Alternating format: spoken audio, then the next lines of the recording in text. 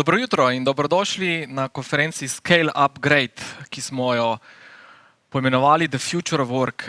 In kot že sam naslov današnjega dogodka pove, bo torej tematika, o kateri bomo govorili z zanimivimi gosti, posvečena nekako prihodnosti tega, kako bomo delali v organizacijah, kako se bomo obnašali kot uporabniki, kako se bomo obnašali kot kupci. Skratka, posvečena bo prihodnosti in kako bo na nek način izgledala naša prihodnost.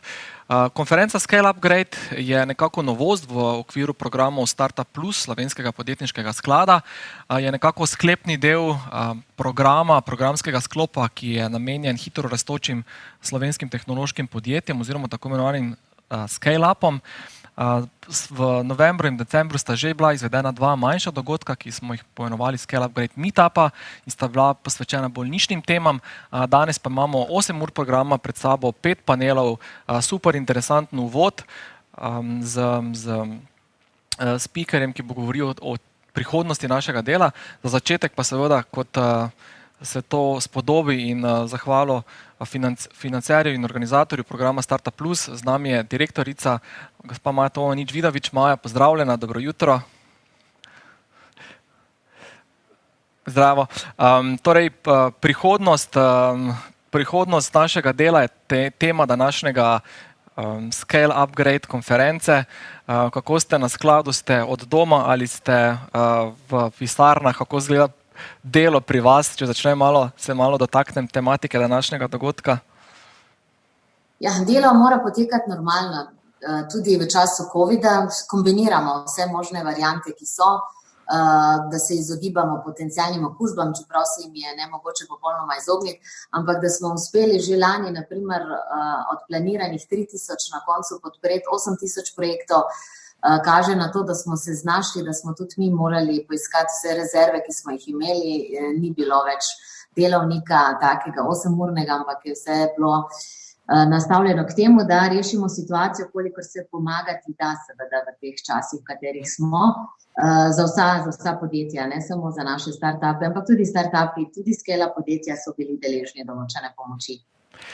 Zdaj gotovo, ste že imeli čas malo, mogoče neke bilance potegniti pod lanskim letom, ki je bilo gotovo vse drugo, kot pa ste pričakovali v istem času lanskega leta. Mogoče na kratko par nekih ključnih številk. Eno smo že slišali, skratka 8000 podprtih podjetij, še kakšna druga taka maksima lanskega leta?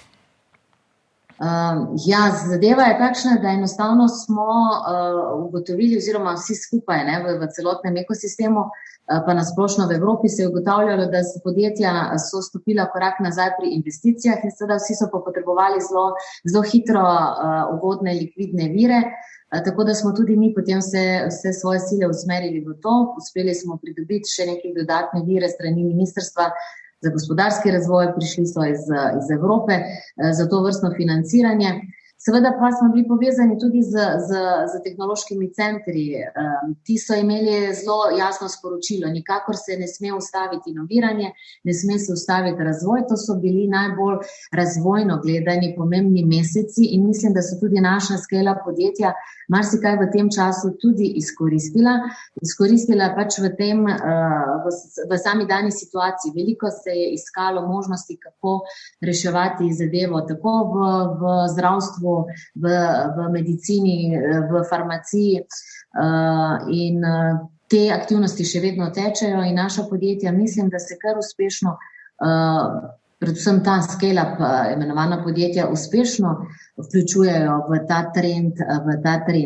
Tudi za letošnje leto nikakor ne smemo ostati opazovalci časa, ki prihaja. Moramo biti aktivni igralci v tem obdobju, ki je pomembno za vse nas, ne samo za podjetje, ampak družbo kot celoto, in to se mi zdi, je začel cel svet spoznavati. In tudi naša podjetja, ki bodo nadaljevala v smislu ustvarjanja dodane vrednosti, ne zgolj v dobičku, ampak predvsem v tej družbeno koristni noti, ki je postala zaradi covida še toliko bolj izpostavljena in nam pokazala, kako je pomembna. Torej vsa ta podjetja, ki bodo uspela to komponirati v svojo filozofijo, v svojo strategijo, so zagotovo zelo, zelo dobrodošla in veliko virov prihaja tudi strani Evrope različnih programov, od okrevanja in novih nekih določenih spodbud, ki jih Evropa pripravlja, predvsem za to vrstna podjetja. Se pravi, podjetja, ki so usmerjena tudi v to, da gledamo širše vsi skupaj in iščemo družbeno koristne učinke. Ali govorimo o cepivih, ali govorimo o skrbi ostarelih, ali govorimo o zdravstvenem sistemu, o vsem tem, kar se je zdaj pokazalo, da je pomembno, da imamo pred očmi, ko razmišljamo, kako se bo naš svet vrtel naprej. Zdaj, lansko leto je bilo izjemno tako po vsebinski, kot tudi finančni podpori za ScaleUp podjetja in startup podjetja. Skratka, Startup Plus program, ki nekako združuje to mehko podporo startup in ScaleUp podjetjem, je bil bogatejši kot kadarkoli v zgodovini, več kot 10 različnih programov, novi programi se dodajajo. Prav tako finančni del, kot smo slišali, kakšni so kaj nekako pogledi in napovedi za letošnje leto, kaj lahko startup in ScaleUp podjetja pričakujejo? Ja, startup in ScaleUp podjetja lahko pričakujejo zelo podobno podporo, kot so jo imela do zdaj, tako da nadaljujemo z startup subvencijami takoj v začetku leta oziroma v teh spomladanskih mesecih. Še vedno so odprte linije semenskega kapitala, tako za konvertibilna posojila do 75,000 evrov, kot za kapitalske vložke z naše strani do 600,000 evrov, skupaj z privatnim investitorjem, se pravi do 1,200,000. Tu smo zelo aktivni, iščemo vse možne potencialne primere oziroma možnosti nekega sodelovanja z podjetniki, pa tudi z privatnimi investitorji, ki bi bili pripravljeni vstopati v razvojna ScaleUp podjetja skupaj z nami. Prav tako zelo aktivno poskušamo podjetja povezovati z našo inicijativo, to mednarodno preko CEF-ov, skladov za ScaleUp podjetja, za večje lastniške vložke, tudi do 8 milijonov evrov je možno pridobiti preko skladov tveganega kapitala, ki so bila podprta v tem CEF-ov programu.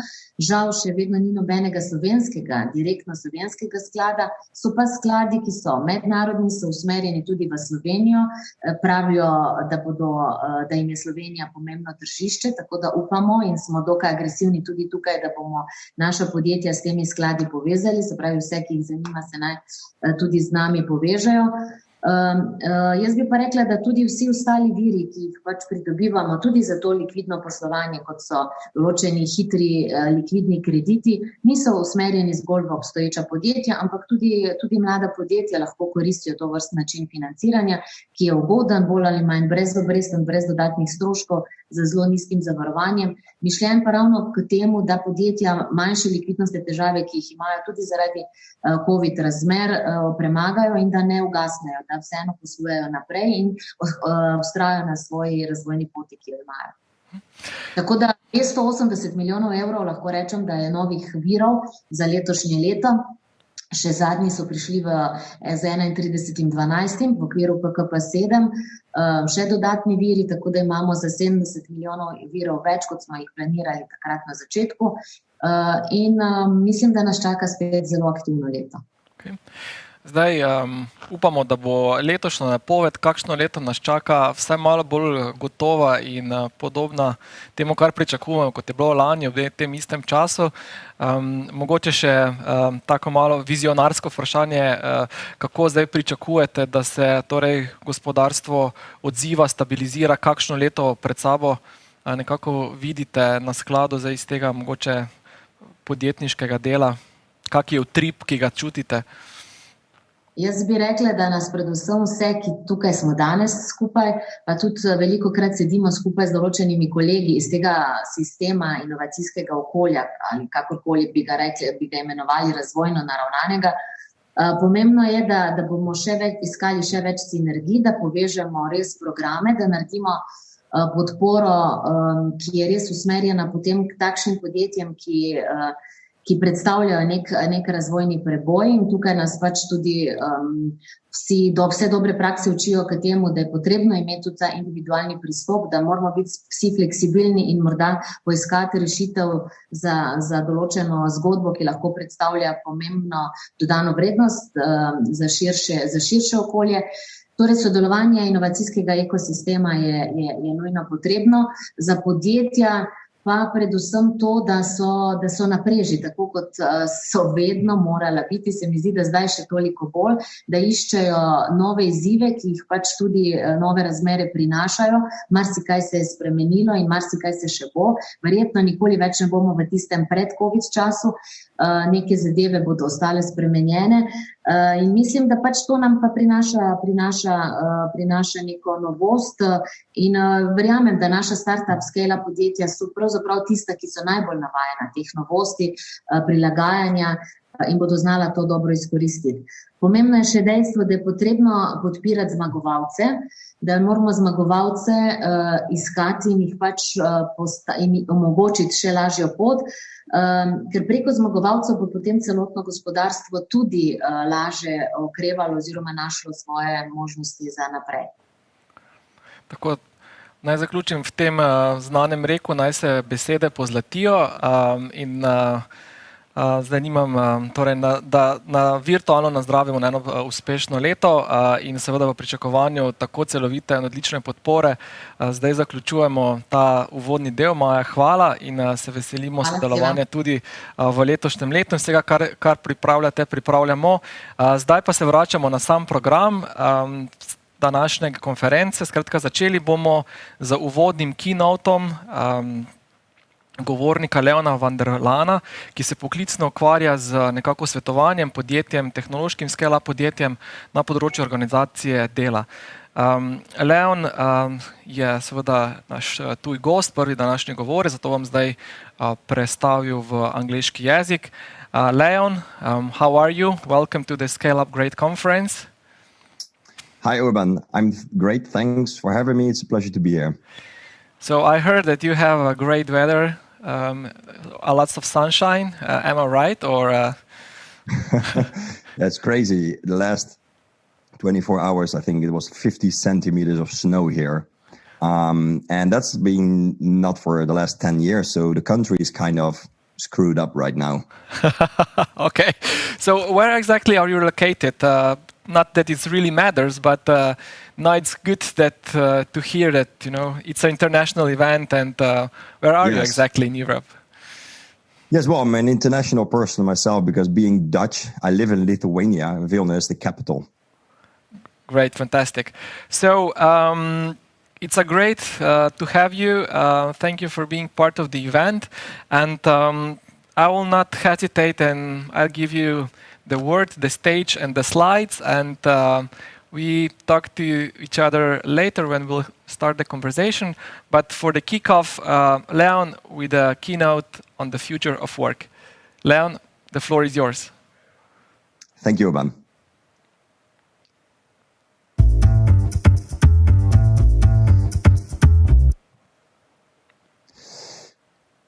So, leading with purpose is key to remote productivity. Now, you already know where I live, but before I tell more about myself, I want to start this talk with a story. And the story goes about John. Imagine that John wants to go on a journey, right? John knows that when you want to go far, you have to go together. So John decides to assemble a travel companionship. And when he talks to the people, he says, look, I'm organizing this trip. It's going to be awesome. Join me because somewhere on this trip, we will find a pot of gold. So these people, full excited of potential riches on that trip, they decide to join John. And so they depart on their journey. But already after a couple of days on this long journey, there starts to be some changes in the group dynamics. The people that John chose to be part of his journey, they start to doubt him. They start to doubt his direction. One person says, well, maybe we have to go left. And the other person says, I think we have to go right. That's where the pot of gold is. Another person says, we already missed the turn. John thinks that he needs to direct them more. So what John starts to do is micromanaging his people. You go explore that terrain. You come 5 steps back. and you go find out if that turn was the right turn. Now, you can imagine what happens. The motivation is dropping in this fellowship. People distrust John for his management style, and this pot of gold is actually never found. They cancel the trip before. Now, what's the moral of this story? What is it that those people are missing on their journey? Well, what they miss is a purpose. John didn't give them a purpose for the trip. The pot of gold was just a unrealistic promise. And I'm here today to tell you how important it is to have a purpose when you are a remote organization. And I want to inspire you all, if you're running a company, or even if you're in a team or as an employee, I want to inspire you all to become a more purpose-driven organization. Because I really believe that this is our window of opportunity to bring that back to the workplace. So a bit more details about me. I am leading teams since the age of 17. And when people hear this, they ask me, you were leading a team of Lego puppets? Because at that age, you might have still been playing. Now, but it's really true. I worked at a store and I got an opportunity to lead 5 students.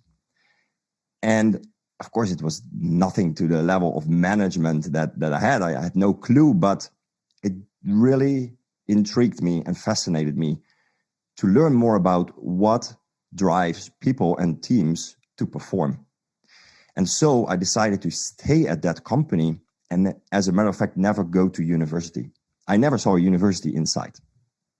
Now, why is that a good thing for me? It's because in that career, learning by doing was my university, and I learned how organizations function. I learned to see them as an organism that needs shelter, they need care, they need food, they need fun. It's a team is like an organism, and that was the past 20 years when I stayed in the corporation. It was an amazing journey to learn how organizations function. But somewhere down the line in this career, I lost the purpose. I lost my purpose in that career. And I decided to change careers. I decided to leave the corporation behind and start on my own as a freelancer, which was incredibly tough at the beginning. But I was driven to bring more purpose into other organizations and started to help building organizations in small, medium companies. Last year, together with Erica, the lady you see on the picture, we founded Remote. And we are, right before COVID, we started helping companies to be more successful at remote work by bringing more purpose to their organization, because we both believe that that is the key ingredient. I'm also a father, I'm a biohacker, I'm a productivity nerd. I love to scrape up every minute of what I do just to do more in less time. And I'm a remote work geek, needless to say. Talking about remote work, we have all experienced this move from the office to the kitchen table. The world was in a lockdown, and a development that probably would have happened in 5 to 10 years happened last year, basically in the course of 12 months. And lots of the large companies are announcing that they're going to stay remote. I like Amazon, Facebook, they all the big names, they said, we're going to invest in making remote work the most preferred way and build remote organizations.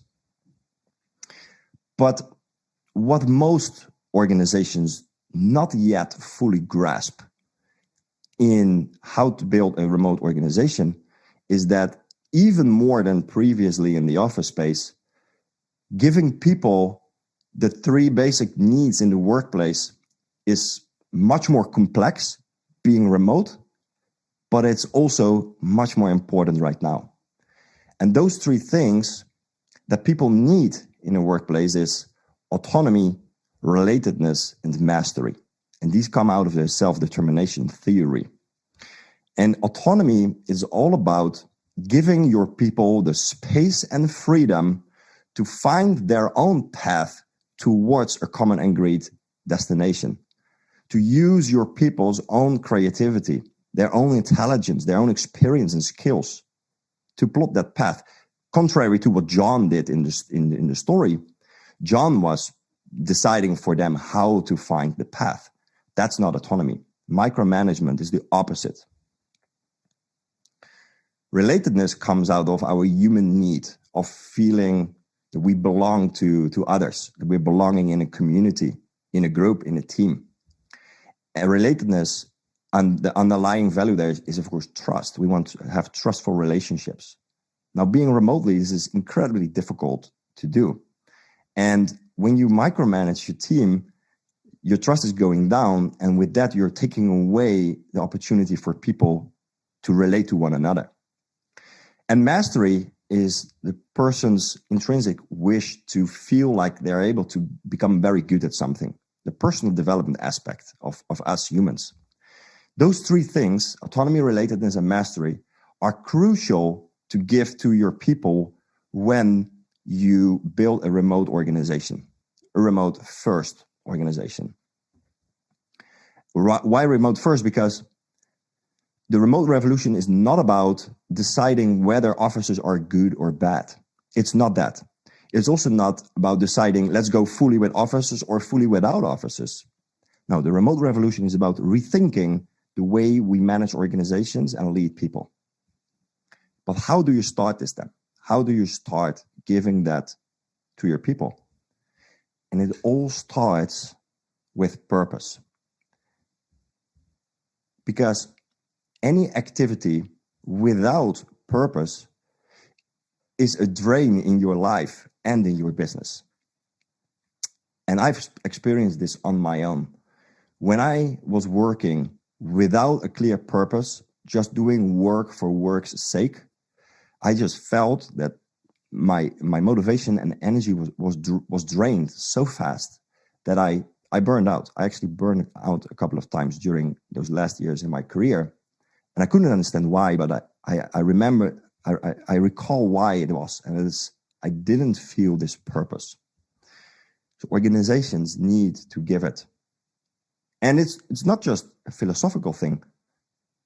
There are lots of studies done around the concept of purpose. And as a matter of fact, these results are from a large known consulting company that has done lots of research to the field of purpose-driven organizations. And what I find is that 82% of the people in the workplace, they actually want purpose. They want to feel like their work is meaningful. But on the flip side, 21% actually says that they feel it. They actually say, yes, I am working in an organization which gives me a lot of purpose, a lot of meaning. That's a huge difference, isn't it? That there's a big opportunity there. Especially when you look at that organizations who are very purpose-driven, they outperform their peer companies by 42%. That is an astonishing figure. So go back to the story of John. You know, if he would have given his fellowship a clear purpose of what it is that we are trying to achieve, what is our destination, what's the North Star at the sky, they would have achieved it with a 42% higher chance and higher speed. Now, how do you communicate purpose? That is a complex question to answer, but I will try to give you a very clear and concise explanation. It all starts with a mission statement. And I want to use SpaceX as an example here, because besides that, I think that Elon Musk is one of the most visionary people in the world.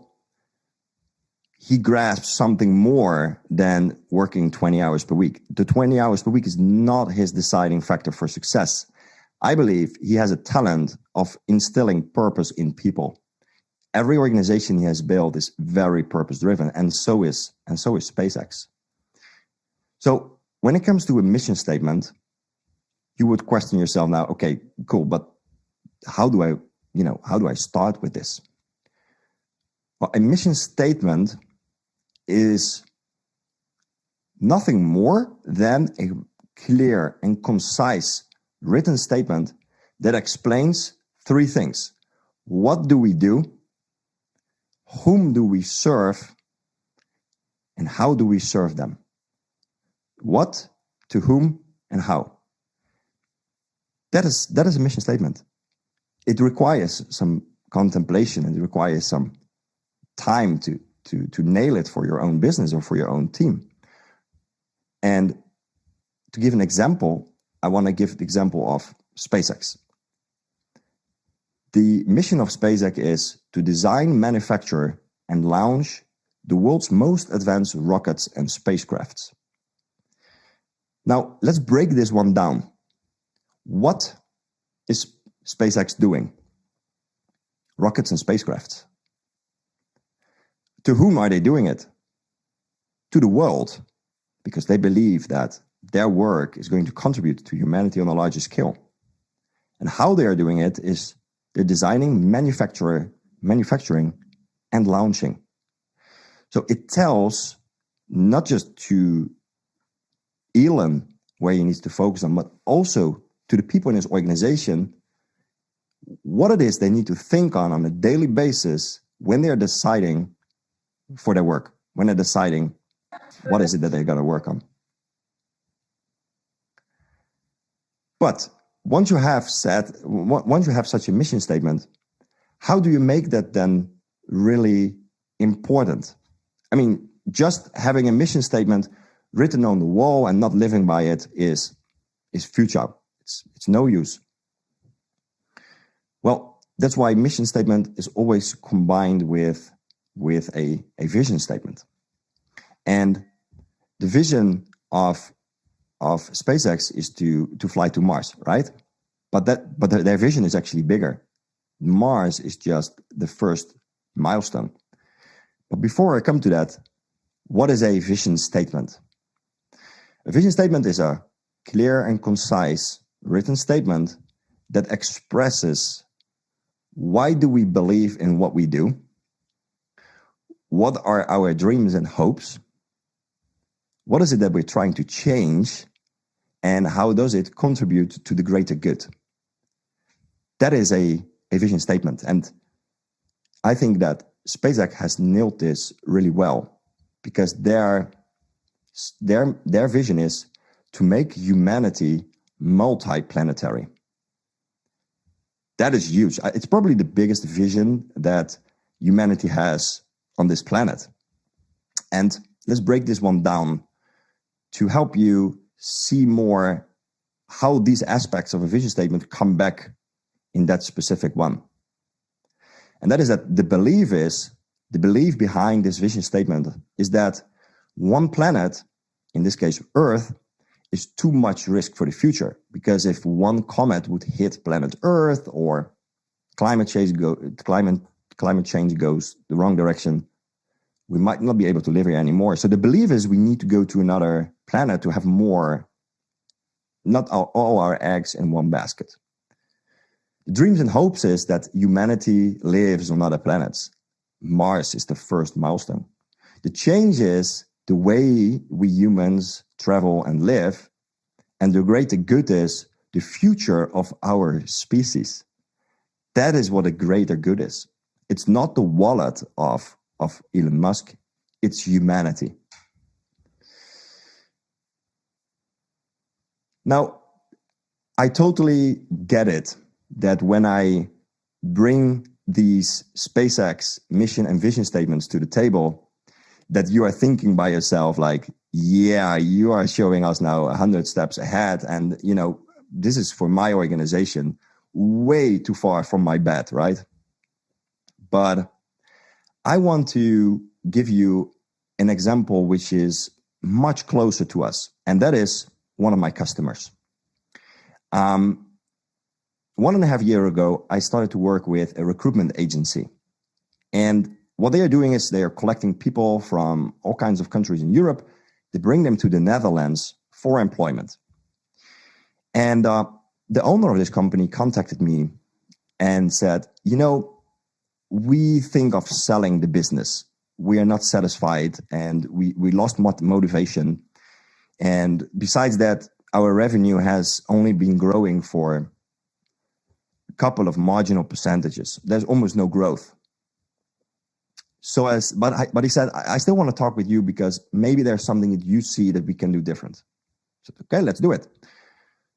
So in the first interviews that I had with the company, digging deeper into, why they exist, what it is that they try to achieve, I came to the conclusion that they don't have any purpose. So neither their people nor the founders actually understood why it is that they're doing that with their business. And it was just work for work's sake, transactional, very transactional.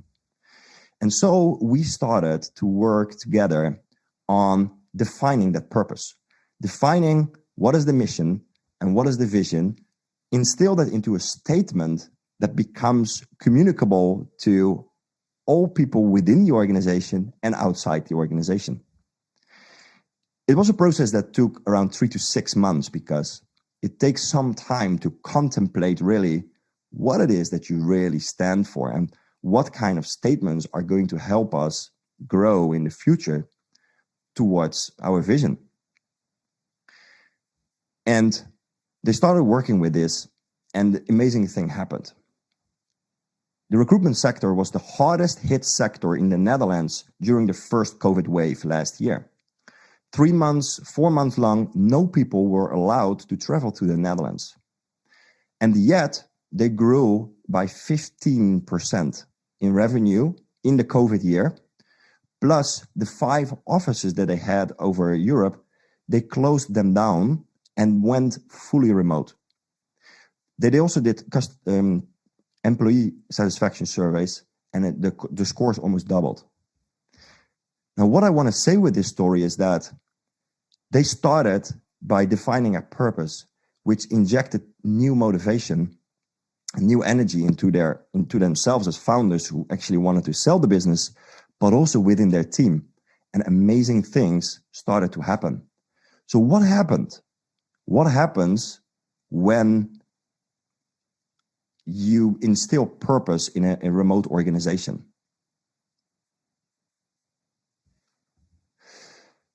Well, you're giving remote work more meaning. Because when you're sitting at the kitchen table, it becomes really difficult to find meaning. So by having a purpose in your business, in your remote organization, you are igniting passion in your people because they feel like they're contributing with their time and energy to something more important. Just like the guys and the gals from SpaceX. Have you seen when they succeed, when the Falcon lands back on Earth? Like they're celebrating like crazy. They feel so much passion for what they do. Why? Because they define success really well. When you have a clear mission and vision statement, you know what it is that makes you successful. When you know what makes you successful, you also have decision-making criteria. Meetings become much more productive and efficient as well because suddenly you know which direction is the only one, and everything that's not contributing towards it is not part of the decision-making process. So when you have that, you're able to align resources much better. When you're going on a trip, you know exactly what it is that you need to take in your backpack, who you're taking with you in order to fulfill that journey. So it clarifies focus for everyone.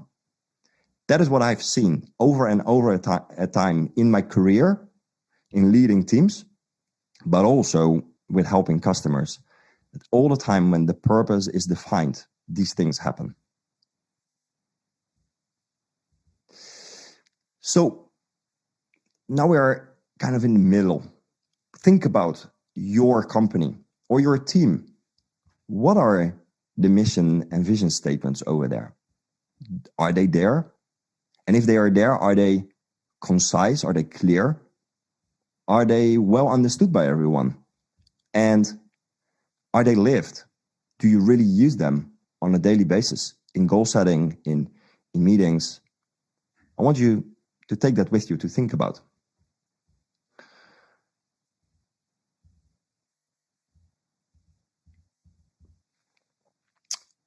So purpose becomes like an engine for your business. So if purpose is the company engine, then you need also fuel. And that are values, core values. Now imagine your friends, right? We all have friends. We have family as well. Think about your friends. Why are your friends your friends? Well, I'm convinced that the main reason is 80 to 90% of your personal values are in line with those of your friends. Why otherwise would they be your friends if you feel you not relate to one another? We relate to one another when we are feeling like we are alike, like we are believing and we're standing for the same thing. But the same goes in business. In business, it's just as important that you know what your values are in your business, and the people in your organizations know them too and resonate with them. So core values answer these three key questions. How do we want work to be approached? How do we want to interact with each other within the company? And how do we want to be perceived outside the company by customers, shareholders, investors, communities? So to give you some examples of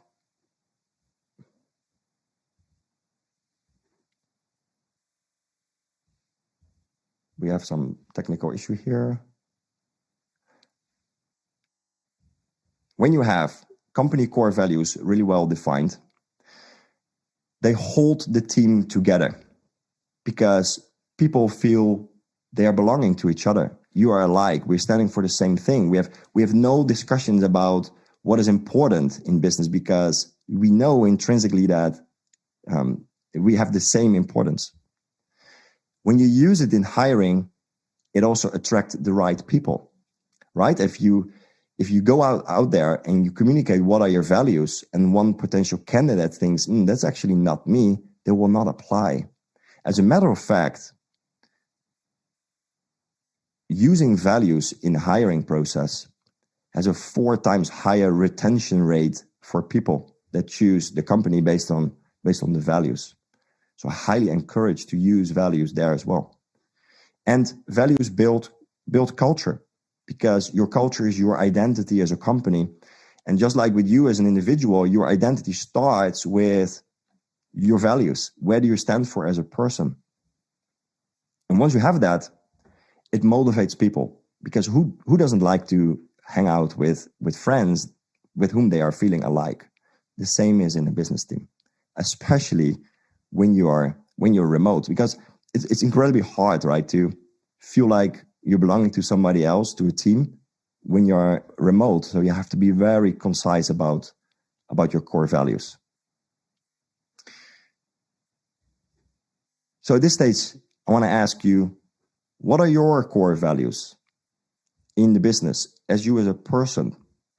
How well have you thought them through? Like, do you have 3 to 5 core values that really define you as a person, but if you're a business leader, define your business? And if you have them defined, how well are they communicated on a regular basis? Do you connect them to examples, day life examples in your business?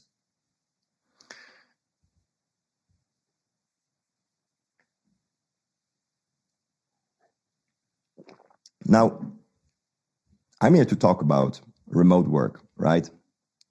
I've been talking now about purpose. And I want to really bind those two together by talking about the relation to remote work. What has purpose so much to do with remote organizations? Well, imagine you're sitting in this office, right? In the office times, it is incredibly easy to feel like you're in it together.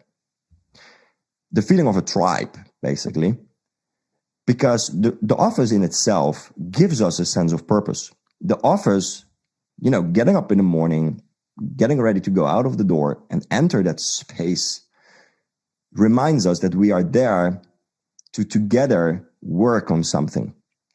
And then it doesn't even matter whether you have a very strong mission or vision. Just being together in an office is already kind of giving us purpose in life. But the world has gone remote.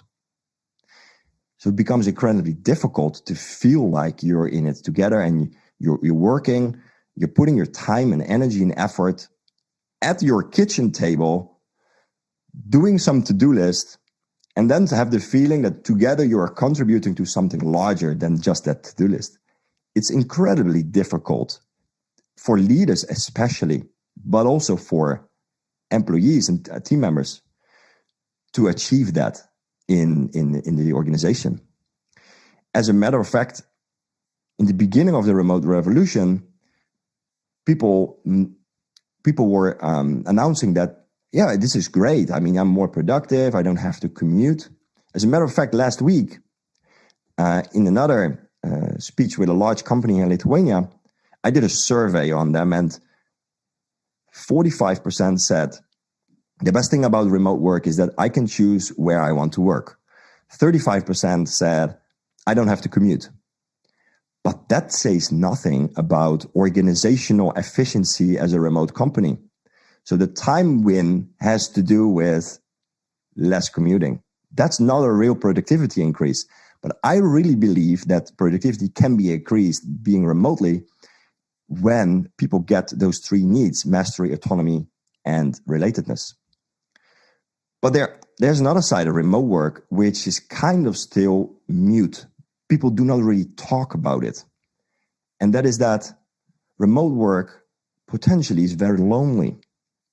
And it also becomes transactional, meaning that there's even a risk that people become commodities. Just you get a salary, you deliver me tasks, and that's it. The human aspect is being forgotten there. Lots of teams report misalignment because communication is so much more difficult when we do not have these lunches, we do not have these coffee machine meetings, or we meet each other in the corridor, or even when we're sitting next to each other in an office space. Lots of communication is not happening anymore. And this seems to lead to misalignment more and more. Micromanagement, 79% of people in 2020 reported some level of micromanagement in their organization, in their team. Well, micromanagement is the opposite of giving trust to your people, and that is not good for motivation and engagement. So this results also in lower motivation. But these things are not very much talked about. But it's very important to have discussions around these topics as well. And I know that in the fireside chat, some of these topics will come back. But then again, I want to come back and say that it all starts with purpose. If you look to that difficult sides of remote work, then giving a purpose to your people already gives the feeling you're in it together. So the loneliness goes down. When you're giving purpose to people, it automatically aligns because people know what it is exactly that we're doing and what we try to achieve with that. And there's so much more motivational aspects to it as well. You know now also how to do it, because it all starts with defining, writing down, and communicating consistently a clear mission and vision statement and connect them to your company's core values. And this isn't just some HR thing. I mean, what I hear a lot is like, HR is for the HR department is there to motivate the people. Now, this is really wrong. Everyone in the organization, not just leaders, not just HR departments, is responsible for having a strong purpose within the company. And this isn't just some human motivational thing, which is good news because more happy people, right? But more happy people leads to more engagement. More happy people are more engaged. This is a fact. The fact is also that more engaged people over time always results in more profit. So there isn't just some human happiness value behind it. There's also real business value behind having a strong purpose, especially to succeed as a remote company. So the organizations of the future, remote work is here to stay. Organizations of the future are remote. Organizations of the future are purpose-driven. And I want to invite you all to see this remote revolution as an opportunity for all of us, not just to give more autonomy, mastery, and relatedness to our people, but also to bring back purpose to the workplace, to make this remote work revolution work by building organizations that are remote and purpose-driven. And I want to inspire you all. It doesn't matter whether you are a business leader or you are working in a team. Everybody has the opportunity to be a leader in this.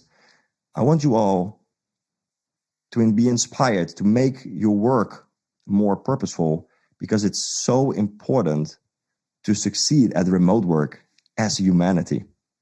And if you go on a trip like John, remember then that story.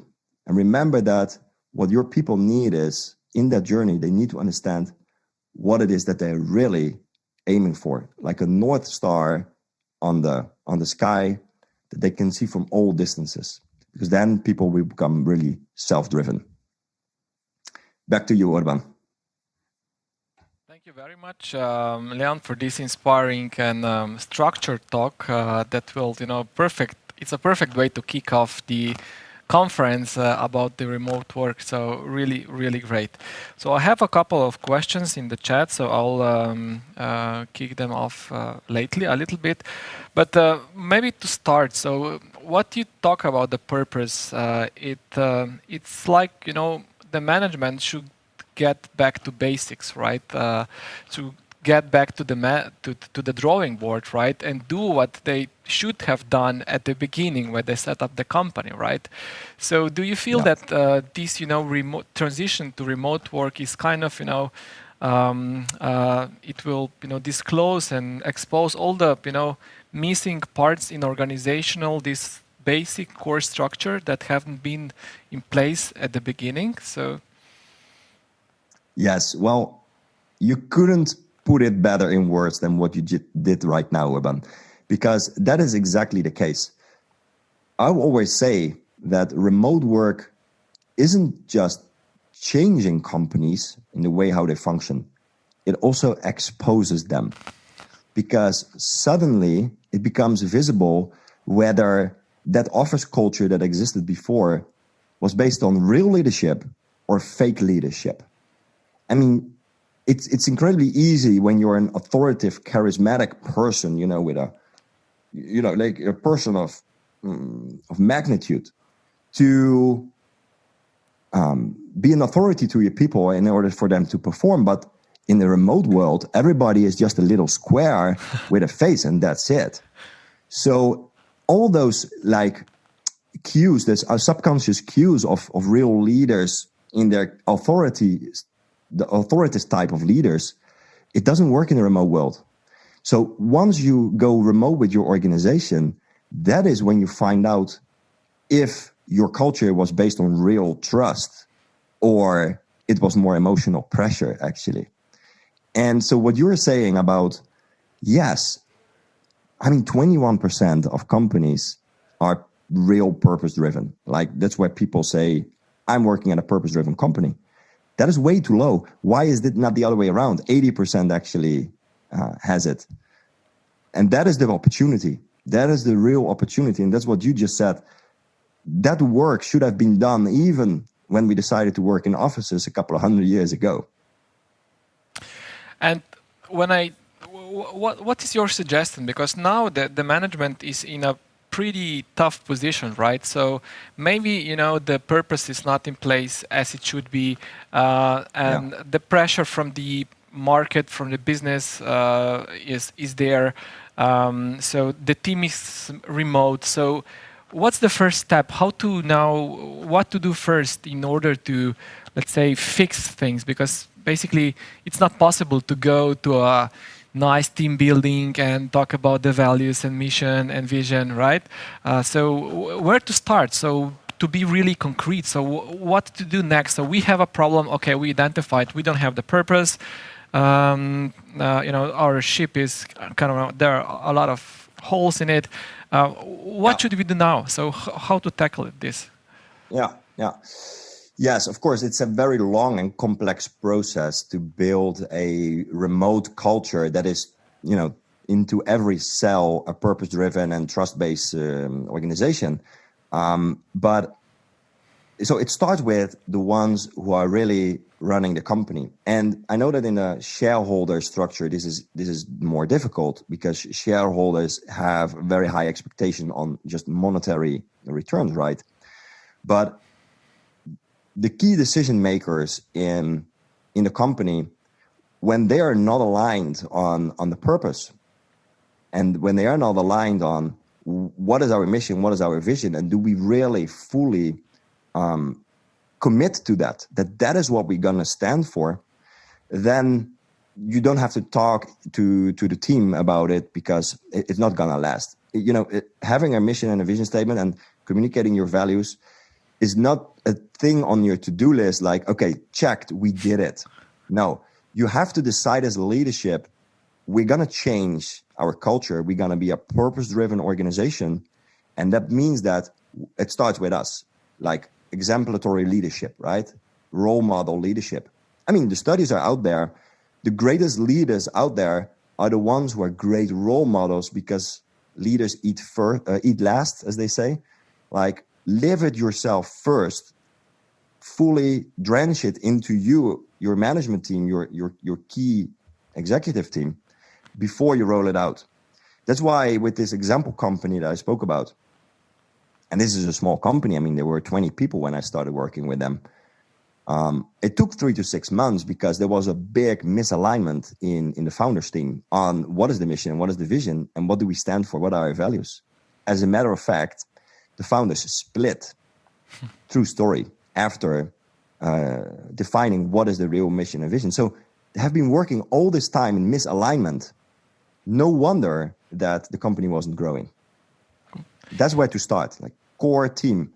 What is the new direction? Are we aligned as management team on it?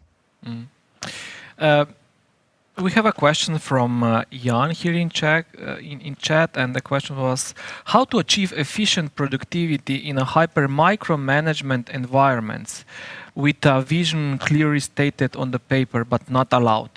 Jobs come and go. Does money, but once it's done, it's gone. So do you have any great answer for that one? Yes.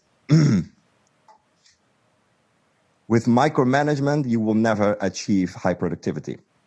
That's a fact. Because and that is the bias that we have in organizations. Because there are lots of jobs out there, sales jobs, this call center, phone call jobs that are very, very metric driven, right? So what these companies do, they make rigid SOPs, they make very rigid rules and regulations, and they also even measure the people with very strict KPIs, right? So now imagine that you're gonna play Monopoly. You probably all played Monopoly at one point in your life. Yeah. Now imagine you're sitting on a table and there's one person in the game who tells you exactly what will happen in the next turn all the time. So let's say, Urban, in your next round, you will throw 6 and you will buy Ljubljana, for example. Yeah. And then the other person, in the next round, you will go to prison. So you know every step, what's happening, you already know it. what's the fun of playing a game of Monopoly like this? There's no fun in that. People need fun. People need purpose. People need to be trusted. And if you have an organization where you have a high level of micromanagement, because maybe the nature of your business is like this, very metric driven, what you're doing is you only expect tactical performance from your people. That means that they only execute when they need to. They never execute when circumstances change. Tactical performance is your capability to sticking to a plan and to accomplish results. But adaptive performance is being able to go beyond the plan when the plan falls apart and very fast accomplish the same result. Those have to be imbalanced in a productive organization. When you have micromanagement very high, only the tactical performance is being in the attention, and it's very tough to achieve high productivity. So the trick to solve it is to give more autonomy to your people and telling them what is the purpose, because you give them the North Star in the sky and you say to the people, look, this is the direction we have to go, right? The star is always there. This is where we go. This is the freedom that you have to get there. So you give them fun, you give them autonomy. Back to the Monopoly game. This is how we play Monopoly. There's a set of rules on the board, but you get to play your own game. That is what you need to give your people in the organization as well, especially when we are remote.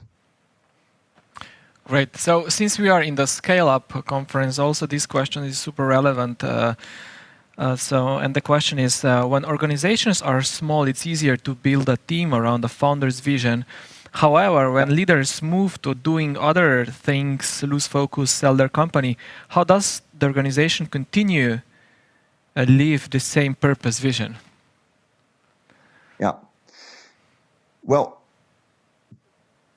if you are a purpose-driven organization, then purpose is part of your culture. And culture, especially being remotely, it needs to be an agenda item. You know, we all build sales strategies. We all build go-to-market strategies or product strategies, right? Where is your strategy for building culture? This is what you need as well, because in the end, your success is defined by the level of engagement of your people in the team. So give a culture and make it an agenda item that you likely even hire a person for. That's why the function of head of remote, chief remote officer, we haven't seen it yet, but I'm predicting that it's coming. The chief remote officer, or even take it further, the chief culture officer. These are jobs of the future. And that's because in the remote world, you have to continuously keep that topic alive as an agenda item. Otherwise, you're not a purpose-driven organization. Yeah. I already saw a chief happiness officer titles, but I never saw the chief remote officer. So I think it's pretty much close to that. So let's get back to some challenges. And so you mentioned, of course, at the beginning of the switching to remote, it was all about the positive things, basically. Yeah. And now more and more challenges are arising. You talked about the loneliness, low trust, micromanagement, misalignment, fake leadership, low performance, chaos, etc. So my questions would be, based on any research you have or experience, which of these challenges is should we tackle first in a way, or it's the most dangerous one to harm the organization, to cause the organization to fall apart? So where to start? Which one to tackle? Yeah. Well, I do want to bring up micromanagement again, but since we've spoken already about micromanagement a lot, I will take this like the second most important, what I see, and that is you have to make time. Okay, let's start differently. Loneliness. What is loneliness? People that are lonely within their life, they are lonely because they feel like they have to go through life alone. Loneliness, right? In the business, it's nothing different. But when you're sitting at your kitchen table, how are you going to feel like you are not going through business alone and avoid loneliness? And that is to make, as part of your culture, social communication an agenda item as well. So what we advise companies to do, and we see the result, is you have to have in your management structure, I mean, no manager should have more than 10 people remotely, maybe 15. But to organize and to teach your management or yourself, if you are the only manager, to have one-on-ones with your people where the purpose is no business, but human. Like, where are you as a person? How is your life going? How are you struggling with remote work? How do you feel in the company? Then take that also to team level. Do team health checks very regularly, like monthly or even bi-weekly if you're really into building a culture fast and remotely. Do team health checks. Use Google Forms, very easy tool. Formulate the 5 to 8 questions that are most important for you, what you want your team to be. And focus not on like, how are you performing? No, focus on how do you feel? Do you have the feeling like you are able to bring up your opinion? How is teamwork for you? Everything related to the well-being of the employee. Then you're giving the people the feeling like, okay, I'm not alone in this. I'm not sitting at home at my kitchen table to just do a transactional to-do list for money. That is what gives loneliness. But you can solve it by making social communication also an agenda item. And it's an investment that you will get in return. It's not a loss of time. It's an investment. Yeah, great advice. Thanks. What would be the third thing? So it's micromanagement, it's loneliness. What would be your third thing to tackle? Then definitely it's misalignment, because once you have a purpose, once you are really articulate to your team, to yourself as a business leader, and to your team about, okay, this is what we really go for. This is our North Star. You have to translate that into big goals, like big goals. What is the big things that we wanna achieve here? And break those down, and we use OKR framework for that. That works the best in the remote world. I've tried lots of things during my career also. The OKR framework is the best framework to work with when you are remotely. Because the OKR framework includes alignment on the goals. So you have your mission and your vision, your purpose, and then you break this down in like, what are the 3 to 5 big things we want to achieve over the next 5 years? You break those one down into what are the goals for this year, 2021. You break those goals down into quarterly objectives, and that is what you work with your team. So when people set their own goals, because they know the goals that they set themselves are in line with the objective they have to achieve as a team together, it's very tough to not be aligned. Because when people set their own goals, people feel responsible for what they create themselves, right? So when you involve people in the goal-setting process in line with your mission and vision, that's when you step up your game when it comes to misalignment. I mean, to alignment, actually. You're avoiding misalignment. Because people are not in the dark. They know every day why their tasks matters in the larger picture. And the same goes for online meetings. Like last week I did a speech on online meetings, which is one of the pieces of the puzzle in the whole purpose thing as well. Because very often online meetings are without purpose. Yeah, the goal of the meeting is to discuss this. No, you have to have an actionable outcome. Then you are aligning the team on what it is that we are achieving with that meeting in the bigger whole, in the bigger thing that we try to accomplish. So we are in last, let's say, 10 minutes of our conversation. So we would, let's say, move a little bit, further in the time frame of this or of the discussion or the horizon in the future. So we are planning,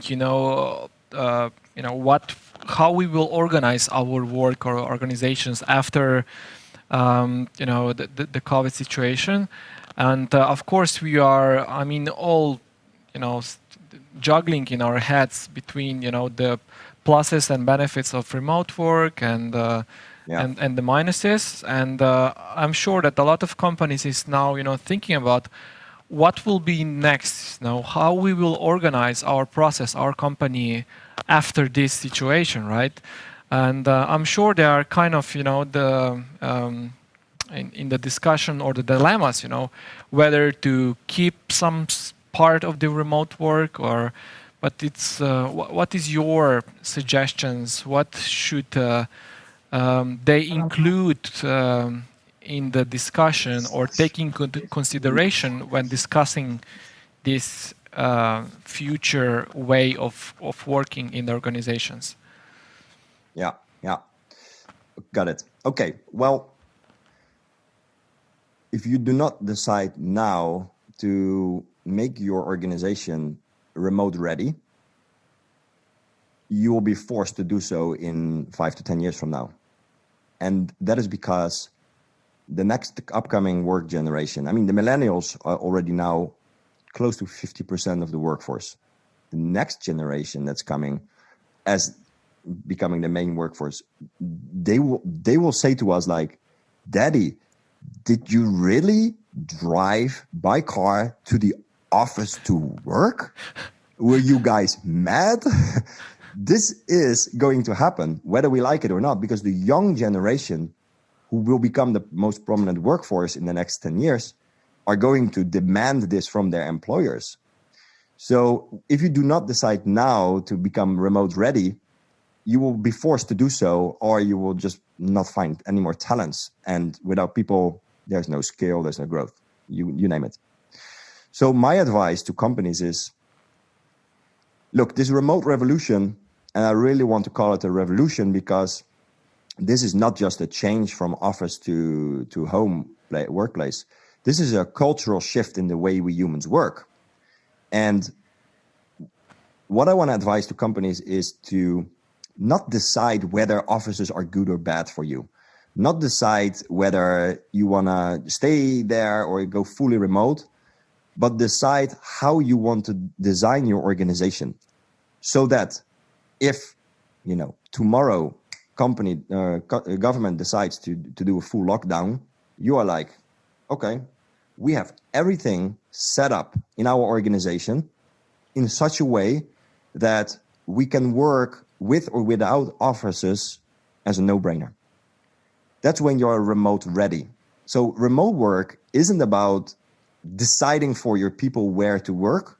Remote work is rethinking, redesigning, and rebuilding your organization, the processes, the communication structure, how you communicate purpose, how do you connect with people, how do you work with goals and stay aligned on all the goals within the organization, and how do you acquire talent and how you develop talent remotely, right? If you think of all these things in your organization and you make them remote ready, you are ready for the future.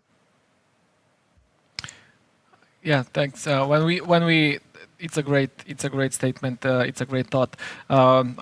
It stayed in my mind a sentence when you say that remote work it's so much more than switching the desk work to the kitchen table, right? So it's all about change, the fundamental change.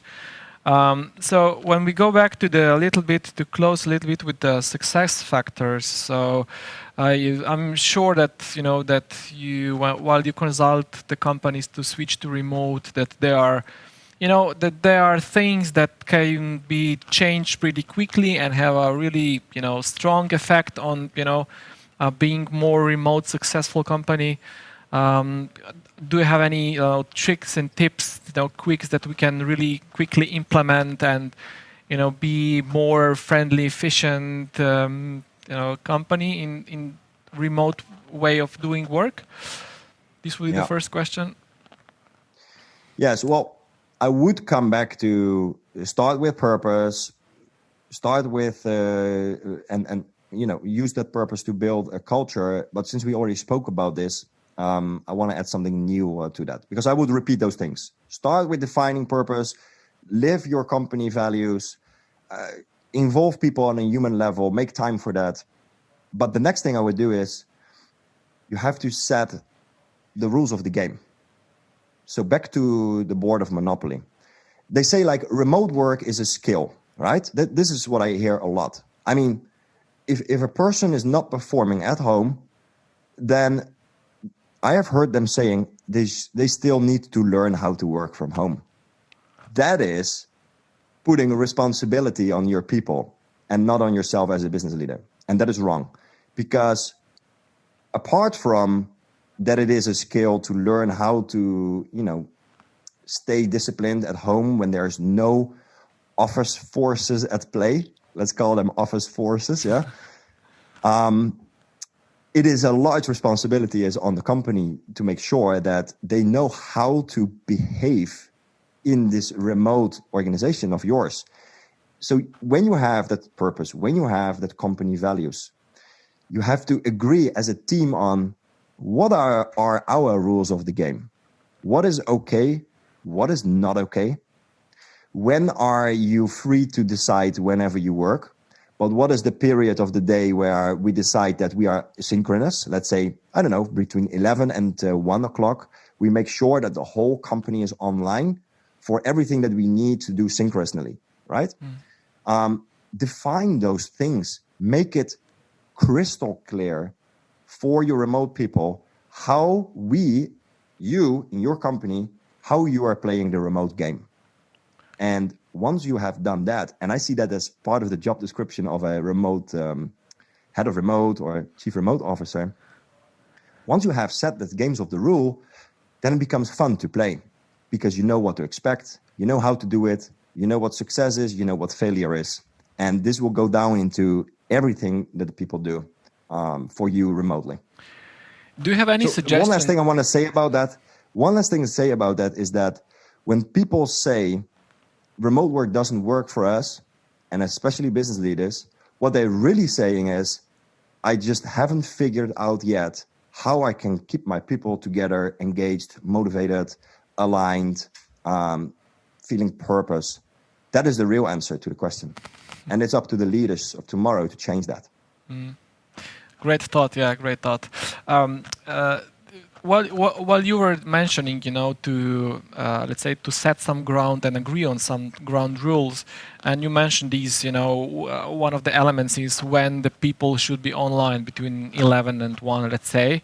Do you have any, let's say, suggestions what this, how long this time period should be in the day when everyone is basically online on the Slack, be available? Or is this super depending on the organization? It is depending on the organization. I would tend to say to keep the mornings, and that comes out of my productivity geekiness. For most people, not all of them, but most people, the mornings are the moment where we are highly likely to go into deep work state, like in the flow state. And that has to do with all kinds of hormonal levels in our body, not for now. So I would tend to say that give the morning to your people and focus on like beginnings of afternoons, because late afternoons are, again, that's when hormonal levels change and people start to kind of check out-ish. Focus on beginnings of afternoons. I think that is, you have best of both worlds in that case. Okay, so to meaning that the morning should be, so we should have like a quick check in the morning, and then let people work, and then again have this all online time in the afternoon, or how exactly do you mean that? Okay, to organize that. Yeah, well, the quick check-in, the daily huddle. This is something we also design for the companies that we help. But don't think that when you do a daily huddle, you have to do it daily. You have to do the meeting when it's necessary, when it's adding value. Because a meeting without a clear, actionable outcome or an added value to the work of the people is just a distraction. So I'm not saying you should check in with each other every day, unless you are a very adaptive organization, and that ties into what you say. Like it is also pretty company specific. When you're very adaptive, let's say an agile software development company, you need to have these daily check-ins because, in the night when they were coding, something has changed, a bug popped up or something. You have to have these daily huddles to tackle that. But in other organizations, maybe twice per week is actually enough when you meet work-related, to be aligned on work and to check in with each other on pure work, right? So yeah, have that meeting in the morning, but the meetings in general, like, people have now an average 5 meetings per day. That's way too much. Limited to 2, I would say. And there's a whole other discussion how to optimize online meetings. But see what fits for your organization. But it's not necessary to just start implementing something because people say that when you're remotely, you have to meet every morning. It has to really add value. Fantastic. So there's a lot of topics that we covered and a lot of topics that needs to be discussed even in the future. So I'm sure that this topic we should keep it on our agendas, and we will definitely keep it also in the future. Leon, thanks for this super productive and fruitful hour. I wish you all the best and have a nice day, rest of the day. Not more than 2 meetings left for you in your day, so because you have 1 already. Correct. So cool, Leon. Thank you very much, and it was great listening to you. And we are going back to the next panel. So thanks again, and see you again. It's a pleasure. Switching back to Slovene, torej zaključili smo s tem prvim izredno zanimivim govorom in pogovorom z Leonom. Nadaljujemo pa z drugim panelom oziroma prvim uradnim panelom, ki bo ga vodila Elvisa, pa za kratko uvodno špico se znova srečamo.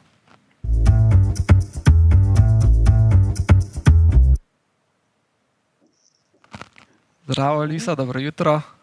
Dobro jutro, lep pozdrav iz ljubljanskega studia oziroma iz Ljubljanskega tehnološkega parka. Si slišala, kaki predlog je dal Leon, da če želim kupiti Ljubljano? Ne? Kaj misliš o tem predlogu? Ne, nisem. Če želiš kupiti Ljubljano? Zdaj je taka zanimiva misel. Super smo tudi, mi smo remote, Elvisa v Ljubljanskem tehnološkem parku, mi tukaj v studiu v Mariboru. Elvisa, panel oziroma pogovor, prihodnost dela, Future of Work te čaka. Imaš 3 zanimive goste, Roka Hrastnika, Marka Gučka in Primoža Zelenška. Drži, upam, da so vsi z mano, da so vsi priklopljeni, da tehnika funkcionira. To sem prepričan, da naši tehniki so vse poskrbeli. Mogoče en stavek o tem, o čem boste govorili, zakaj ostati naslednjih 1 urco v vaši družbi? 1 urca bo absolutno premalo, da bi vse obdelali. Moji sogovorniki so izkušeni podjetniki, ki vodijo malo manjša in malo večja podjetja. Zelo veliko izkušenj. Zdaj v bistvu, da je ta remote delo stalnica in da ni samo teh ključnih 14 dni se je izkazalo in da je teh ključnih 14 dni se razvleklo zdaj že praktično v 1 leto. Imajo veliko izkušenj, veliko pozitivnih strani, nekaj tudi negativnih. Govorili bomo o drugačnem načinu komunikacije, vodenju, skratka, kakšne prilagoditve so bile potrebne za to delo. Super. Tako da bo zagotovo zanimivo. Se veselimo panela, ki bo gotovo na nek način tudi praktična manifestacija tega, kar je govoril Leon v uvodnem govoru. Elvisa, prepuščam te tvojim fantom in želim lep pogovor in se vidimo kasneje. Hvala, Urban. Evo, lep pozdrav še enkrat. Torej, z mano Rok Hrastnik, Marko Guček in Primož Zelenšek. Bomo začeli, kar tako, kot sem najavila, z Rokom Hrastnikom. Rok, živjo. Mikrofon, prosim, odklopi. Mislim, vklopi, ja, tako, živjo. Torej, evo, Rok Hrastnik, svetovalec trenutni in bivši prokurist podjetja Senzilab, mislim, da ga vsi dobro poznamo, torej proizvajajo prehranska dopolnila. In Rok, povedal si mi skratka, da pred covidom lani ste imeli 280 zaposlenih iz 25 držav, približno, cca. Nekaj takšnega. Tako. In tudi povedal si mi v bistvu, da si bil en tak kar nasprotnik dela od doma. Nisi se s tem načinom najbolj strinjal in da si ga v tem letu vzljubil. Malo pokomentiraj. Res je, moram priznati, včasih sem bil totalni nasprotnik remote worka. Nekako nisem imel občutka, da se bo dobro translatil na produktivnost. Plus, že iz preteklih izkušenj sem opazil, da je res ogromen izziv, če imaš del ekipe na eni lokaciji, drug del ekipe pa mogoče na dveh, treh drugih lokacijah, ki so relativno manjše. Naprimer na Studiu Moderni, kjer sem preživel približno 10 let, s tem mi bo izzival, ker je pač ena centralna pisarna in približno 22 drugih pisarn. In je bil neke vrste, bom rekel remote work, ampak pač neke vrste delo z različnimi ofisi je bila stalnica in se je cela organizacija prilagodila na to. Če imamo pa neko klasično organizacijo, kjer smo navajeni, da vsi delamo iz ene pisarne, da poteka komunikacija v živo, da potekajo sestanki v živo, da lahko vstaneš, greš do osebe, jo potapkaš po ramah in se direktno pogovarjaš, je pa to druga zgodba. In tudi, kar smo na Senzilabu že prej imeli izkušnje, smo poskušali z remote officeom Poljska, z remote officeom Hrvaška, ampak 90%, 95% vsega se je pa še vedno odvijalo v pisarni v Ljubljani. In kar se je zgodilo prej je, da so vsi ti remote offici postali kot neke vrste priveski, niso bili več tako zelo vključevani, ker pač ljudje smo ljudje, iščemo najlažji način, da nekaj opravimo. In zagotovo ni najlažji način, da komunicira z 99% sodelavcev v živo, pa imaš pa tam en privesek, s katerim se moraš ukvarjati. In pač iz vidika remote worka mi je bila to prva težava, da če imaš Janeza, ki bi delal danes malo doma, pa onga tam, če imaš par ljudi, ki to delajo, postane problem, ker vedno se morajo potem ljudje prilagajati drug drugemu. In takoj, ko imaš takšno prilagajanje, zgubiš flow. Ampak zdaj, ko ste praktično celo podjetje šli, razen seveda pač proizvodnje, ko ste šli na remote work, se ti je pa izkazalo, da pa to v bistvu funkcionira, oziroma da ste... Definitivno se je izkazalo, da je remote work res fantastičen iz vidika osebne produktivnosti ljudi. Torej, generalno je predvsem na ljudeh, ki delajo recimo stvari kot je advertising, copywriting, podpora strankam, telemarketing, je produktivnost definitivno večja. Manj je motenj, več je fokusa, tako da to je dejansko ful dobro, plus tudi izkazalo se je, da je za ljudi dejansko dobro, čeprav seveda pač socialni stik jih začenjamo vsi malo pogrešati, ampak iz vidika pač, da ne zapravljaš časa s prevozom, pa s te materije je definitivno pozitivno. Tudi dejansko, pač imeli smo že takrat ful dobro postavljene procese, da smo lahko takoj naredili switch in ko imaš dobre procese, to dejansko ni problem. In spet, ko se celotna firma, rečemo temu, orientira okoli remota in postane remote, tisti temeljni način sodelovanja, potem pač jasno, vsi tisti pomisleki, ki smo jih imeli prej, izginejo. Ker se potem pač, ko smo vsi usmerjeni v to, se tako da delati. Mislim pa pač predvsem to, da moramo se odločiti za en model in potem pač mora ta model biti primarni model in moramo vsi delati okoli s tem modelom. Težko pa kombiniramo različne modele. Zdaj, v bistvu, samo povej mi še, seveda, ko ste štartali z remote workom, so bile potrebne prilagoditve. praktično na vseh področjih, na način komuniciranja, vodenja in tako naprej. Katerih ste se najprej lotili? Kaj je bilo najbolj ključno, da more funkcionirati, da se sploh začne takrat, ko je bilo pač čez noč v bistvu spremenjeno? Kot prvo, to težko malo ločujemo od vplivov korone. Takoj, ko prišel zaprtja, korona, mediji, vsa ta negativna energija, jasno so se začeli ljudje bati. Bati za službe, kaj bo podjetje preživelo, ali bodo oni še imeli službo naslednji dan. Je bila ogromno neke negotovosti. Čisto prva stvar, ki smo naredili, je ta, da smo začeli 3-krat, 4-krat več komunicirati. Komunicirali smo vse dobre rezultate, stalno smo komunicirali, kaj se dogaja s podjetjem, kakšni so finančni rezultati. Res smo imeli v stvar, da dali ogromno fokus na to, da so se vsi zaposleni počutili maksimalno varne. Drugo, začeli smo uvajati jutranje result briefinge za ljudi, ki so nekoliko bolj prodajno usmerjeni, da so pač vsakodnevno spremljali rezultate. Vsakodnevno smo se ekipa začela osredotočati na to, kje imamo morebitne težave, kam moramo vskočiti itd. Pač prišli smo v neke vrste, ne bom rekel krizni management, ampak v nek model dela, kjer se vsak dan vsi vedo, kakšni so rezultati in kaj je treba narediti. Kar je naredilo ogromno pri alignmentu celotne firme na to. Potem kratkoročno se je pač bilo potrebno prilagoditi na malo več komunikacije prek, Senzla komunicira na Teamsih, tako da bilo treba postaviti kanale, postaviti neka pravila komunikacije. S procesi ni bilo težav, ker so že prej procesi bili res fantastično nastavljeni. Senzla ima pa res odličnih procesnih ljudi, ki so predvsem za ta malo bolj operativni del, kot so prevodi, upravljanje s spletnimi trgovinami, so postavili izjemne procese, ki se jih da voditi brez težave, remotely, vse poteka preko Asane, v bistvu vse skupaj deluje skoraj kot nek stroj. Tu ni bilo nobenih težav. Kar se pa dolgoročno vidi, je pa definitivno to, da je potrebno veliko več dela na HR-u, veliko več strukturiranega, usmerjenega razvoja kadrov, veliko več one-on-one pogovorov in tudi, kar je verjetno naslednji večji izziv, kako postaviti neka komunikacijska pravila za naprej. Ker ena slabost remota pa je ta, da se chat komunikacija se kar eksplodira naenkrat. Naenkrat ljudje ful chatajo, ker pač morajo chatati. Neka menedžerka ima naenkrat 10 chatov, ko ljudje napadajo iz vseh strani. Ljudje nehajo uporabljati e-mail, ker stok navadimo na chat, začnemo vsi pač sam še chatati, ampak chat je grozovito orodje za strukturirano projektno komunikacijo. Chat je grozovito orodje za strukturirane pogovore.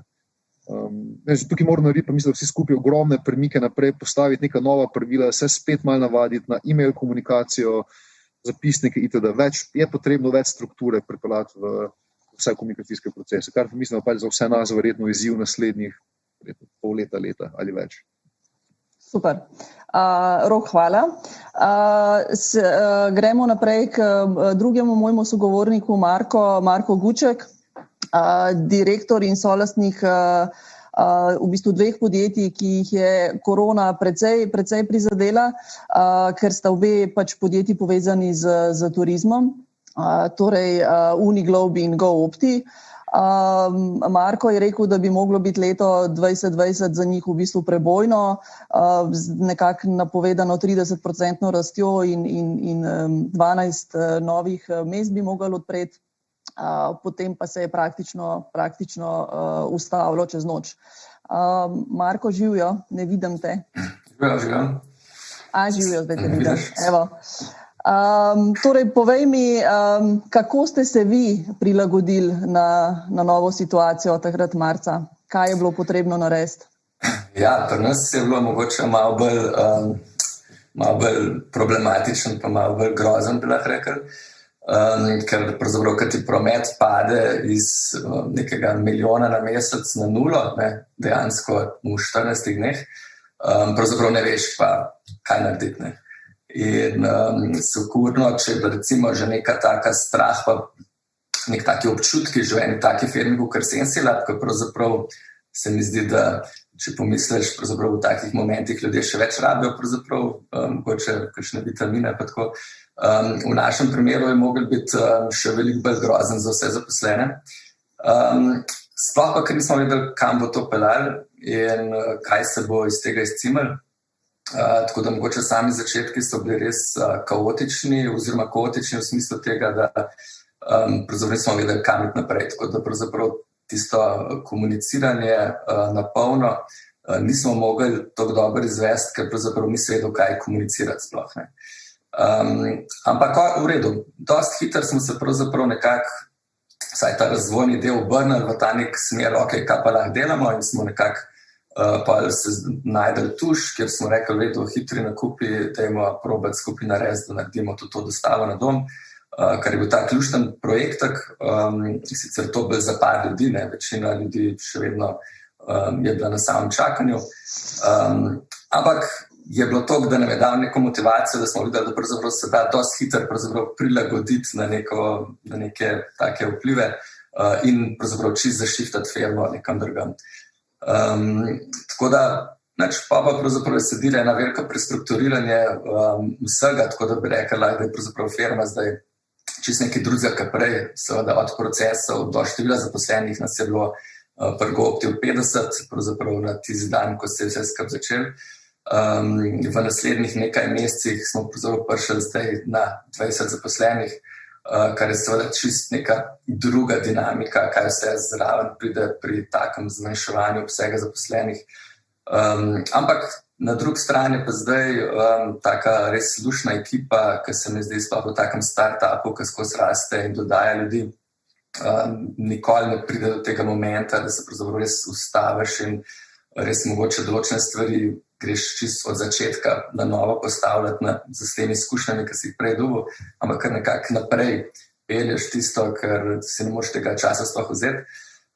Pri takih zadevah se pa res lahko na novo rodiš, tako da tudi pol ekipa take ostale, seveda tista, ki je najbolj motivirana, najbolj zagnana, najbolj lušna in tudi pol vseh teh problemov ni toliko, ker res vsi zdaj, ker cvetimo, se mi zdi, in res delamo vse v tem, da preživimo. Lepo.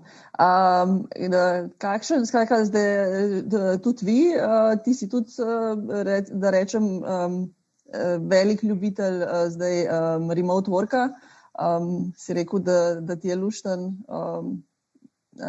imeti vmes tudi malo časa zase in pač malo si drugače urediti dan, kot si ga bil pač vajen do zdaj?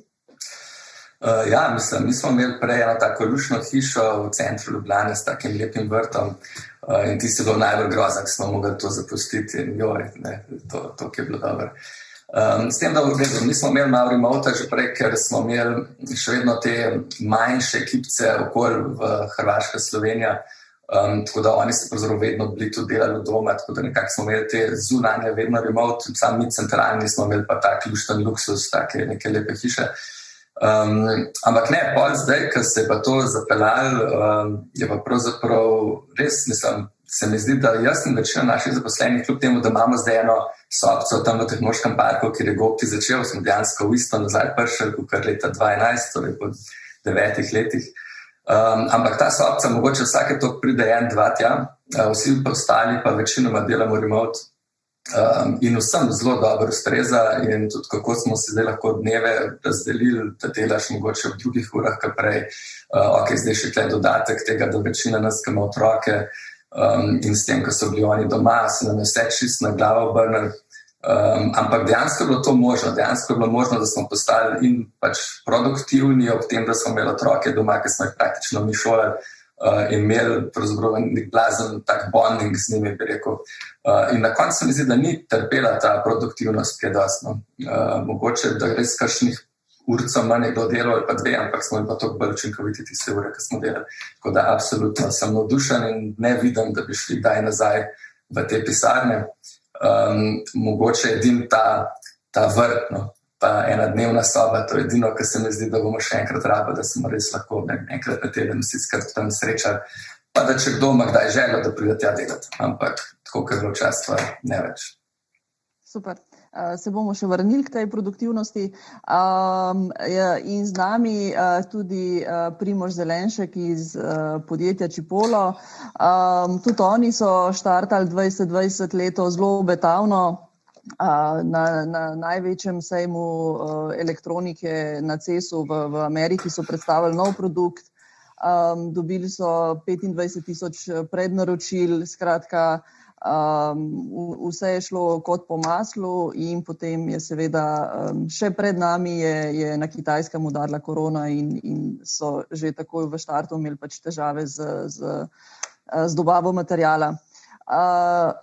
S Primožem sem govorila, seveda smo ljudje različni, različno smo se znašli v tej situaciji in vsak se drugače spopada in on ni tak navdušenec nad remote workom. Seveda je vse odvisno od načina poslovanja, od podjetja, od panoge in tako. Primož, živijo. Živijo. Ja, tako kot Elvisa si na začetku malo omenila, letošnje leto oziroma prejšnje leto smo štartali zelo dobro. Vse je nekako kazalo, da bomo dejansko rekordno poslovali, potem je pač nažalost prišlo to, kar je prišlo, ne? In smo se v relativno kratkem času začeli prilagajati situacijo. Seveda takrat 15. marca, mogoče kak dan gor ali pa dol, no? Sem jaz recimo bil še v Ameriki, kjer so začeli dejansko ukinjati te lete v Evropo, tako da sem začel doživljati dejansko vpliv tega virusa zelo na svoji koži in potem smo recimo s 3 sodelavci oziroma z 2 sodelavcama šli v skupno karanteno našemu dejansko founderju Juretu domov, tako da v bistvu smo začeli spoznavati ta remote work dejansko zelo, bom rekel, na začetku ali pa sej, ne morem reči, da ga že prej ni dejansko obstajal. Seveda imamo kar precej dejansko naše podporne službe, naših sales agentov po svetu, ki so že prej dejansko delali od doma in ni danes čisto nič drugačne. Seveda pa je potem, se pravi, precejšnji del ekipe ostal doma. Proizvodnja pa seveda je morala dejansko nekako iti na lokacijo, ker seveda pač produktov ne moreš proizvajati zdaj od doma, ne. Tako da tisti del seveda je pač bil v podjetju, potem pa, ko so se začeli splošati ukrepi nekje od maja naprej, smo se postopoma začeli premikati nazaj dejansko v podjetje in ta ekipa, ki je v Trbovljah, je, bom rekel, po večini prišla nazaj takoj. V Ljubljani imamo pa še en office, kjer pa še v bistvu danes dejansko precej ljudi dejansko dela od doma. Še nekaj bi moral poudariti, Čipoloma, bom rekel, kar precej dejansko zaposlenih, ki ima, bom rekel, manjše otroke doma in dejansko ta remote work zaradi tega včasih malo bolj problematičen, ker če ti 2 mulca skačeta okoli zaslona, pa potep, pa gor, pa dol, pač je roko na srce težje pač upravljati ta dejansko to delo doma. Tako da, ja. Okay. Skratka, samo iz vidika, mogoče zdaj, ker smo imeli malo smolo s temi s šolami in vrtci, je mogoče bilo res pač ta remote work malo otežen, no, kakor bi bil drugačno. Verjetno bi bilo bistveno drugače, če bi se drugače steklo. Okay. Dajmo se vrniti na tisti izziv, ki je rekel Rok, ki je rekel, da so največji v bistvu izzivi s komunikacijo in z nekimi chati. Kako to rešujete, recimo Primož, pri vas? Ja, mi smo v bistvu že prej imeli dejansko ta sistem zelo dobro postavljen, pač večina komunikacijo smo šaltali, mislim, da je ne 3 leta nazaj na Slack, tako da vse je šlo dejansko iz mailinga, dejansko pač v nek chat, ampak tega chata še vsem mislim, da je nekako obvladljiv. Seveda imamo pa deli sinke, že prej so obstajali dejansko z našo ekipo v Ljubljani, potem sinki recimo z Američani, z Kanačani ali pa recimo z Azijci so v bistvu se ni nič spremenili, ker je to že vse dejansko bilo prej, ne. Organizacija dela v bistvu je na določenih segmentih, predvsem na razvoju softvera, bom rekel, veliko bolj pač enostavno, če dejansko jo pač, bom rekel, ni tukaj pomembno zdaj, da dejansko jo delaš pač tam fizično prisotno na lokaciji ali od doma, no? Ker če so nekako teski zelo jasni, če je v bistvu ta organizacija samega načina dela nekako dobra, potem ni sploh vprašanje, ali dejansko kje to delo pač upravljati. Jaz verjamem, da veliko sales, bom rekel, sales agentov ali pa bom rekel vsi, ki delajo pač neke oglaševanja preko spleta, se danes selijo dejansko na neke otoke, ker je ob koncu pač tam pa sediš na plaži in v bistvu lahko enako kvalitetno opravlja svoje delo in verjamem, da se bo ta način dela začel pač čez dalje bolj uporabljati. Rok, pri vas se selijo ljudje na otoke? Ne, selijo se na otoke. Smo imeli pa case, ko je kdo šel za kakšen mesec na Hrvaško, imeli smo malo več tripov na Maldive in z delom od tam. Par ljudi se seli na Primorje iz Ljubljane in pa imamo par zaposlenih, ki se zdaj selijo nazaj v svoje matične države, recimo ukrajinski developer, ki se seli nazaj v Ukrajino in bo še vedno delo za Senzilab, ampak bo v Ukrajini delo za slovensko plačo. Kdo iz Slovaške, Češke se pač ljudje selijo nazaj v svoje matične države in bo še naprej delala za Senzilab, kar je fantastično. Ampak tukaj večji benefit vidim predvsem dolgoročno v tem, da nam je korona, ki nas je prisilila v remote work in nam pokazala, da je remote work lahko dejansko ful dober, nam je tudi odprla vrata, da lahko zdaj končno si mogoče v glavah, da smo naredili ta switch, da ni več treba, da iščemo pa zaposlujemo ljudi, ki živijo v Sloveniji, kar je še vedno, recimo, ne vem, ljudi za Nordics, Švedi, Norvežani, itd., tudi Čehi, Slovaki, teh ni ravno neomejeno v Sloveniji. In zdaj končno vidimo, da lahko začnemo buildati remote workforce v praktično vseh državah. Ne rabimo več človeka fizično v Sloveniji, ampak lahko imamo praktično vse distribuirano kjerkoli po svetu, kar mislim, da je dolgoročno za slovenske firme, ki so prej bile omejene z slovenskim prostorom, je to po mojem ogromen dolgoročni benefit. Pač s tem prihajajo Slovenci na podoben nivo z Nemci, Angleži, Francozi, Španci itd. Mislim, da bo long term fantastično. Marko, kako pri vas, da zaključimo, kako rešujete komunikacijo?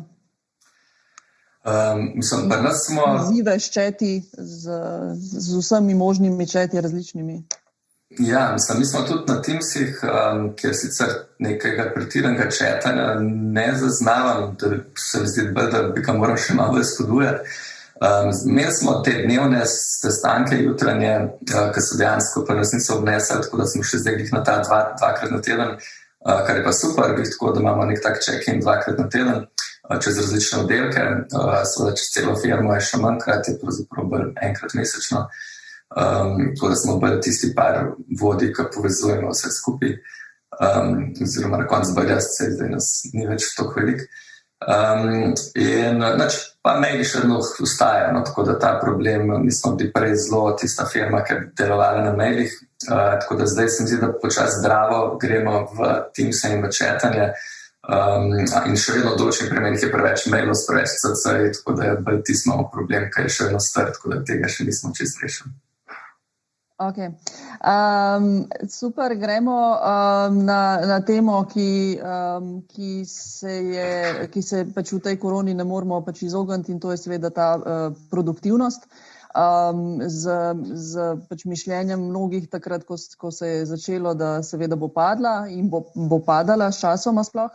Pa zdaj v bistvu praktično po vseh nekih raziskavah se je izkazalo, da zaenkrat, kar imamo podatkov, da praktično produktivnost ni padla.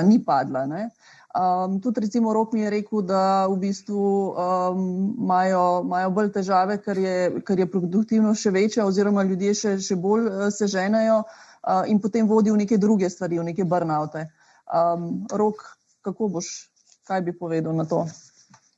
Mislim, da produktivnost je enostavno stvar dobre kombinacije KPI oziroma OKR-ov sploh, če je firma tako daleč, dobrih procesov, pa res dobrih nagrajevalnih modelov, kjer je vsem jasno, kaj morajo narediti in potem pač dela z ljudmi. V teh primerih z produktivnostjo ni težave. Mislim, kar je še posebej zdaj v času, kar se je pokazalo z remote workom, nujna sestavina tega je, rečemo temu, ljubezen do zaposlenih in gradnje več ljubezni med zaposlenimi. Zelo rad rečem pač, da... Ljubezen do zaposlenih, to še nisem. Okay. in ljubezen med zaposlenimi. Mislim, da v osnovi, kar razmišljam zadnje čase, pa gledati, kako se ljudje obnašajo, kaj dviguje produktivnost, kaj dviguje počutje pri delu, ker gledamo, kultura je takšna, kot je bila včasih in ne bo več. Dokler bomo v taki veliki meri remote, so stare kulture, ki smo jih gradili, so gone. ScaleUp je ogromno kulture gradil tudi z mesečnimi zabavami, mesečnimi grili, kjer so zaposleni sami grilali, management je grilal, open barom, fuzbalom. ScaleUp se vedno trudi, da so zaposleni res vedno happy. In tega jasno ni več, ne? In tudi ne bo več, ker bomo vsi več ali manj ostali na remote worku. Ta kultura se bo spremenila, pomeni pa to, da je treba delati veliko več na počutju med zaposlenimi ekipami, iz vidika tega, da dobro delajo drug z drugim, da lepo sodelujejo, da vedno prihajajo iz pozitivnega approacha, ko prihaja do problemov, ker problemov seveda z remote delom jih je več, komunikacijskih. Ne komuniciramo isto, pojavljajo se nerazumevanja in dokler k temu prihajamo z pozitivnim attitudom, z ljubeznijo, mogoče ljubezni v slovenščini, res taka bedna beseda, ne? Boljše love v angleščini, ne? Vse stvari dosti boljše rešujejo. No?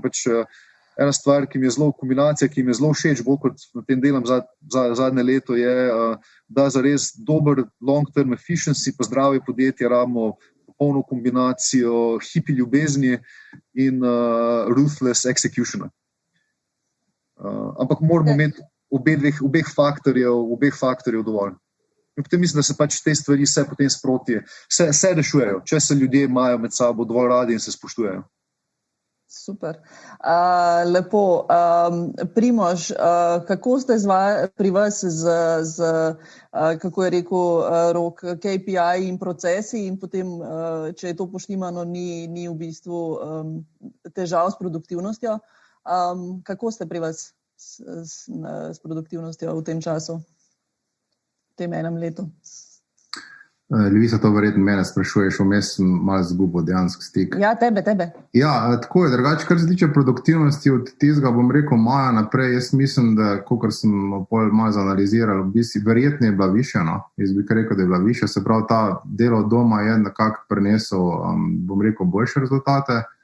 Je pa tako, kar je Rok prej omenil, pa če malo komentiram na prvotno vprašanje, katerega sem zastavljal, ne, jaz sem bolj na oni strani, da si vsem želim, da imamo v petkih te barbecue, pa kakšno pivo spijemo, ne, ker na koncu mi nekako imamo večina zaposlenih, ki ima manj kot 15 minut vožnjo v bistvu v službo in mislim, da imajo tam veliko boljše pogoje za delo in nekako smo vse gradili v to smer in tudi kultura sama podjetja, tako, kar je Rok omenil, nekako je del tega je nekako druženje, ne? In jaz recimo osebno ta druženja zelo, zelo pogrešam, tudi pogrešam druga druženja izven tega mehurčka našega doma, ne? Tako da meni osebno to ne leži in ker mi ne leži, bom delal v tisto smer, kako se mi najbolj zdi, ne? Tako da pa verjamem, če bo večina za to, da se začnemo spreminjati res drastično, potem pa vse se bomo prilagodili. Ne. Sploh z novimi generacijami, kot sva rekla. Ne, nove generacije pa to pa ne bo šlo drugače. Že tako so pardon, sem to, da končam. Yeah. Tako so cele dneve na zaslonih, tako da ta remote work mi v bistvu pisan na kožo. Ne. Drži. Rok je dvignil roko. Drugače se 100% totalno strinjam. Ne. Mislim, da vsi pogrešamo vse te zabave, beer after work, pa vse to jasno. Ne. To je, mislim, da ogromno elementi, mogli bomo poiskati načine, kako to še vsem prepeljati nazaj. Ne. Se recimo tudi ScaleUp je razmišljal o tem, da bo to mogoče 2 dneva v ofisu obvezna, 3 dnevi remote, potem, ko se bo vse to končalo. Ne.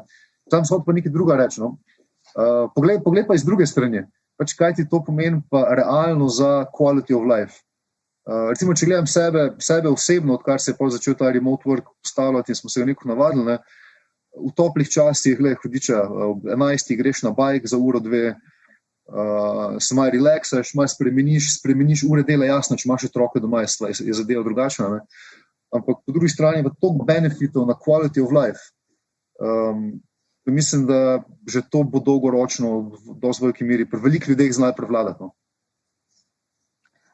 Marko se strinja zagotovo pri tem quality of life-u, ker je prav tako izpostavil, da to vmes, da lahko skoči malo na sprehod in tako, da je top. Daj mi, Marko, povej, kako je, ti si itak rekel, da pač tudi prva produktivnost, sploh zato, ker ste mogli narediti tak switch, je noro zrasla, ne? In da se zdaj pravo lean podjetje zagrizeni in delate, torej ni bilo nekih večjih sprememb, ne? Mislim, spremembe so bile hude, v smislu, da tudi vsi OKR-ji pa KPI, ki smo imeli, so kar naenkrat padli, ne? Tako da kar naenkrat je bilo treba vse na novo postaviti. In tudi pravzaprav kaj, ne? Tako da pravzaprav smo vsi mogli postati blazno bolj kreativni. In te, ki so seveda ostali, ne? So bili tudi izbrani taki, ki pač res so takoj skočili, ne? Ker eni so se takoj takrat, ko se je ta zadeva zgodila, pač ali zaprli vase, ali postali slabe volje, ali začeli razmišljati, koliko je nekdo zajebil, ne? Zakaj smo zdaj kle, zakaj nima GoOpti milijon na računu, da lahko tako stvar čez propele, ne? Tako da ful je bilo različnih reakcij. Ampak neverjetno je bilo pa videti, kako je med temi posamezniki so pa eni, so pa kar ven popali, ko so sam ven skakali, so rekli, joj, kaj pa če to naredimo, kaj pa če to naredimo, kaj pa če to izboljšamo, kaj pa če to spremenimo. In te so zdaj z nami, ne? In je bilo res lepo to gledati in pravzaprav smo tudi skupaj zelo hitro spostavili pa neke nove cilje in da zdaj imamo še to, kar razdelam, kot smo imeli prej. Ampak zaenkrat še ni potrebe, ker pravzaprav smo še zelo v tem eksperimentalnem zadevi, ker itak še vedno ni jasno, kam pravzaprav gre, pač ni važno, da skrbimo, da pelemo naprej, da sam GoOpti se izvaja, kakor se pač lahko izvaja v tem času. Zraven pa iščemo pravzaprav, kako lahko izboljšamo, če bo pravzaprav sama porast potovanj se toliko dvigala, da bomo spet začeli delati v starem času, kako pravzaprav lahko zdaj naredimo, da ne bomo padali v neke zanke, ki smo mogoče zdaj videli, da prej niso bili najboljše organizirani, lahko zdaj dejansko popravimo, ker gremo še enkrat od začetka. Naš startup gre še enkrat od začetka, samo da imamo toliko več znanja od prej.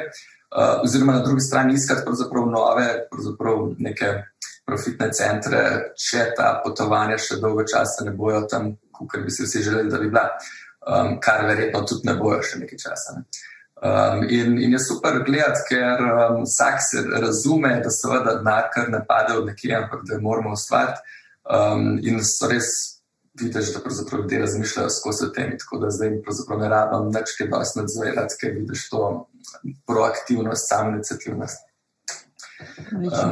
Ampak barbecue je pa rabno, absolutno, zato sem tudi rekel, da vrt bomo pa rabili preslej, ker to je treba organizirati. In, ne vem, če je prisilno rok, jaz mislim, da zakaj bi silil jih 2 dni, da morajo tja predlihke in barbecue. Jaz mislim, da pa nas so celo iz Italije hodili na ta barbecue, pa jih ni nikoli noben pravzaprav silil, da pridem. Fantje, jaz mislim, da smo mi generacija taka za barbecue. Tako da, okej. Dajmo še, lepo prosim, veseli bomo vaših vprašanj, kar v chat jih dajte notri, če koga karkoli zanima. In eno je že. Rok je omenil odpiranje kadrovskega poligona izven meja Slovenije. Kako to nameravate izkoristiti? Mednarodno kadriranje. Ja, ne? Mednarodno boste kadrovali. Absolutno. Če mislim, da je to bilo bolj vprašanje za vse, če prav berem. Ja, za vse, ja, tako. Mednarodno? Rok absolutno, ne? Absolutno, to nas res odpira fantastična vrata za praktično še enkrat, za vsa slovenska podjetja, da se končno znebimo fizičnih meja Slovenije, dokler bomo vzdrževali dobre remote procese, dobro postavili organizacijo, dobro postavili komunikacijo, no to res odpira ogromno potencijala. Primož, pri vas? Ja, mislim, mi smo v bistvu že, bom rekel, pred tem virusom začeli dejansko se širiti mednarodno, predvsem s temi sales agenti in to želimo nadaljevati, ampak to je bolj povezano s samim konceptom prodaje, ne toliko dejansko zaradi tega, kar se je zdaj zgodilo, ampak ja, dolgoročno, sigurno, pač ja, bomo se tega posluževali. Je pa, ne vem, če podjetje pa že pripravljeno v bistvu na to fazo, ker nekako mora biti cilj zelo jasen. Pač se znamo definirati, neka druga dela, pa ne vem, če smo že tam, v bistvu, da potem je zelo jasen, kaj je dejansko naloga, bom rekel, tega, ki je na remote worku, ne, pa kako ga dejansko znamo potem potrekati, tako da je še kar nekaj izzivov. Torej procesi, ne, izzivi v bistvu z definiranjem procesov. Pa še eno zanimivo stvar si ti že včeraj izpostavil, ko sva govorila, je v bistvu zaposlovanje novih ljudi. To je vse super, ne, ampak ta remote uvajanje, da rečem, ne, je pa malo drugačno, oziroma si ti rekel, da zna biti precej oteženo za vas. Ne, verjetno za veliko večino podjetij si predstavljam, ne, je pač drugače, imaš človeka zraven, pa začuti od kulture in pač vsega drugega, kar mu moraš predati, ne. Kako misliš, kako ste lotili tega? Spet je odvisen v bistvu od, bom rekel, od samega segmenta v podjetju, še enkrat softverski part, oziroma pa se pravi ta razvojni del dejansko softvera. Ta del je bistveno bolj enostavno, določeni, mi enega recimo razvijalca sploh še nismo videli, ne, dejansko pač razen, pa se pravi živo, ne, kar se nam pridružil pač tekom korone, tako da v bistvu ta del ne vidi nekih težav, pa v marsikaterem drugem segmentu, recimo dizajn, jaz ne vem, kako pač mi boš pol paket domov poslal z vzorci, da si tole pogled, pač ene stvari moraš tam pokazati, moraš v bistvu malo pokazati vse, kar smo iz preteklosti naredili. Ta uvajanje, mislim, da je po moje težje, no. Kar se tiče pač predajanja te neke kulture, ja, seveda pa kultura je pač drugačna, ne, kolikor dejansko je več te mešanice v bistvu dela na različnih lokacijah, se spreminja, ampak vse s tem je nič narobe v resnici. Tako da ja, pač vidim kar nekaj izzivov tukaj, no. Ne vem, da predstavljam si, kako bo zdaj pač v administraciji papirje recimo dobivali domov, ali kako bo pač to zgledalo. Pač ene stvari, jaz mislim, da je zelo težko pač realizirati.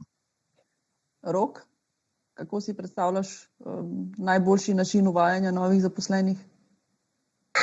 Pač drugače bo, ne. Več moramo delati na knowledge databasih, bolj dobro moramo delati mentor body sisteme, več bo treba delati na video trening materialih.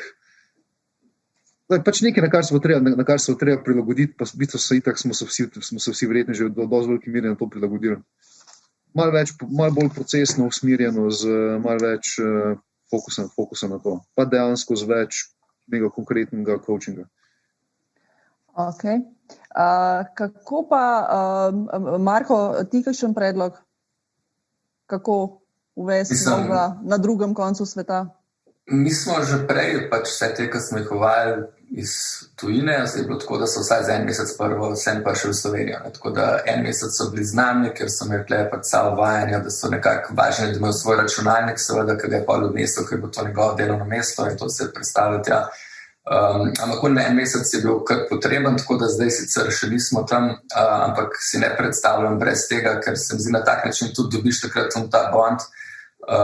In se mi zdi, da res plača. Zdaj, ok, začemo vsi klet tudi v Ljubljani remote, pa ne vem, kam bo prišel, ampak recimo ena dnevna soba, ki bomo prej se mogli imeti, ki bo še kdaj kdo tam noter, pa da bomo takrat malo več z njim tam noter v tem uvajanju. Ampak tako se mi zdi, da je to še vedno pomembno. Ok. Zdajle, evo, pišejo ljudje vprašanja in pravijo, ali nameravate skrbeti za remote odnose. Glede na to, da vsi pravite, da je tu več dela. Ja, seveda bo treba skrbeti za odnose, kako je z pripadnostjo, kako jo graditi preko interneta, preko online. Kot prvo, če grem direktno na to vprašanje, če nameravamo zaposlovati ljudi, ki bi skrbeli. Zaposlovati ljudi, ki bi skrbeli za odnose, ja. Ne, mislim, absolutno ne, pač menedžer. Kar je začel Senzla početi dosti bolj intenzivno, je trenirati menedžerje, da postanejo, pač Senzla bo so bili menedžeri prej vseeno neke vrste mešani strokovni kader plus menedžer v eni osebi.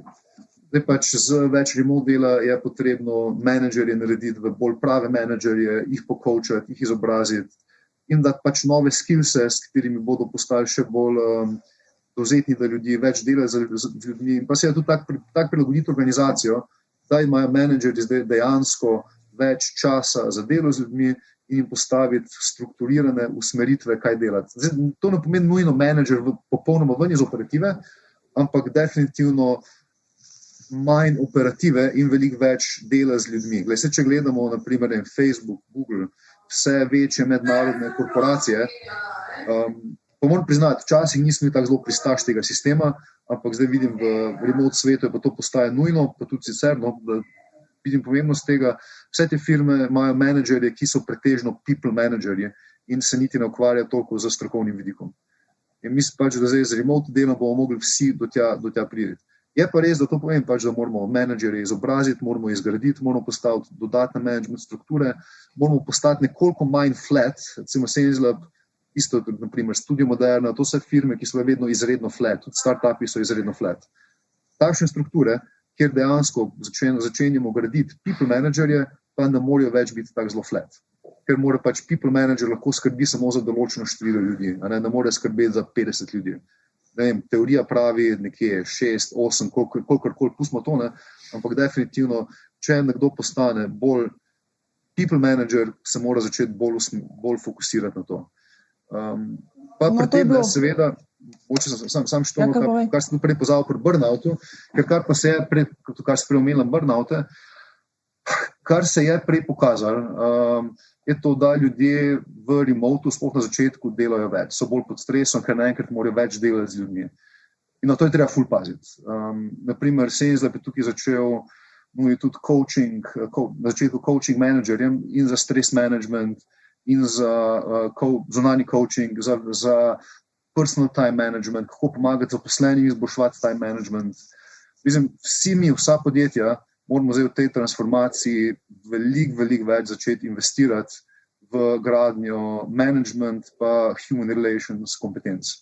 In tudi res paziti, da ljudem maksimalno pomagamo priti skozi tudi pač vse te stresne stiske, ki jih dosega. To pač pomeni, da če imamo, ne vem, menedžerja, menedžerko, ki ima doma otroka, ki ne more iti v vrtec ali pa v šolo, pač temu se je treba prilagoditi. Pravi odgovor zagotovo ni to, da mi pač težimo, ne točno, takrat moraš biti tam, ne, ampak pač se temu prilagodimo, spremenimo ta del procesa. Pač ljudem omogočimo, da lahko normalno živijo in hkrati delajo.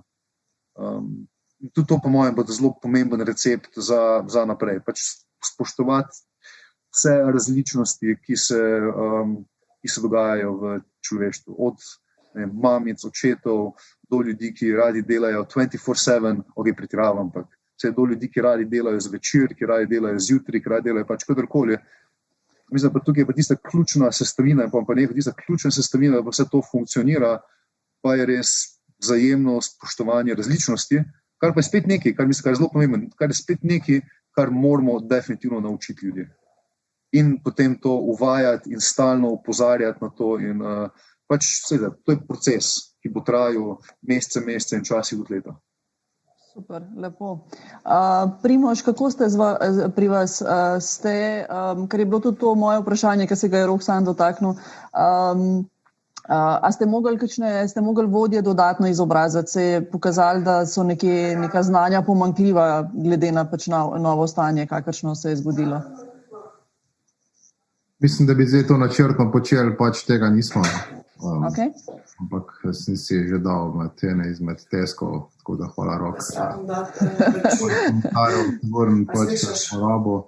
Personal time management in human relations. Mislim, naši so se v bistvu sami, se pravi, vsi naši ljudi kar dobro se prilagodili na to novo situacijo, tako da vseeno smo relativno mlado podjetje in te spremembe niso v resnici ne predstavlja tako velik v bistvu izziv. No? Tako da, ja, zagotovo bomo v prihodnosti mogli narediti kar nekaj korakov v to smer, ker pač vemo, da se trg je že spremenil in se bo spremenjal, tako kar je Rok rekel pa prej kolega Marko, da nekako določen del obdobja oziroma čez teden zdaj govorimo, bojo pač lahko to delalo doma, ni sploh nekih, pač ne bomo neki to omejevali in tudi za sabo bo to potegnilo, da se moramo prilagoditi mogoče malo več, predvsem na ta management part, kako v bistvu obvladati dejansko vse te neke situacije in pa dejansko na pravilen način prenašati informacije čez celo ekipo. To se mi zdi, da je tako največji izziv. Super. Marko, pri vas? Izzivi z vodenjem? Ja. Kako ste se lotili? Mislim, pa nas je čez drug problem, ker dejansko smo iz velikega podjetja ratali malo podjetje, tako da teh problemov pravzaprav še nimamo. Se pa strinjam popolnoma, da čim bomo spet oziroma čim bomo bolj pri zadostnem kapitalu, da dobimo profesionalnega menedžerja. To, kar je Rok rekel, to se mi zdi blazno smiselno, ker že prej smo skozi čutili, da pravzaprav to rabimo, ampak ker smo skozi na en stran founderji nekako noter toliko tem in pa nekako tudi pričakujemo od vseh ljudi noter, da tudi teh, ki so menedžerji, da so zransko vsebinsko močni, ampak ni prav. Tudi jaz vidim, da jaz absolutno nisem tisti menedžer, ampak sem bolj tisti podjetnik, imam ideje. In to sigurno je že prej bil problem, in zdaj, ko imamo možnost to na novo narediti, je to sigurno prva stvar, ker bomo rabili ne samo zaradi remote dela, ampak nasplošno. Sigurno pa remote delo bo pa to še toliko več enih stvari, ker sigurno ne morem jaz pričakovati, da bomo skozi vzdrževali tak tempo, kot imamo zdaj, mislim, in tako motiviranost in tak nek boj za preživetje, ki ga imamo zdaj, kar je verjetno čist nekaj drugega, kar pomeni, da bo to zelo pomembno. Dobro, zdaj gremo že proti koncu, imamo še, da rečem, pole 10 minut. Primož, ti si rekel, da zdaj po pogovorih z Googlom, da se oni pripravljajo praktično na popoln remote work in da, mislim, da nazaj sigurno pred poletjem ne bo nikogar. Je to... Ja, imena ne smemo pač razkrivati, od kje sem dobil to informacijo, ampak da se pripravljajo, v bistvu te velike korporacije so po tistem marcu začele dejansko popolnoma delati od doma in dejansko je bila v bistvu nazadnje, ko smo govorili na to temo, mislim, da je bilo to v oktobru, so že vedeli, da bojo do junija 2021 vsi pač na remotu in ni sploh plana, da bi se v kakršenkoli oblik dejansko vračali nazaj v podjetja. Tako da, kaj bojo pa naredili po tistem, jaz verjamem, da so bili že prej zelo visoko organizirani in nečisto vse delno, ki dejansko upravljajo svoje delo in veliki v resnici se bojo dejansko, zato ker so pač tako organizirani, da nekako se bo zgodila sprememba in predvidevam, da bo kar precejšen del ljudi v bistvu ostali dejansko na delo, v bistvu na remotno. Ok, Marko, povej mi, v bistvu zdaj se je zgodila neka sprememba, če pogledamo celoten turizem, turistični sektor. Kam gre? Kam se premika? Kam misliš, da bo šlo? V katero smer? No, z eni strani vsi komi čakamo, da bomo nekam odpotovali, tako da to sem prepričan. Zdaj, kdaj bo pa realno to v večjih količinah mogoče, ne sigurno poleti bo, ne, zdaj nekako napovedi IATE in tudi drugih združenj so nekako, da lahko prvo so rekli, da bo 23 kot 2019, pa so rekli 25, zdaj so rekli že 27, kar pomeni, da jim pojma nimajo, ne. Tako da tudi jaz verjamem, da bo šla da ne bo tak hiter, mogoče polet bo nek pač vzpon, ampak da bi prišel na tisti nivo 2019, ko je vsak za vikend nekam skočil za vsako malenkost, tega mislim, da celo dolgoročno verjetno ne bo več.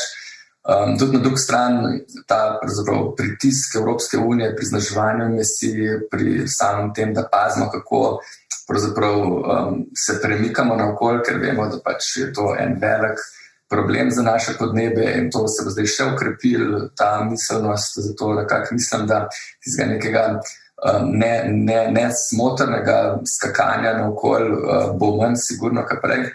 Sploh, ker na en stran za posel smo se naučili, da je remote nek blazno tudi dober način, ker je veliko cenejši, ker to dokoli potujemo. Seveda za neke res pomembne sestanke, konference, to še vedno sigurno bo. In tudi potovanja sigurno še vedno bojo. Jaz mislim, da tudi je to nekaj nujnega, da vsak človek vsaj enkrat na let gre okoli po svetu, ker se mi zdi, da je to tudi za našo kulturo in družbo nekaj res dobrega in pomembnega. Kako hiter pa sigurno bo to nek počasen proces, ki se bo spet pojavil nazaj v naslednjih letih. Ampak tistega masovnega turizma sigurno pa pričakujem, da bo veliko manj, kot je bilo. Ampak da bomo pa lahko potovali in Marko pravi, da bi mogli vsi vsaj za en mesec na leto iti nekam, kjer bi lahko tudi delali ob tem. Skratka, Marko, iz tvojih ust v božja ušesa, bom jaz tako rekla. Podpiramo. Ok, dajmo še zaključiti ene take na hitro. Skratka, po nekih ocenah naj bi se v prihodnosti nekje 30% ljudi zagotovo posluževalo pač tega remote worka, odvisno seveda od podjetij. Kako je po vašem mnenju, kako bo izgledala prihodnost dela? Neka ključna sklepna misel. Kaj smo se naučili in kam gremo?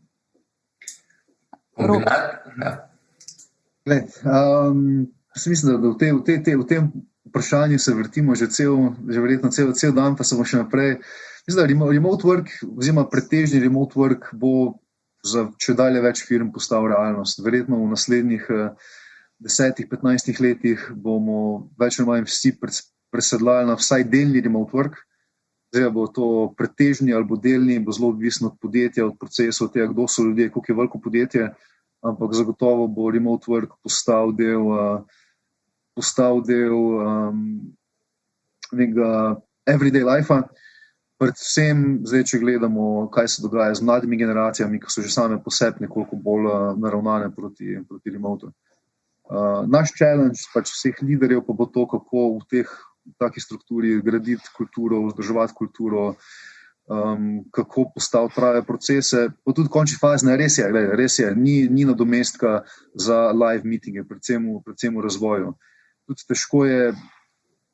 težko je vzdrževati neko normalno tekočo komunikacijo, če nimaš te možnosti, da greš od človeka, pa ga potapkaš po rami, pa se nekaj hitro zmeniš. Mislim pa, da zato bo pa na koncu verjetno prihodnost bo v kombiniranih modelih. Zdaj pa rekel 2 dni, naprimer, v pisarni, 3 dni od doma. Pa to ne nujno za vse. Recimo, vem, da pač se odloči za call center, pa customer support ne bo nikoli več prišel v office. Ampak za te pozicije, kjer pa je potrebne komunikacije, pa fino je, da se vsaj 1-2 dneva namenja na temu one-on-one people worku. Pač spremenili se bomo, navadili se bomo, korona je samo pospešila tisto, kar je itak neizbežno prihajalo prej ali slej. Torej, gremo, oziroma Senzila bo saj gre v nek hibridni sistem, torej pol nekako, recimo. Dobro, Primož, tvoja zaključna misel, kam gre Čipolo in kako vidite prihodnost dela? Eno stvar bi še malo prej pokomentiral, recimo za mano vidite ozadje lanskega CES-a. Letos smo imeli CES online. To pomeni pač, da je obstajal nek virtualen portal, kjer dejansko so te ljudje na chatu lahko kontaktirali. Če naredim primerjavo, v lanskem letu je nekje 400 leadov, 400 novih dobrih kontaktov v bistvu prišli v naš sejemski prostor, v letošnjem letu 26, ali pa mogoče plus minus 2, da sem se malo zmotil, ampak govorimo o tako 10-krat manj dejansko obiska plus. In to pač vidimo, da določene stvari je vprašanje v resnica dejansko bo res svet tako hitro v bistvu začel spreminjati.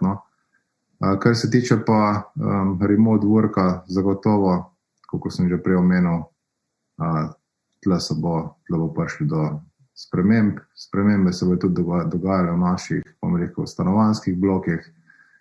Predvidevam, da ne bojo vsi imeli kar pa zdaj office dejansko in kupili večja stanovanja, lahko pa, da se bojo zgodili kak coworking place dejansko v stavbah, kjer boš lahko ti v zapatih šel 2 nadstropja nižje in opravil svoje delo. In jaz mislim, da bo nekako svet šel v to smer. Primož, povej nam, zakaj misliš, oziroma meni si povej še ostalim, zakaj je taka razlika pri obisku oziroma pri lidih CES-a lani in letos? Nekaj, kar sem te povedal, ne bom, ampak v bistvu ravno, če pogledamo, mislim, pač ti greš recimo 1. januarja po tem, ko pač preživiš najdaljšo noč na avion in se peleš v Vegas, kjer je pač čist nek drug svet, kot si ga ponavadi navajen. In ljudje pač hodijo tudi zaradi tega tja, ne samo zato, da naredijo pač posel, ampak zato, da v resnici doživijo pač nekaj, kar ne moreš doživeti nikjer drugje. In ta druženja, ki so pač obstajala v preteklosti, so bila ključna za to, da smo recimo naredili več prodaje in mislim, da ostala podjetja razmišljajo enako. Torej, druženje in stik z partnerji je v bistvu spremenili, je naredil to razliko, ne? Tako. Okay. Marko, še tvoja sklepna misel. Kam grejo GoOpti? Kako si predstavljate prihodnost dela? Ja, sigurno v tem kombiniranem modelu, tako da jaz mislim, da s to ljubeznijo do zaposlenega, jaz mislim, da jim moramo omogočati, če le delovno mesto omogoča, da lahko izbira, ne. Sploh lahko čisto po svoji želji, mogoče v nekem obdobju res dela iz počitnic, recimo, ne, kar pomeni, da neke take trajnostne počitnice res lahko so 2 meseca, pa medtem tam res 2 tedna počitnikuješ, ostali čas pa pravzaprav delaš od tam, ne. Na drugi strani pa preostali čas mogoče dela normalno v pisarni, ker pač imam majhno stanovanje, mu to bolj ustreza. Skratka, treba jim je omogočati, da bodo lahko sami izbirali in zraven procese in komunikacijo prirejene temu, da ne glede na to, ali si zraven, ali si kje drugje, da pravzaprav vsi so vključeni in da dobro dela. In tako nekako tudi verjamem, da bomo tudi mi zapeljali. Torej, v bistvu, čeprav, če povzamem, nekako se premikamo v neko tako skoraj personalizirano delo, kjer bo nekako prilagojeno vsakemu posamezniku relativno, kakor se bo dalo. Ob tem seveda, da bomo spoštovali naše različnosti in predvsem, kakor slišim, pač zelo veliko vlagali v odnose in v ljudi, no, tako da in kakor pravi Rok, bomo se spoštovali in ljubili svoje zaposlene. Tako da hvala lepa vsem še enkrat, ker ste bili danes z nami in delili svoje izkušnje, ker smo pa mi generacija tista, ki se radi srečamo in ki se radi družimo. Jaz verjamem, da polet se zagotovo, ki v centru mesta dobimo in spijemo pijačo 2 ali 3. Hvala lepa. Super, ko me čaka. Čau. Čau. Nazaj k Urbanu. Urban? Ja, zdravo, super zanimiv panel. Prav ta pestrost sogovornikov je vedno tista, ki jo iščemo, pro in kontra argumenti za eno in drugo skrajnost, tako da res zanimive zgodbe. Rok, Marko in Primož, kot vedno izčrpni in za super nasveti, tako da kar nekaj stvari za misliti si bomo vzeli iz tega panela, tako da super, hvala Lisa tebi za super vodenje, se vidimo še kasneje. Mi pa nadaljujemo z tudi eno izmed zelo pomembnih tem, predvsem pri spremenjenih nakupnih navadah uporabnikov, potrošnikov, kupcev in sicer Customer Care Experience, ki je seveda zdaj v spremenjenih časih tudi še bolj pomembna, še bolj strateški element sploh pri podjetjih, ki hitro rastejo. Zato bo naslednji panel posvečen prav tej temi. Preden pa povabim k sebi Jerneja, ki bo moderiral, še en kratek napovednik.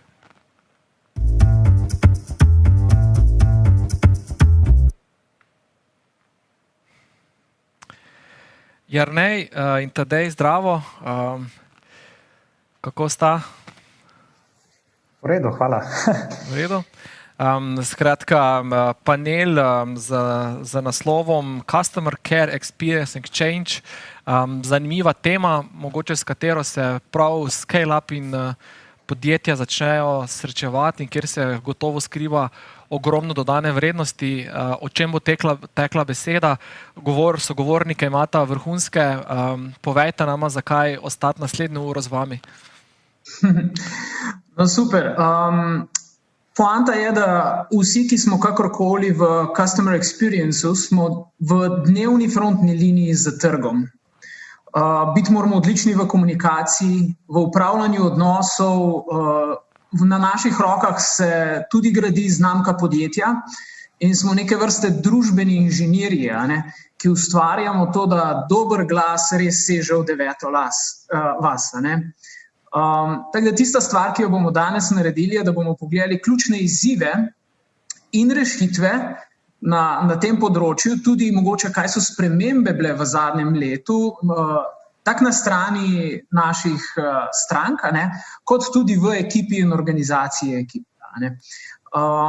Zdaj pomembno je, da je sicer tole danes konferenca, ampak jo za Tadejem želiva zapeljati v istem vzdušju, kot sva tudi že v preteklosti imela Customer Experience meetupe. To pomeni, da če imate neko zanimivo prakso ali izkušnjo, pa vas je mogoče sram jo povedati ali pa se vam ne zdi dovolj pomembna, ravno obratno. Dvignete roko in nam jo povete. In da če se z nečim ne strinjate, isto, dvignete roko in povete. In če imate kakšen velik izziv, ki se vam zdi, da bi ga lahko in panelisti in ostali mogoče odgovorili, pa dali svoje vidike, kako so ta izziv prešli, ali pa ga do neke mere rešili, rečemo glede dela s strankami, orodij, ki jih uporabljate, kadriranje, customer experience ljudi v svoje oddelke in ta mednarodna struktura in vse to, dajte nam povedati. But because we also have some foreign speakers, we're going to switch from Slovene to English now. And my co-host is, of course, the Grandmaster of Customer Experience at Zemanta, Tadej Pavlic, who is also going to introduce our other speakers. So Tadej, take over. Thanks, Jarnej. Grandmaster. It's a cool title. I'll suggest it when we do the review, the yearly one.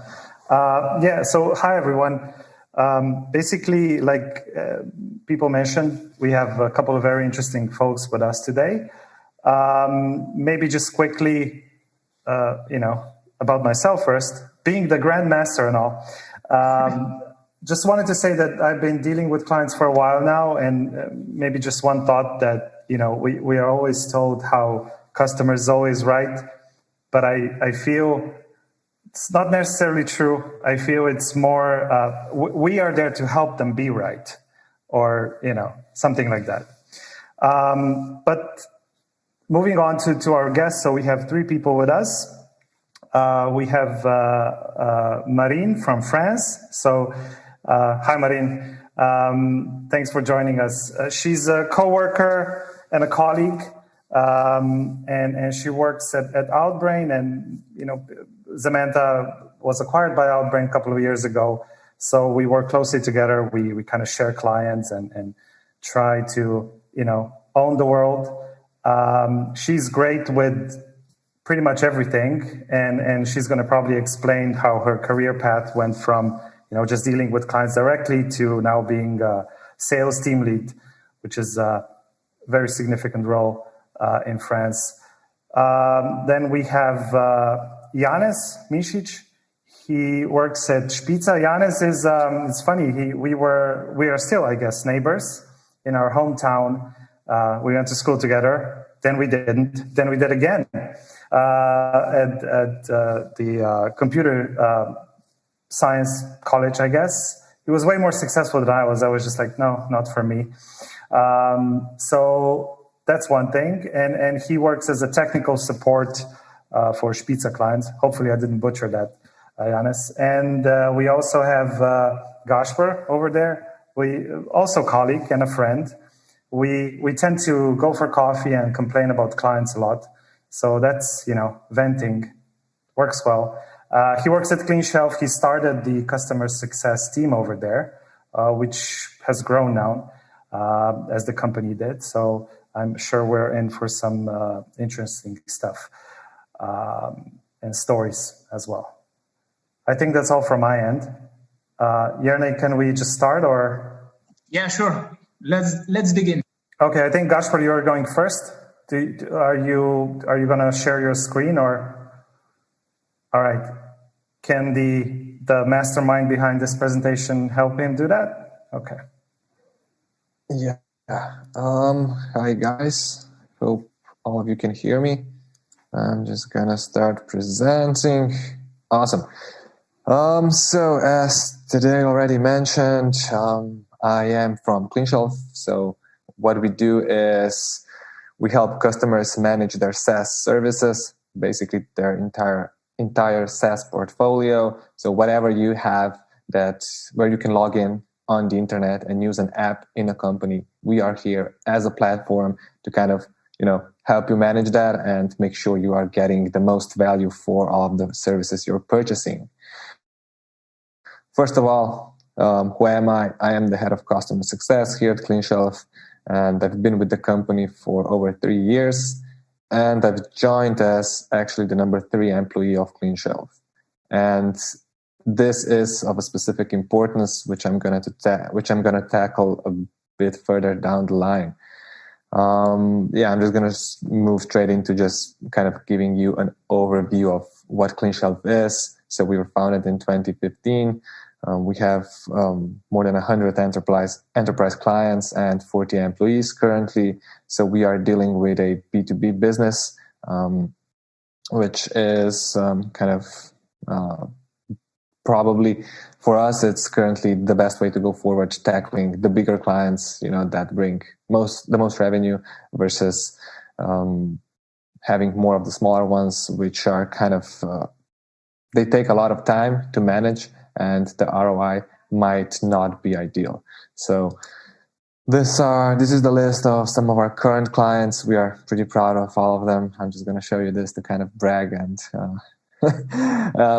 impress someone if they are really into seeing the logos of the amazing clients we have, but I don't want to spend too much time here. I do want to focus on the good, the bad, and the ugly. So I have a couple of different agenda items that I do want to tackle here. And my goal here is to kind of take you through the journey that we've had on the different topics and how we've come to kind of tackle those issues and basically design a winning strategy for us in these situations. And kind of the first thing I definitely would like to emphasize is if you want to make your client happy, you do have to make that a part of the company's culture. And at the beginning, I kind of mentioned I was the number 3 employee at CleanShelf. So it is a software firm, and the founder and the first hire were kind of tech related, of course, programmers, software engineers. And they quickly realized, okay, we need someone to, be dealing with clients. Okay, the founder made some of the initial selling, so he also was in somewhat of a sales role, but they quickly realized, okay, we need someone to make our clients happy, because if we do not have that, we are going to struggle down the line. So just recognizing the importance of actually making your current clients happy was with CleanShelf since the very beginning. So this is not something that we've ever taken lightly. And for us, it was something that kind of stuck with us going forward. But we did kind of have some pivots down the road. So it wasn't really straightforward all the time. And so when you are a 3-person company, you do focus on the clients. Everything seems pretty straightforward and pretty easy. But later on, kind of when the team grows, what started to happen is, we had 30, 40 people join in. And what I've soon come to realize is people were referring to me as, Gaspar said this, Gaspar requested this. And the engineer was like, okay, I built this for Gaspar. But, that is the wrong mentality right away. Kind of, if you feel that you are building something for me as the customer success manager or the head of customer success, you are already in the wrong, because it's, you're not doing that for me. I am the voice of the client. I am trying to make the best possible decision for the client. And we had to kind of had some internal discussions to make sure that we, again, align on that topic, so that we, as a company, again, understand that it's not because I bugged someone in the company, if I pressured someone in the company to do a specific thing, you're not doing that for me. So understanding that, it's super important. And also what was really helpful in that whole process is the CEO of our company did understand that. And we kind of do have weekly meetings that could last up to 2 hours with the CEO just on the status of the current customers. What are their struggles? What are their requests? Even now that we are a 40-person company, we still have that.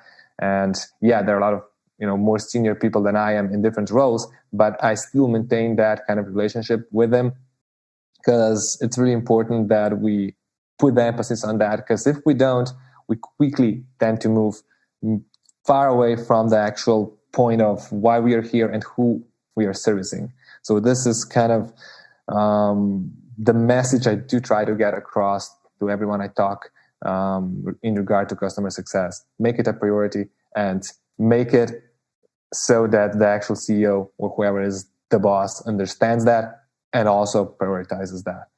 Otherwise, you will be fighting a losing battle, and you alone cannot do much if everyone is in the company is not aligned with your end goal, which is, in my opinion, servicing the client and making the end user happy. That'll be one of the topics that I wanted to tackle. And the other one would be specialization of roles. What I mean by that is, okay, you have customer success, or you can call it customer support, or whatever you want in a specific company. But what you have to do in kind of the lesson that we've learned around this is you have to make decisions around different users, different members of your team being specialized to tackle one task. And for us, it was onboarding. So we've quickly come to realize time to value for our clients is of utmost importance. So we were struggling a bit with churn in our initial years due to high growth, some of the bad fit customers and some of the poorly onboarded customers. And we were like, okay, some of them we couldn't save. We could have done everything we could, bombard them with whatever we have, but they wouldn't stay. But the other significant segment was the clients that were just having a bad onboarding experience.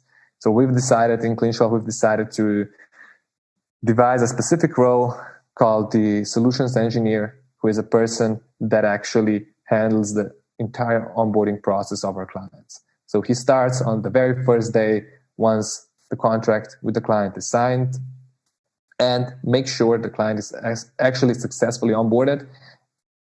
By this, actually expediting the time to value the client gets. And just by doing that, we've made significant improvements in adoption, and we've made significant improvements in churn reduction, specifically based on that. So I would urge you to kind of think, if possible, in your specific use case, that you have to go down that road. It will benefit you for sure. For us, it worked wonders, and I'm pretty certain that it can help someone else too. To tackle the next, also very important metric that I kind of had in mind to talk about today is setting up performance tracking metrics. By that, I mean having in place a system, however complex or simple it is, to track what's going on with your clients. This is especially important in B2B SaaS, so all the software where you can actually track a lot of those metrics. I do get that B2C is sometimes not as easy in terms of such metrics and tracking, but still, for us, it was a game changer. So we implemented a tool called Gainsight. This is a specifically designed customer success platform. So what we do with it is we have the whole portfolio of clients in that platform, and we do have customer health metrics. So we call them customer health. And what we do is we've basically created a whole system of different metrics that plug into one end number, basically, that shows you, okay, this client is somewhat satisfied or is likely to churn or whatever it is. And the important thing is you keep on improving that metrics, meaning you don't just set something in place, this is set in stone, nothing can change, this is it, but you actually kind of react based on the feedback you get. For example, if you thought that a specific client is super happy and then they suddenly churn, and then it's like, okay, where have we gone wrong? How could have we detected that prior to that point? So we are tracking basically things from how many times customers log into our platform, how they interact with it, how much have they done in terms of adoption, how deeply have you penetrated into the company in terms of are we in one department or are multiple departments using us, stuff like that. And we are upon those metrics, we are constantly trying to improve the score, which also gives us pretty clear next step. When someone from my team or from the company asks me, okay, what can we do for client X to kind of bring them more value? And you can easily just go into Gainsight, check the metrics, and you quickly see, okay, they have not enough users from finance. What we have to do is tackle those issues, find them, provide them value, send them an email, call them, whatever you have to do to make sure that they log in and that we improve the score. Or also, if we notice that we've rolled out a specific feature in the product, but it's not getting any adoption. Okay, where was the issue? Did we do a poor job of rolling it out? Or perhaps the feature is not really, really useful for our clients? What's going on? Why are we not bringing value? So we can immediately tackle those potential issues before they kind of develop into something bigger. And we try to be one step ahead of the issue, prevent it rather than just be surprised by the end result of a client churning, which is of course something that we do not want. And so in the first 2 years, we didn't really have that in place, and we were using Excel spreadsheets, Google Docs, whatever it might be. And then once switching to Gainsight, it was definitely a game changer for us. So I would recommend you kind of think about implementing a tool like that. I would say it's not cheap. It's not something that might be the first thing you do when you're trying to set up a customer success department, but down the line where you are mature enough to invest in such a platform, such a tool, I would definitely advise you to do so. That would be all for my presentation. I do not want to take too much time from the other speakers, and looking forward for all the questions later on. And I am going to stop my share now. Awesome. Thank you, Gaspar. Jernej, do we want to do questions now or at the end? What do you suggest? Well, if somebody has a question, let's give them a couple of seconds to just raise the hand, and then we can scan. If not, we continue. I have a fairly typical one. All right, shoot. Gaspar, so you said you're using Gainsight. Are you getting any fee for referrals? I'm kidding. No, what I wanted to ask you is... I look into that. Yeah. What I wanted to ask you is, so you've been using Gainsight, probably you started before lockdowns and everything.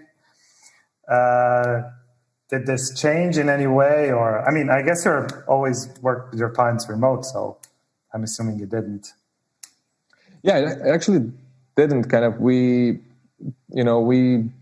basically, all our communication was done even prior.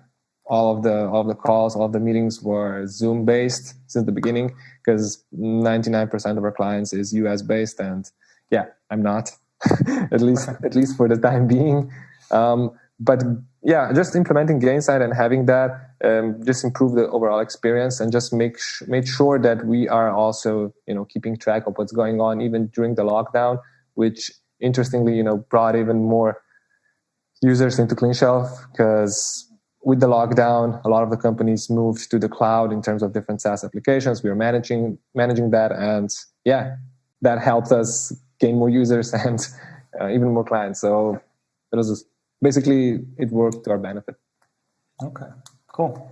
I have one more that I'm also going to ask later to the other two guests. But as you have already opened it, you said that you need to put the customer experience as a key priority on a company level, right? That was one of the good, the bad, and the ugly. So I think in Slovenia, in most of the companies, you would find that the top priorities are development and sales. Customer experience is lower than that. So how did you manage to push that all the way to the top? How do you argue it to your management? And how do you get top talent? Because very often, even the talent is distributed first into sales, then into management, and the third into customer experience. So what did you do? Yeah, I mean, the thing was with us that, so the CEO was already aware of that beforehand. So this was a good starting point. And once we started developing the whole kind of the internal hierarchy and everything, I made sure personally that we kind of stuck there, you know, right next to sales, right next to marketing, and right next to the engineers, basically. Because I basically said also to my CEO, I mean, if we do not do that, if we start lacking here and do not put enough emphasis on that, we will pay the price down the line heavily. And especially because we are competing with a lot of US companies, customer success there is expensive versus what we can do here. And the quality here is, I would say, on par or even higher than it is there. So let's make this our advantage versus our competition. Let's also sell customer success. So it's not just, okay, product is nice. Yeah, we are right there with the competitors. But our competitive edge is our customer success service.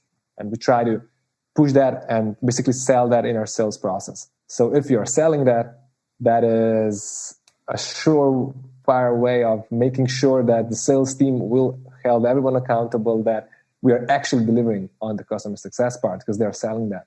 So this was one of the ways that we kind of devised the structure around making and staying important as a customer success department. Cool. Thanks, Kasper. We have Marine next. You're going to share your screen as well, right? We can't hear you for some reason. Wait, can you hear me now? Yes, perfect. Oh. Sure, let me share my screen. Yeah, can you see it? Cool. Yeah, so I'm Second. Thank you for having me today. I'm really glad to be part of this cool event. I think we have like 10 minutes discussion about what I've learned and on key aspects of a sales position. So for a brief presentation, my name is Marine. I'm based in Paris, as you can hear. I'm working at Outbrain for more than 3 years now. And for the background, I started as an account manager. And then I decided to switch to a sales position after being account manager for 2 years. And now I'm leading a small team of sales still at Outbrain. Maybe for a short presentation and introduction on Outbrain and who we are. Outbrain is an ad tech company, meaning that we display ads on the internet to user. Outbrain has been created in 2006 in New York. We are more than 900 employees around the world. And we acquired Zimanta 3 years ago, I think now, and that's one of the reasons why I'm here today, invited by Tade, who we work really closely with. And basically, our brand mission is to make you discover some new content. We say that it's basically the opposite of search. Search, you are looking for a brand. Our brand display to you ad that you are interested in, but you did not look for, basically. So that's it for the quick introduction, so you are more aware on the field I'm involving in. And today I decided to focus this presentation on a really cool aspect I've learned about a sales, which is asking the right question. This is basically the most important part of my job, I would say, today, and also as an account manager to avoid churn of your clients. And I was not really aware of that before starting working at Outbrain, but there are two types of really different questions, which are closed question and open question. And basically closed question are the one you can answer by yes or no, and your client will answer yes or no. And open question are, I think, the most powerful weapon we have as a sales and as a customer success. Because they are the one you are using to understand your client needs, and then adapt your solution, your pitch according to that. And at the beginning of a meeting, I discovered that this discovery phase, when you can ask your client some really important question, is the most important phase of a meeting. Because this is an opportunity for you as a sales to ask open question and then emphasize your presentation according to your client need and focus on the most relevant side of your offer for your client and then attract their attention during your meeting. This is a cool illustration of a kind of a similar question, but asked in two really different ways. Meaning, for example, are you working with blah, blah, blah, who is basically your main competitors, for example, Google, Facebook, in my case. Your client can be lazy and just say like, yes, I'm working with them. No, I don't. But with that, you can't basically do anything. But if you ask, okay, what do you like the most with Facebook, Google? Your client is forced to elaborate and share with you some really important insights and basically share its strategy that it would not have started like that if you would have started with the closed question, I mean. So basically before meeting, if you come prepared and you don't be shy to ask questions because you will just look professional, I would say. It's kind of your job and you deserve this information. You prepared for a meeting. Before COVID, you also traveled to meet your clients. So if you have a list of questions like what are your priorities, but also really important one, how is your team organized? Who are the decision maker and what are you in charge of? You will be able to see then the organization of the client, the objective, who are the main partners, and most important, when you say that your partners are performant, what do you mean? What do you mean by that? So maybe I can help you being even more performant in your objectives. So this kind of question is the list of questions I identified as really important as a sales. But a really easy trap is to be afraid of silence, meaning that you start with an open question. Who are you working with? And your client is not answering right away. You feel a bit embarrassed and you start naming some names or partner, Facebook, Google. So you shift from an open question to a closed question. And this is a trap I faced many, many times. So when you just remain silent, you push it to elaborate and you don't shift from an open to a closed question, which is it's less interesting for you as a sales, I would say. But closed question, it's really important as well, but more to close a deal and lock your clients, meaning that if you feel that you have been like good, you presented your offer, understood their need, and handled objection, you can just say, okay, does it make sense to you now? Do you agree? Can we imagine working together this year? Okay, they say yes, so it's a success. But sometimes they say no. So it means that there are still some objection you need to handle and reuse some open question to understand why you can't close the deal right now. So it can be like long, difficult because you need to handle several objections and and the most important is not to handle objection, but understanding why the client is asking you that question, or is that the client has maybe a false idea of your positioning, your mission. And by asking why, you can identify the really,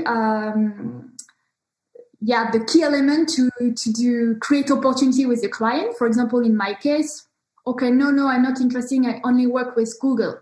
Oh, really? No Facebook at all? Oh, yes, but Facebook is different. Okay, but why? Why is it different? And thanks to that, you can start a conversation and underlying objection and trying to find a path to create opportunities to work with them. So I don't say that with that you will win 100% of the time. We always lose some opportunity, but at least you will know the reason why. And I think this is the most important part of our job, identifying opportunities, closing deal. But if we see that we can't work with these partners, these clients, at least knowing why and telling your managers and so on, what are the blockings, and at the end you will have some really important insights, even if it's a no. So yeah, basically it's what I wanted to share with you today, based on my experience at Outbrain. And thank you. Awesome, thank you, Maureen. It's very interesting, this approach to the semantic approach, I guess, but awesome. Quick question from my side. So how this approach, this thinking, when to ask open questions, when to ask closed questions, how hard is it for new guys, for juniors to learn that? Do they need to fail, to be good at it, or what's the approach? I think as a junior, maybe we are really afraid of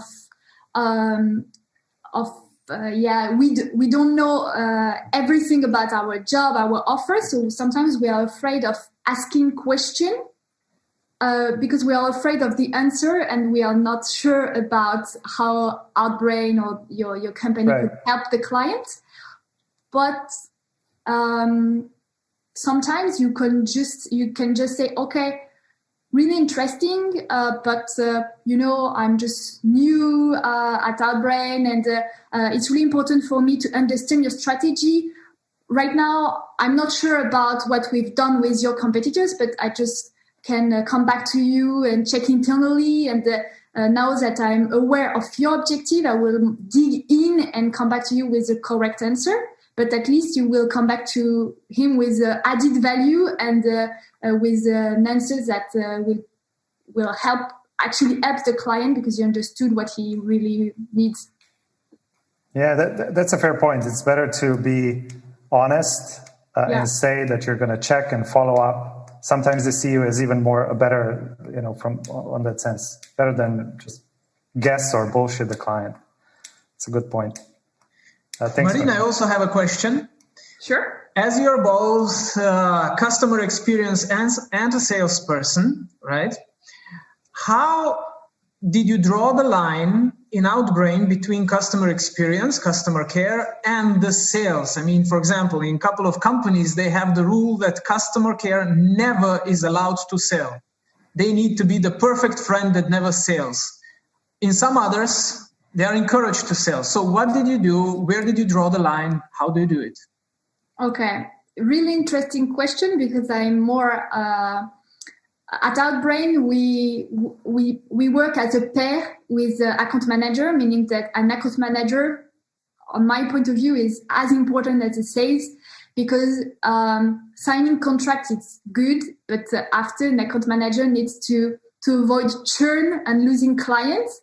And if we work as a pair and sharing some insights the sales have to the account manager, it will allow the account manager to upsell, what we call them at Outbrain, and sell some other products. So I think an account manager should be really sales oriented as well, and that's a way to make your portfolio client grow. It's a perfect combination of the two grow.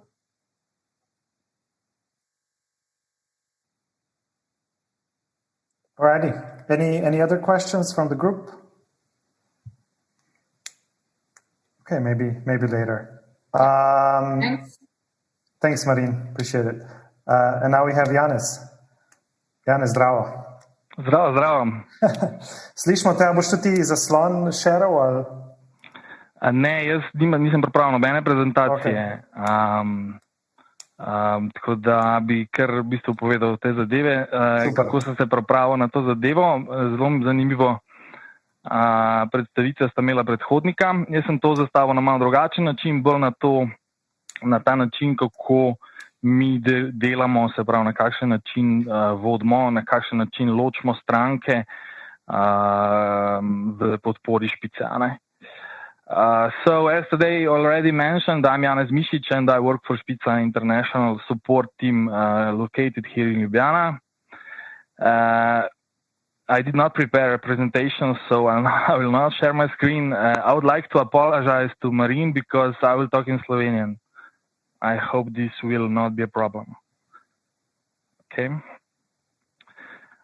Se pravi, tako kot je tudi že rekel, delam za Špica International podporo. Špica International je podjetje, ki že 30 let deluje na področju obvladovanja časa in prostora, se pravi, smo specialisti na področju identifikacijskih tehnologij za različne namene. S pomočjo lastnega razvoja smo v bistvu povezali te naše identifikacijske naprave v poslovne aplikacije, predvsem na rešitev z področja kontrole pristopa, se pravi odpiranja vrat, v hotelih pa na upravljanje delovnega časa. Ponujemo se pravi naprave za aplikacije in aplikacije, s pomočjo katerih lahko odpiramo vrata, pa beležimo registracijo delovnega časa. Na tem področju smo največji ponudnik v Sloveniji, pa naša vizija je postati vodilni tudi na področju regije, se pravi bivšega, se pravi Balkana. V regiji imamo sicer še podjetja na Hrvaškem, v Bosni, v Srbiji, v Črni Gori, Makedoniji. Drugod po svetu ponujemo svoje sisteme preko partnerjev. Mislim, da jih je zdaj trenutno cirka 30. Eni so bolj aktivni, drugi manj. Toliko mogoče za predstavitev o tem, se pravi, podjetja. Zdaj pa mogoče ta del glede podpore, ki sem ga prebral, na kakšen način se mi lotevamo podpore. V osnovi ločimo naše produkte na dve skupini. Prva skupina so v tem trenutku sicer še prevladujoča on-premise sistemi, se pravi naprave in aplikacije, ki so kupljene in nameščene na strežnikih in računalnikih naših strank. Gre za aplikacije skupine Talent Space Central. Tem strankam podporo nudimo preko customer portala, maila, telefona. Gre za večinoma slovenske stranke. Sploh zato, ker imamo podporo organizirano na tak način, da imajo špice v regiji svoje podporne ekipe, pa tudi partnerji po svetu suportirajo svoje stranke sami in se potem po potrebi samo obračajo na nas, da jim kaj pomagamo pri tem. Nek precej storitev opravimo tudi direktno na lokaciji pri strankah, se pravi za te vrste sistemov.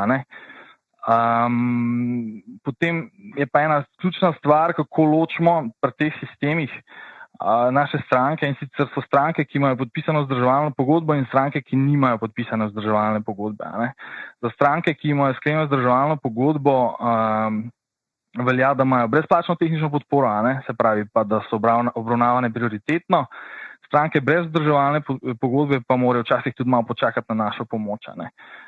To se nam zdi kar dobra praksa. Na tak način lahko v bistvu vzdržujemo, bom rekel, en nivo, se pravi, da dejansko se bolj posvetimo tistim strankam, ki nam z nekim podpisom pogodbe oziroma izkažejo neko pomembnost tega našega sistema. Vse zahtevke vodimo v Microsoft Dynamics CRM-ju, kar nam zagotavlja neko sledljivost pa urejenost. Tako da to je ta prvi del, se pravi prvi del produktov, te on-premise produkti. Mogoče še to, da poskušamo zasledovati, se pravi,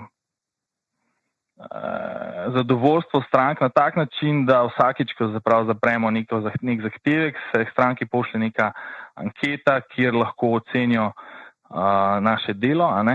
To delamo že od leta 2013 in v teh 8 letih se je nabralo več tisoč teh odgovorov in pač lahko se pohvalimo, da imamo 93% strank, ki so zadovoljni z odzivnim časom, 97% je zadovoljnih z osebjem, pa 92% s hitrostjo odprave. To se pravi, poskušamo z neko majhno ekipo, relativno majhno ekipo, se pravi se usmerjati v tiste stranke, ki se jim zdi to pomembno, se pravi ti naši sistemi in potem se pravi na tak način sledimo zadovoljstvo. Seveda so včasih tudi kakšno odstopanje v negativo, ampak te včasih mogoče raje malo zamolčimo. Druga skupina, se pravi, teh naših produktov so pa cloud rešitve, predvsem All Hours, My Hours, to so dve rešitvi za registracijo delovnega časa, pa za time tracking. V teh aplikacijah pa uporabimo orodje Intercom, se pravi stranka lahko preko maila ali pa preko pogovornega okna, preko chata sporoči svoje težave, vprašanja. Tukaj ne ločimo strank oziroma tukaj pač seveda support vključen v naročnino. Tukaj na teh aplikacijah se pa trudimo predvsem vzpostaviti zelo močen help center. To je se pravi nek nabor člankov, ki pokrijejo vse možne detajle aplikacije in jih pa stranke potem usmerjamo v ta help center, da bi se pravi tam našle odgovore. Ta Intercom nam omogoča to, da ko stranka postavi neko vprašanje, se glede na ključne besede se pravi pojavijo tudi članki, v katerih bo mogoče našla odgovor. Tako da je ideja, se pravi, da se na podporo obračajo res, če je to nujno, oziroma če lahko se obrašajo, ampak da bi mogoče tam našli odgovor. Zdaj, ta chat je super zadeva, se pa pač izkaže, da za razliko od teh on-premise rešitev, kjer strankam nudimo support v nekem delovnem času, ne vem, od 8 do 16, tukaj v chatu pač rabiš odgovor takoj, se pravi vsaj neki response, glede na to, da so v tem cloud segmentu večinoma tuje stranke, Američani, se največ pojavljajo se pravi vprašanja popoldne proti večeru, in pač te zadeve, to je v bistvu neki izziv, ki ga poskušamo rešiti trenutno še se pravi s podporo, ki je v hiši, Če bi pa ta zadeva preveč narasla, bi potem poiskali neke, se pravi, lokalne rešitve, za te zadeve. Zdaj, zaenkrat nam kar uspeva, glede na to, da kakšna stranka včasih tudi napiše, ne vem, jaz sem imel zanj enkrat eno, ki je vprašala, kdaj se bom oglasil v pisarni v New Yorku pri njej, se pravi, ni približno vedela, da v bistvu mi nismo tam.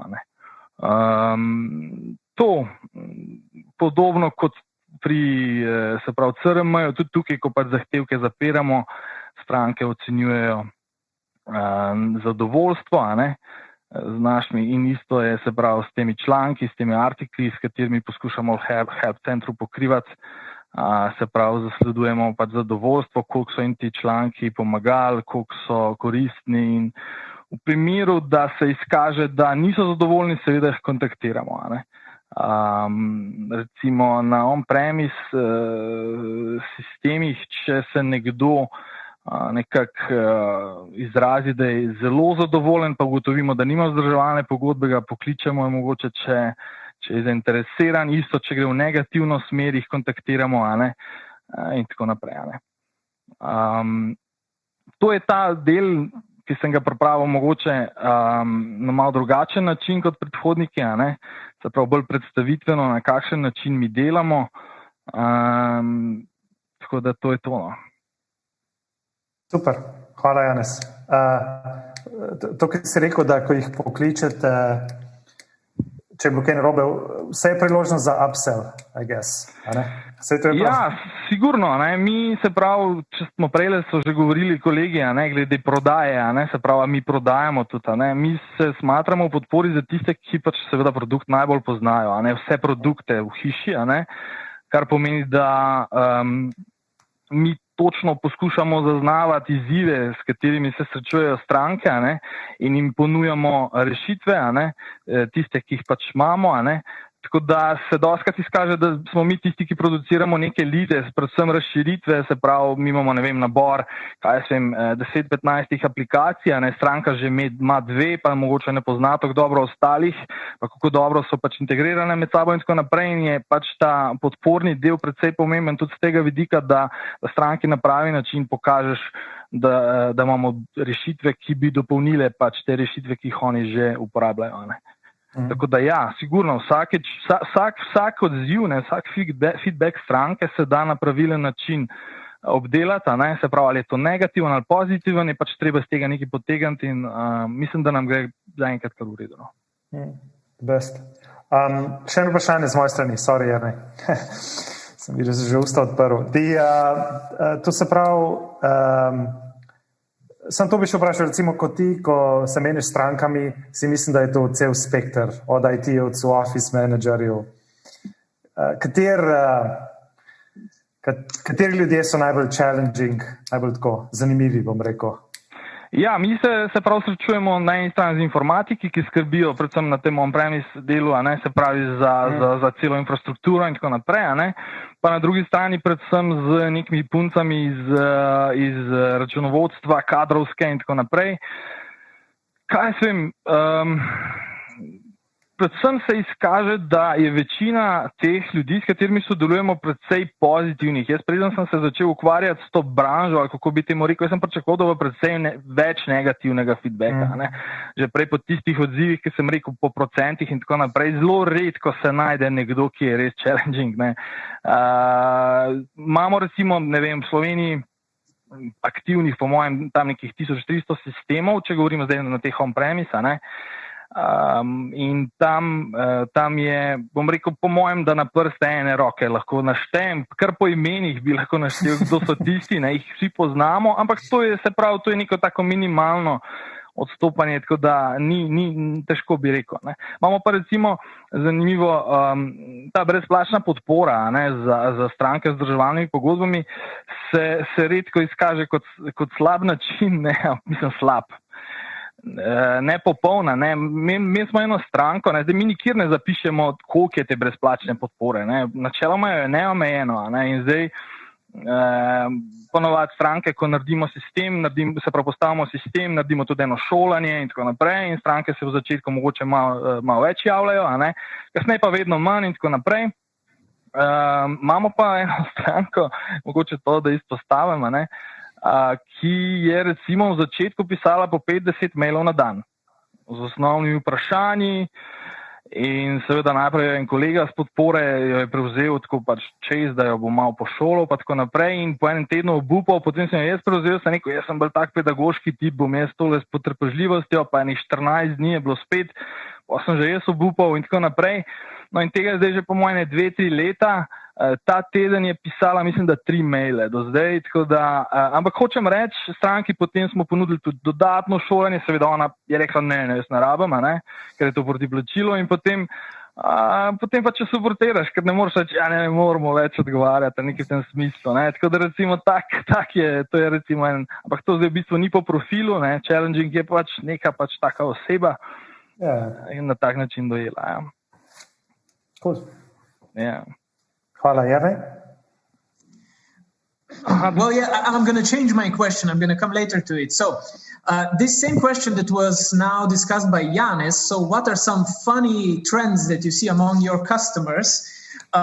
Did Gasper and Marin, did you also find anything like that? For example, we have a company here that has somehow found out that on Wednesdays they get the most silly questions. I don't know how they came up with it, but somehow Wednesdays and the full moon is the time when the most crazy people get online and they ask everything they were shy to ask before.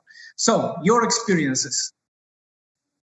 In my experience, I would say Friday is always the day where something crazy important pops up and a fire starts, like either the app goes down or whatever happens, or a client encounters a problem which is super urgent. It's always on Friday, and since we work with US clients, it's always like 8 in the evening our time here, and you're like, this is a great start of the weekend. Let's now first deal with that for another 2 to 3 hours. So yeah, late Friday hours or just Friday as a whole. Hate it. Marine? Yeah, agree. I was thinking about the same. Client always want to launch campaign on Friday because they don't want to miss the weekend. So they are basically late, and we should have launched a campaign on Monday. They are late, and on Friday say, "Oh, okay, now you have to react really quickly." But sometimes it's not for their good, and sometimes it's good to say to them, "No, it's not the best strategy, because if something happened during the weekend, there's nothing we can do." So sometimes we say just basically, "No, it has to wait for Monday because we need to look at it really on a daily basis." So sometimes we just say it will wait. Of course, we can add that, and if there is no risk for the client, we can launch it on Friday, but sometimes we need to make them understand that it's not a good strategy. Excellent. Now to the question that I was planning to ask before. So the specialty of the customer experience is, of course, the human touch that we have. But with automatization and with AI, what are your experiences in this field? And have you played with the AI responses and effectivity and all of that? What happened? Marine, would you start? I don't know if we can speak about AI, but we are a tech company, so we develop some new algorithm that optimize our ad campaign automatically. So it's more on our field, like that could replace the human action, I would say. But for us, it's good news because the algorithm will do a really time-consuming task, so it will allow us to focus on more added value missions, such as QBR, calling our clients more regularly. So it helps us on our daily basis. Yeah. Gasper? Yeah, for us, we don't do too much automation just yet, because we do try to keep that personal touch alive as much as possible, just due to dealing with a lot of pretty important stakeholders in different companies, because we are often talking to the VP or the C-level of employees, and you can't really automate that much when you're dealing with them. So yeah, we remain high touch, but still on a personal level with a human being actually doing the outreach, unless there's some like minor tasks which could be kind of understood as just alerts or something like that coming from our platform's end. So yeah, fully humanized, almost fully humanized at the moment, and pretty much very high touch, but due to our segment of clients we're dealing with. Janez? Ja, kar se te avtomatike tiče, je tako, da recimo, če govorimo on-premise, se pravi, ko zahtevek odpremo, stranka seveda dobi obvestilo o tem, to je pač nek minimum, o katerem že piše, se pravi, te zadeve, pogoji, glede na to, katera stranka to je, kdaj se bomo javili in tako naprej. Zdaj, tukaj sem videl eno vprašanje, sicer tudi v chatu, se pravi, kakšni odzivni časi. Mi imamo po pogodbi same or next business day, ampak to ne pomeni nič, bom rekel v tem smislu, mi pač odgovorimo takoj, Se pravi, zdaj, če bi šli realno gledati odzivne čase, se pravi, te on-premise imamo tam nekje, po mojem, 3 ure, povprečju, kar se tiče, ampak to gre se pravi za te neke večinoma slovenske stranke, Če bi gledali pa v cloudu, je pa to čist neka druga pesem, tam so pa pač minute.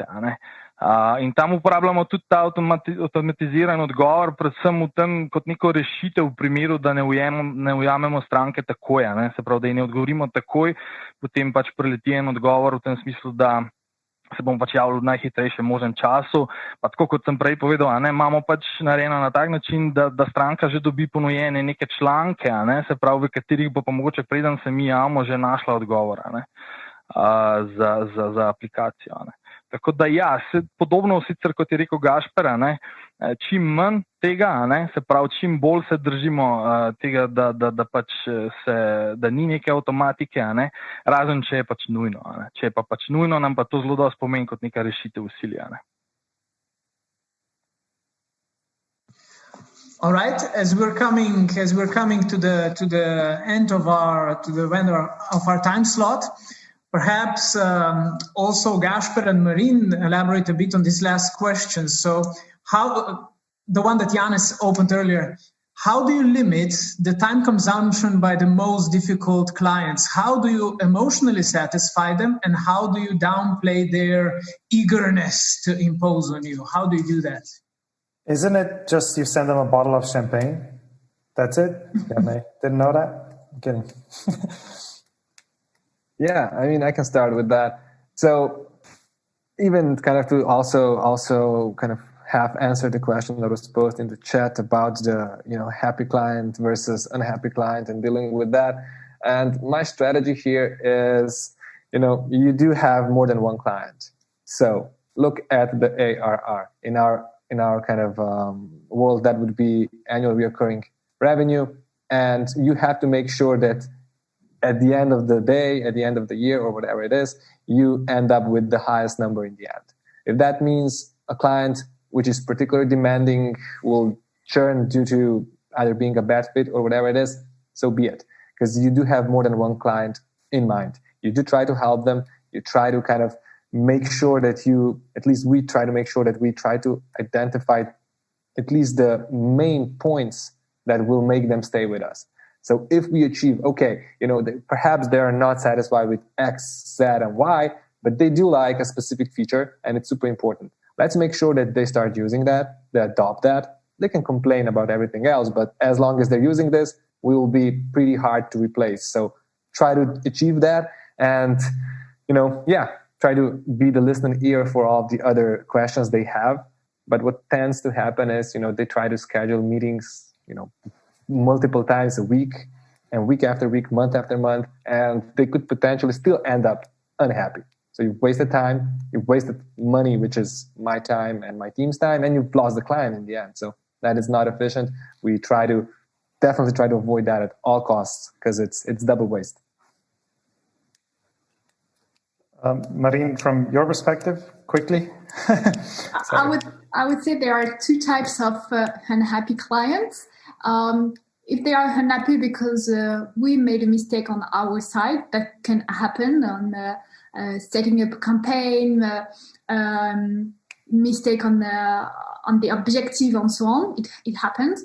I think the most important thing is to react and assume that you can make a mistake. It's not the good strategy won't be to say no, we did not. We didn't do anything wrong on our side, and admit that maybe sometimes it didn't work correctly along the whole sales process, and see how you can react by a commercial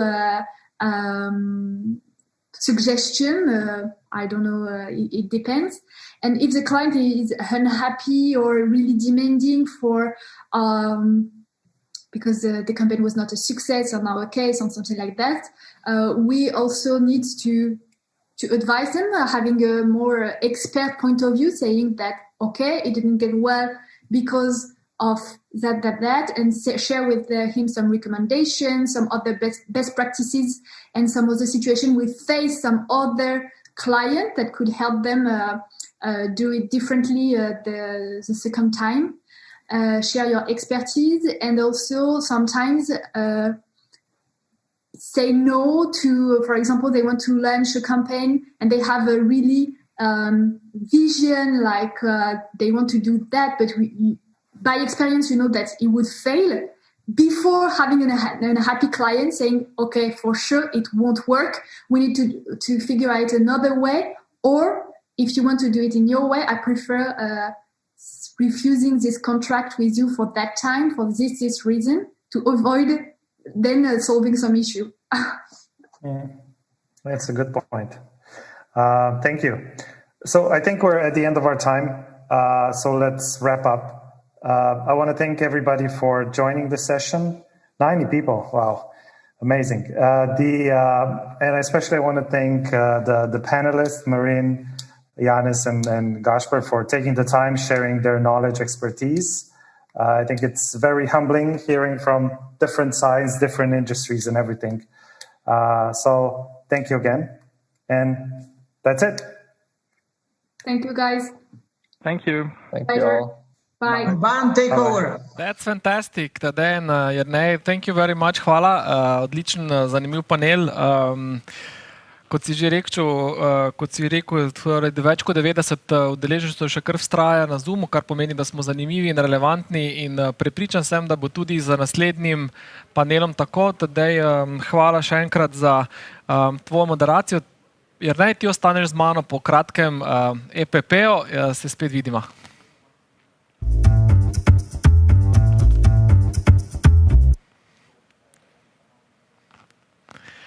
Evo, še ena sladka tema na današnjem repertoarju, Jernej, tranzicija iz start-up v scale-up podjetja.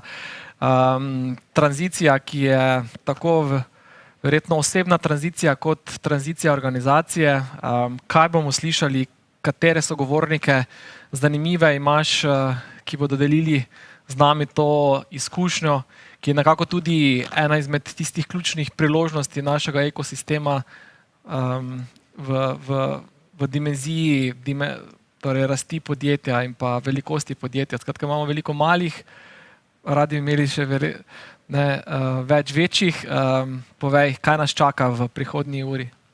Jaz se strinjam, mislim, da imamo kar velik krč na tej temi, kako preraščati iz malega v veliko, in tu imamo tudi kar nekaj ročnih zavorov zdigenih, Za nekatere niti ne vemo, se niti ne zavedamo, da so v nas, nekatere so v founderjih, nekatere so v ekipih, nekatere so kar v splošni kulturi, ki je okrog nas.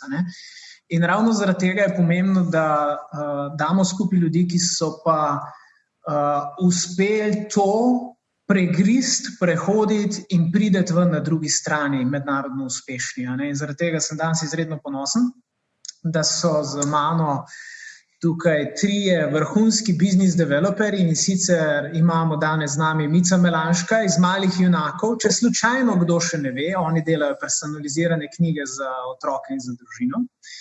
Potem je z nami Matjaž Krč, EKVB, rastejo ko gova, in tudi zanimivo, do mogoče še kakih 2 let nazaj večina Slovenije ni slišala za njih, kljub temu, da so na svetovni ravni v svoji niši prime provider. Oni delajo visoko zmogljive in estetsko čudovite tekočinske hladilne sisteme za računalnike, za avtomoto in se seveda širijo še v ostale panoge.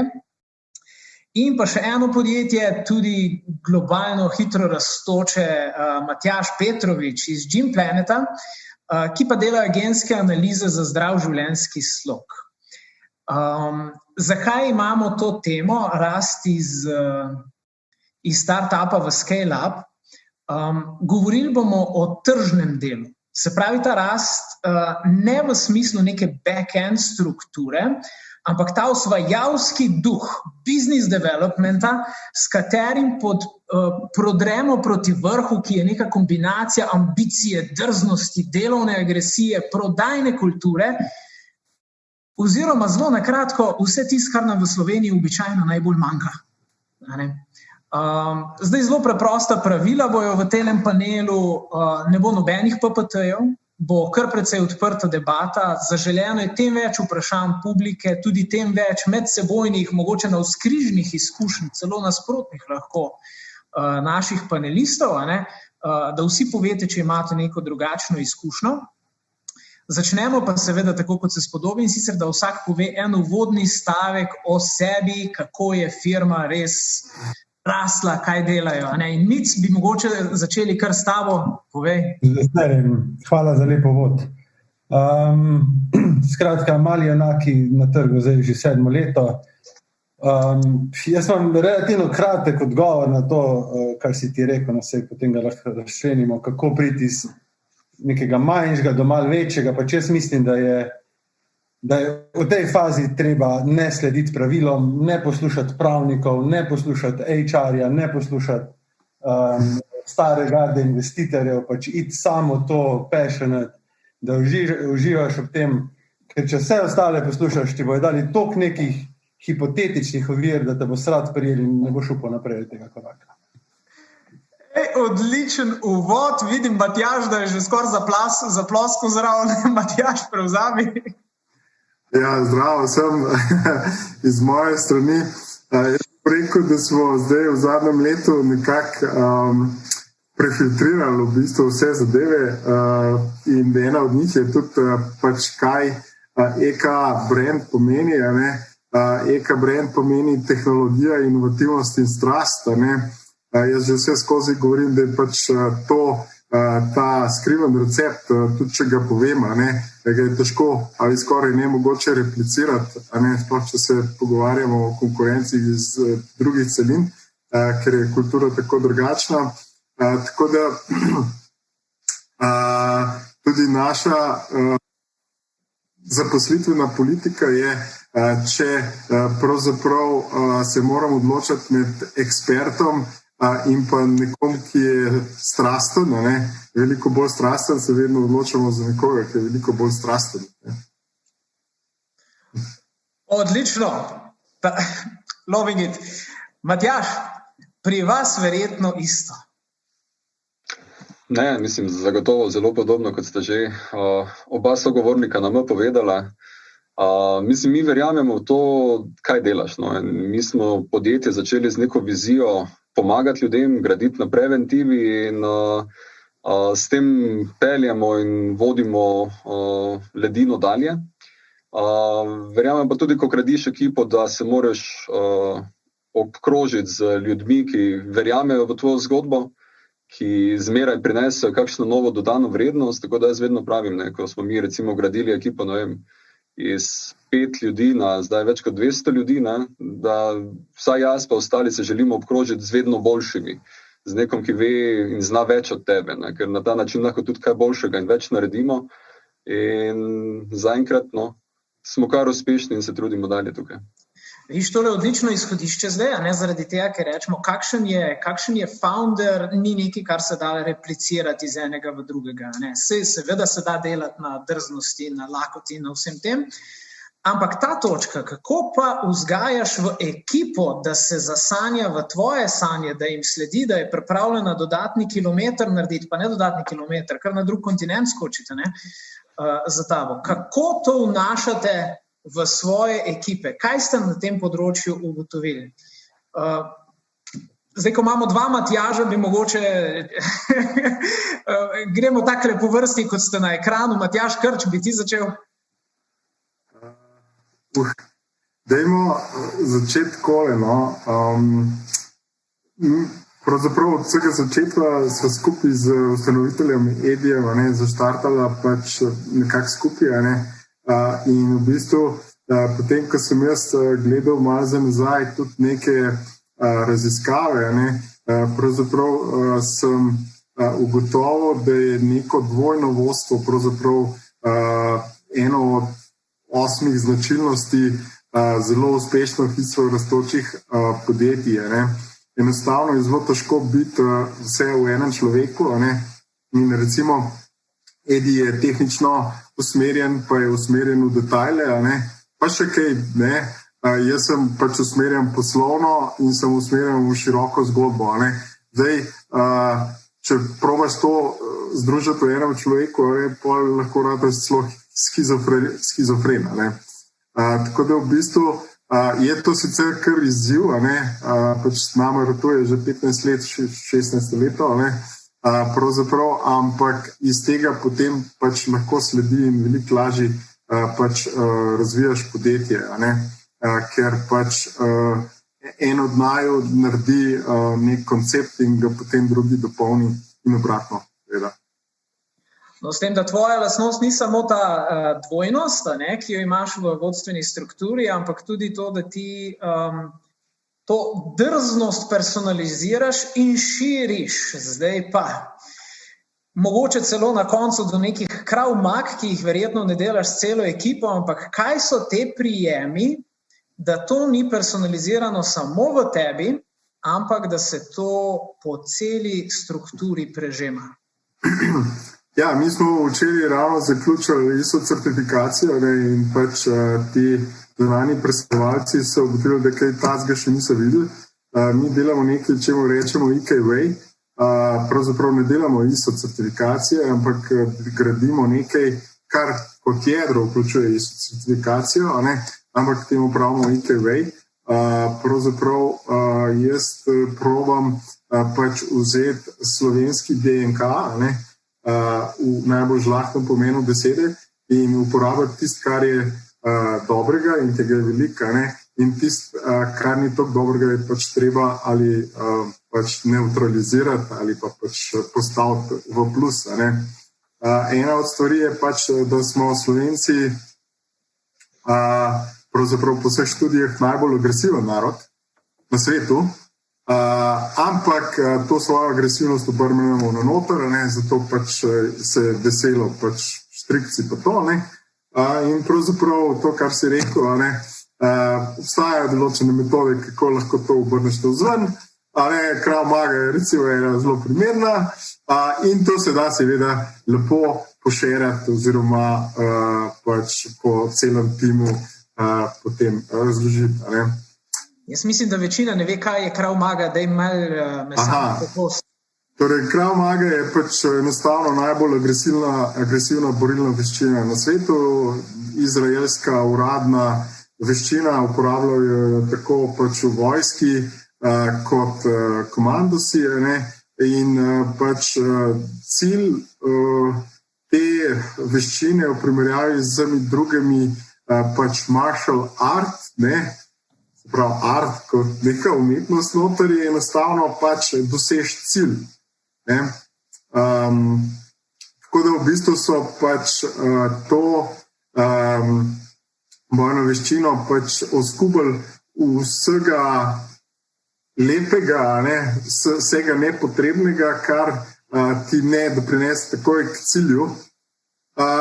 In seveda, če greš to, moje mnenje je, da moraš fizično iti čez neko transformacijo, potem pač možgani sledijo. Ko greš čez to, potem ugotoviš, da so tvoji limiti čist drugje in svet vidiš na drug način. Odlično. Matjaž Petrovič, kako vi v celo to strukturo, to lakoto in ambicijo in vse to vnašate?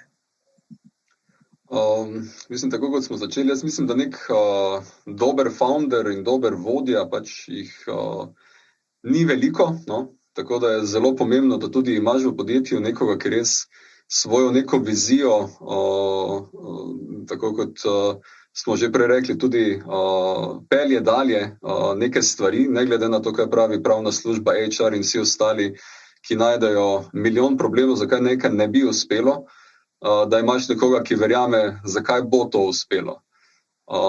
In mislim, da smo tudi vsi v vseh naših poteh prehodili kakšno pot, kjer smo se obkolili s kakšnimi ljudmi, ki tega niso podpirali, pa niso verjeli. In je prav, da tudi si najdeš ekipo, ki pa pomaga k temu, da neke stvari zaživijo, uspejo in pa na koncu prinesejo nek uspeh. Mislim, v vsakem primeru je tudi ta pot povezana z en kup faili in nekimi stvarmi, ki so bile prav, da so se zgodile, da vidiš, kaj delaš narobe, da sploh vidiš, kaj je potrebno na koncu narediti. Ampak kako pa to širimo po podjetju? Kot rečeno, mislim, mi imamo, pri zaposlovanju dve mantri.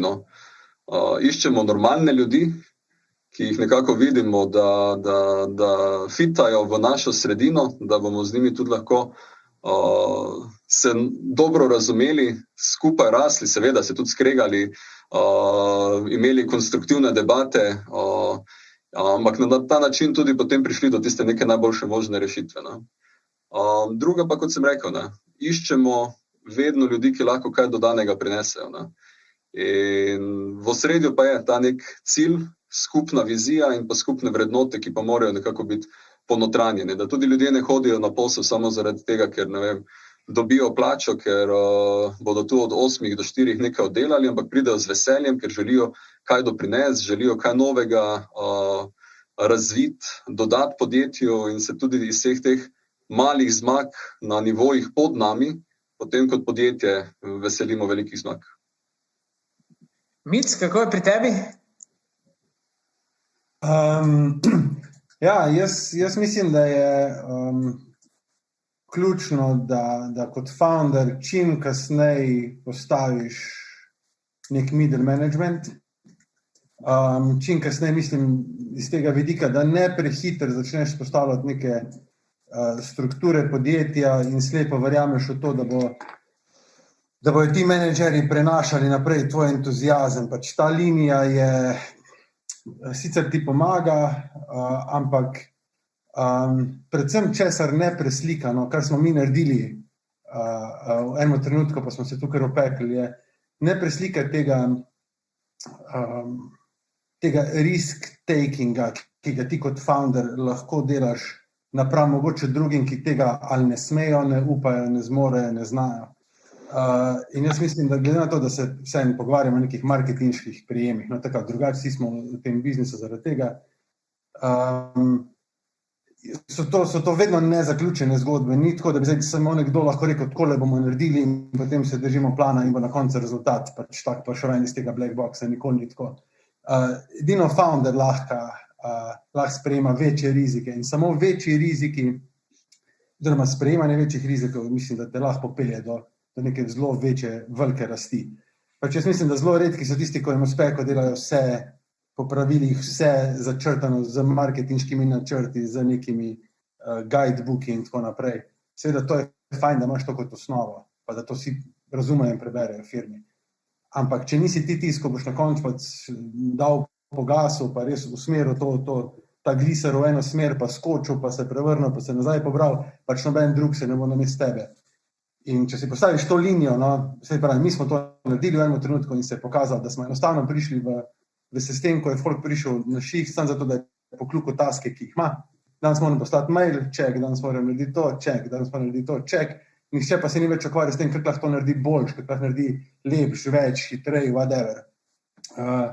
In smo nazaj dali to linijo stran, oziroma zelo izobrazili, ponekod jo dali stran in smo spet mi nazrada tam tista, ko veliko teh stvari ženeva naprej iz prve roke. Tako. Kako imaš danes vloge postavljene v firmi za to, da se to dobro izvaja? Se pravi, šel si iz kake so bile prej vloge, pa kake so zdaj? Mislim, čisto na začetku smo bila midva kot founderja, Rado je skrbel za nek business development, jaz sem skrbel za kreativo in marketing. In zaposlovanje je pri nama šlo glede na potrebe. Iz mojega vidika, ko sem jaz rabo nekoga, da prevzame fotografijo izdelkov, sem si dobil tukaj pomoč in tako naprej. In sem vedno še jaz bil upleten v te zadeve. Potem smo postavili neke menedžerje v tistem trenutku nepravilno. Torej, situacija zdaj je taka, kot smo takrat upali, da bo, pa smo jo narobe zastavili. Nismo se toliko ukvarjali z menedžerji. Pač zelo težko se je ukvarjati z menedžerjem, če sam nisi menedžer. Mi nismo menedžerja, ne znamo, nimamo teh znanj, nismo bila vzgojena v tom, ampak smo zelo operativca in smo najprej mogla se midva upeči, fejlati, kako postaviti menedžerje, videti, da ne gre tako, iti korak nazaj, se midva izobraziti, dobiti pomoč strokovno in tako naprej in potem s tem znanjem iti še enkrat postavljati ta middle management. Tako da si struktura je zdaj malo bolj, ne bom rekel hierarhična, ampak malo bolj menedžerska. Je pa še vedno ista, kar je bila takrat, samo takrat je bila slabo postavljena. Matjaž Krč, kako je pri tebi? Kakšne so vloge za to, da je ta duh osvajalski še vedno osvajalski? Jaz drugače čisto razumem Mico, čez kaj je šel in čez kaj gre. Jaz sem tudi se že upekel prej kdaj v življenju. Mi smo zadeve zastavili res na kulturi. Pravzaprav in vsega začetka gojimo neko kulturo, sem rekel EKV, ki rečemo, da bom večkrat bolj konkreten, pač delamo na tem, da so pravzaprav vsi drzni. Zdaj, kako to zgleda pravzaprav in kako to ljudem dopovedati, pač različni načini so, bom samo enega predstavil, ki je meni zelo zabaven, drugim ni bil, pa zdaj mi je tudi. Pač enostavno, mi imamo na zadnjem kolegiju v decembru, imamo, se pravi, silvestrski kolegij, kakor novoletni kolegij, imamo eno točko, ki rečemo the biggest fuck up. In v bistvu vsak mora povedati, kaj je najbolj zajebo. In pravzaprav potem moramo mi oceniti, ali je bil to ta prav fuck up, kar je dobro, in ga pohvalimo, ker v bistvu, če ni pač orang fuck up, to pomeni, da je premalo drzen. Mi v bistvu načrtno gojimo to kulturo drznosti, zato ker je pač logično, Cagov fant ni še nikoli pri Facebooku spal, torej če hočeš pač postati številka 1 na svetu, definitivno ne moreš z kljubcanjem nekih taskov tja prideti, razen če bi bil to narobe svet. Tako da v bistvu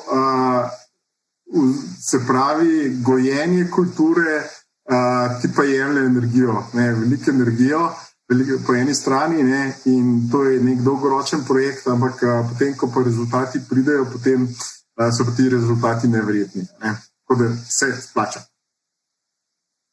Kaj pa v Gym Planetu, kako imate vloge razdeljene za to, da je osvajalski duh živ vsak dan? Jaz mislim, da imamo vsi, ki iz nekih startupov imamo neka skupna izhodišča.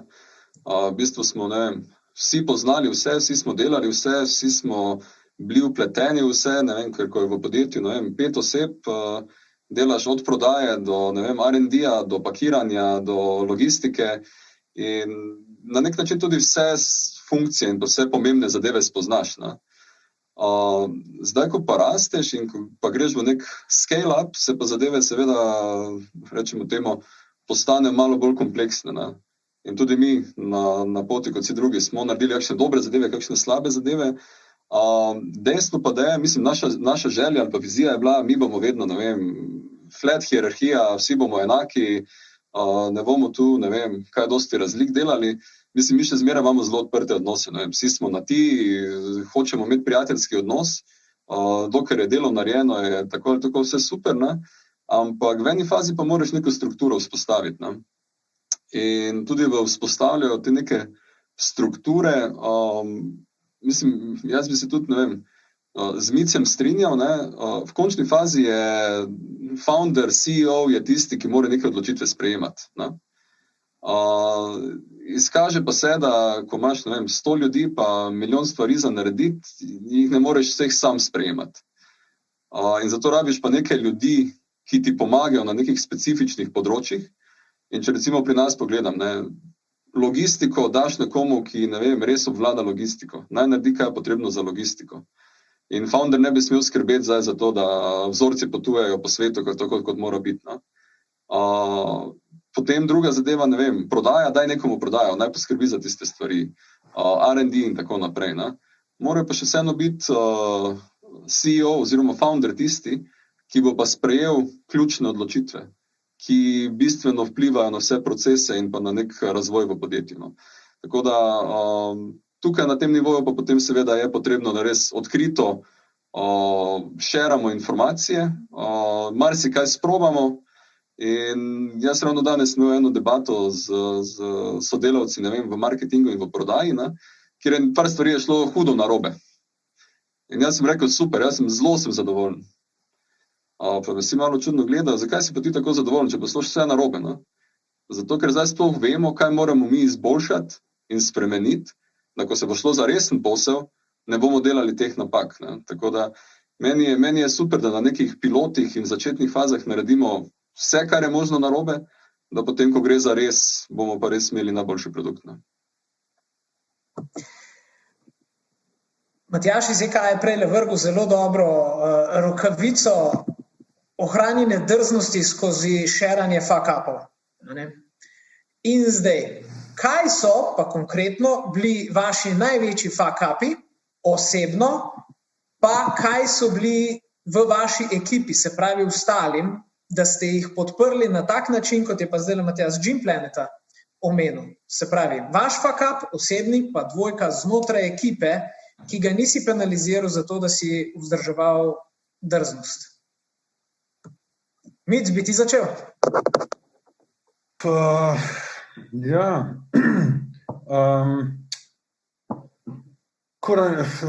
Mislim, fuck up, da bi zdaj rekel, da sem ogrozil firmo ali pa kaj takega. Jaz mislim, da tega na srečo še nisem dal skozi.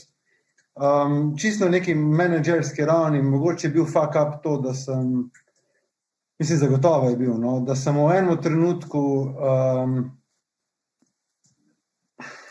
trenutku predal preveč stvari naprej ljudem, ki niso bili za to kvalificirani, oziroma niso imeli znanj ali pa niso imeli dosti mentorstva z moje strani. Pričakoval sem preveč od njih, jaz sem se pa osredotočil na neke stvari znotraj podjetja, ki so tam nastale samo zaradi tega, ker smo rasli in je to bilo nujno zlo, da se z njimi ukvarjam. Nič nisem prispeval k rasti podjetja, same po sebi, ampak sam recimo gasil požare na tisoč in enem koncu. Tako da v tistem trenutku vem, da je podjetje zastalo, to je bilo tudi tisto, kar sem prej omenil. Kar se tiče pa pri nas spodbujanja teh zajebov, no, jaz mislim, da imamo kulturo, ki to zelo, zelo podpira. Imamo pa tudi, po eni strani se mi zdi, no, da imamo malo privilegij, ker mi vse delamo na B2C levelu, kar pa delamo on-demand produkt, to pomeni, ko prije naročilo, ga šele stiskamo, za oglaševanje uporabljamo social media, kar pomeni, da je zelo skalabilno in gor in dol, kar pomeni, da odziv na morebiten zajeb je lahko instant. Ni tako, da bi neki vlekli in bi šele po določenem času videli, da smo zajebali. Tudi imamo nekih ključnih strank, recimo v tem primeru, kar je prej vprašal. Tako da hitro znamo odreagirati in na srečo še nikoli ni prišlo do nekega drastičnega scenarija, ko bi rekel, zdaj smo pa čist onemogli. Mogoče se nam dogaja res na ravni poslovnih partnerjev, kot so tiskarne, logistika, ker mi vseeno hočemo furati neke svoje standarde, ki so bili za marsikoga, sploh zato, ker prihajamo počeni Slovenčki tam izpod Alp, do nekih Američanov, ki so in sploh z nekimi svojimi predlogi, češ mi in njim pamet solimo, kako morajo delati. In smo večkrat dobili mogoče kako negativna reakcija, ali pa tako pač res totalen blok, pač ne bomo se več z vami ukvarjali, ker ste preveč zahtevni. Tako da tu smo mogli najti neko malo manj balkansko pot, no, da nismo šli res na nož s temi Američani, ampak drugače pa mislim, da hitro pogasimo požarčke, no, če nastane. Matjaž, v EK-ju, kaj so bili fuck-ups? Moj fuck-up, največji fuck-up lanskega leta je bil zato, ker sem preveč dolg čakal, ker pač smo imeli človeka, Kitajca, ki je naredil strategijo za Kitajsko. Jaz sem vedel, da stvar ne funkcionira, pa pravzaprav sem čakal celo leto, tako da sem šele konec novembra ga pač se mu zahvalil za sodelovanje. In zdaj iz tega je nastala ena velika priložnost, o kateri sicer še ne morem govoriti, ampak nekaj velikega se zdaj dogaja na Kitajskem. Tako da to je pač bil moj zajeb. Kar se tiče pa pač človeka iz mojega tima, je pa bila ena zanimiva zadeva. Se pravi, mi smo že delali za enim od velikih igralcev, se pravi, iz predvodniške industrije, na enem pač produktu, in ko se je ta produkt zaključil, oziroma že predtem so oni spraševali, kaj imamo novega za ponuditi, ker so hoteli z novim izdelkom tudi delati z nami. In enostavno pač je zajebal. In pač zdaj nismo noter. Zdaj, ko smo šli gledati pravzaprav, kaj se je zgodilo, na površju je izgledalo pač, da enostavno ni bilo časa, da ima človek preveč dela. Ko smo šli v globino, smo ugotovili, da pravzaprav ne zna zdelegirati, zato ker je imel vse skozi pač ne samo opolnomočenje, da bi zaposlil nove ljudi, ki bi pač lahko projektno vodili, ampak enostavno ni mogel pravzaprav predati, ker je hotel imeti vse pod svojo kontrolo. Tako da v bistvu mi imamo zdaj en zelo lep projekt treniranja vodenja, kjer je zajet pravzaprav čist celo podjetje. Praktično nas je zdaj, pred 2 tedni nas je bilo 173, zdaj najbolj že kaj drugače. In v bistvu so vsi do zadnjega vključeni, pa še nekateri zunanji, v tem, da pa pač razvijamo ta veščino. Tako da pač mi detektiramo in potem probamo pač takoj izboljšati zadevo ali pa spremeniti priložnost. To je pa še najbolj. Morda na tej točki še gremo en korak naprej in sicer prej ste vsi povedali, da interno držite drznost navzgor s tem, da se napake dovolijo in celo spodbujajo, vkolikor se ne ponavljajo. 2, da ne pustite, da bi struktura zadušila ambicijo, sploh ne z argumentom, da bo pol več prostora za ambicijo, ampak to so zdaj poteze navznot. Vedno je pa pomembno, s kom se obkrožiš. Kako ste vi obkroženi eksterno, se pravi vaši partnerski, tudi to, kar si zdaj Matjaž ti govoril, kakšne partnerje zbirate, kako jih vzdržujete, kako na tej ravni sebe opremite za prodornost? Matjaž, kar nadaljuj. Mi se obkrožimo moramo definirati partnerji.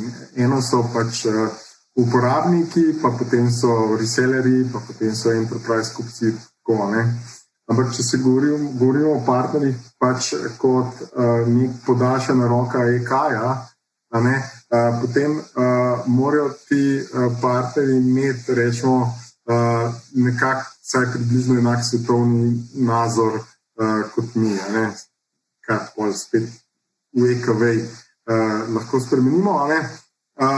In v bistvu je tako, da imajo ljudje na začetku kar težave s tem prilagajanjem, ampak če so vrednote prav postavljene v svetovnem nazoru pod njih, potem pač dejansko ni problem. Mi delamo na tem, da imamo različne poglede, vendar morajo biti ti pogledi seveda drzni. Drzni ne v tem smislu, da so brezumni, da ni razmisleka od zadnje, ampak zame je definicija drznosti pravzaprav ta, ne samo, da si zamisliš nekaj, kar še ni noben, ampak da tudi razmišljaš o vseh tveganjih, ki pač bojo nastala in jih probaš že v začetku, v viziji, v planu nekako abstrahirati. Najti način, kako ali zaobideti ali kakorkoli. A to pomeni, da imaš, ko greš spoznavati kakšne bodoče partnerje, imaš prav kakšne drobne trike, teste in to, kako testiraš ta svetovni nazor, to drznost? Sej, že kemija mora biti, pravzaprav, že pri kemiji se začne in dejansko je dovolj, da pač razlagamo, kaj je in na kakšnih vrednotah mi stojimo. Namreč mi smo glih računali, porabili 4 mesece, 6 ljudi, se pravi praktično 2 človek leta, da smo pravzaprav sestavili nekaj, čemu rečemo company GPS, kamor pravzaprav vedno, ko smo v dvomih, pravzaprav pogledamo in najdemo vse odgovore. Notor je tako naša zvezda Severnica kot poslovna strategija, vrednote, v bistvu cilji za deležnike. Imamo 3 vrste deležnikov, se pravi, prva je naša ekipa, kjer je cilj, da pač naredimo najboljše delovno okolje, kjer delaš job svojega lifea, tako za uporabnika, kjer jih navdušujemo vsak dan na novo, in pa pač za lastnika, kjer je pač sta 2 cilja, ena je pač rast in druga je EBITDA. Tako da v bistvu so stvari dosti transparentne in v bistvu se da dosti enostavno pogovarjati, pravzaprav z vsemi notranjimi ali zunanjimi. Kako pa v Gym Planetu, Matjaž? Začnemo s fuck-upi ali s partnerji? V bistvu, ne vem, kar se tiče recimo zunanjih partnerjev, no, mi smo, svoj čas smo veliko delali z distributerji, ampak to konstantno zmanjšujemo, ker želimo imeti nek končen stik s temi našimi poslovnimi partnerji. No, mislim, mi večino delamo B2B, delamo, ne vem, z zavarovalnicami, z laboratoriji, z medicinskimi centri in v končni fazi smo videli, da smo tu bolj uspešni, če zgradimo neke zgodbe skladno z našo vizijo, kot pa da to delamo skupaj s partnerji. Kaj se pa partnerjev izkazalo, pa je, da recimo tisti, ki so nam bili bolj podobni, s tistimi še danes sodelujemo, tisti, za katere smo že v štartu vedeli, da imamo kakšne zelo različne nazore, se je hitro izkazalo, tudi v poslu zadeve ne funkcionirajo dobro. Ne? Tako da imamo, ne vem, distributerje v Izraelu, na Nizozemskem, s katerimi se konstantno dobivajo, pridejo v Slovenijo na pivo, mi gremo na Nizozemsko, gremo kaj dobrega pojesti pa spiti. In mi imamo, mislim, tudi gradimo nek partnerski, ne vem, prijateljski odnos, ne nazadnje. Ne? In če imaš ti nek prijateljski odnos s komerkoli, tudi dosti lažje delaš posel na koncu. Ne?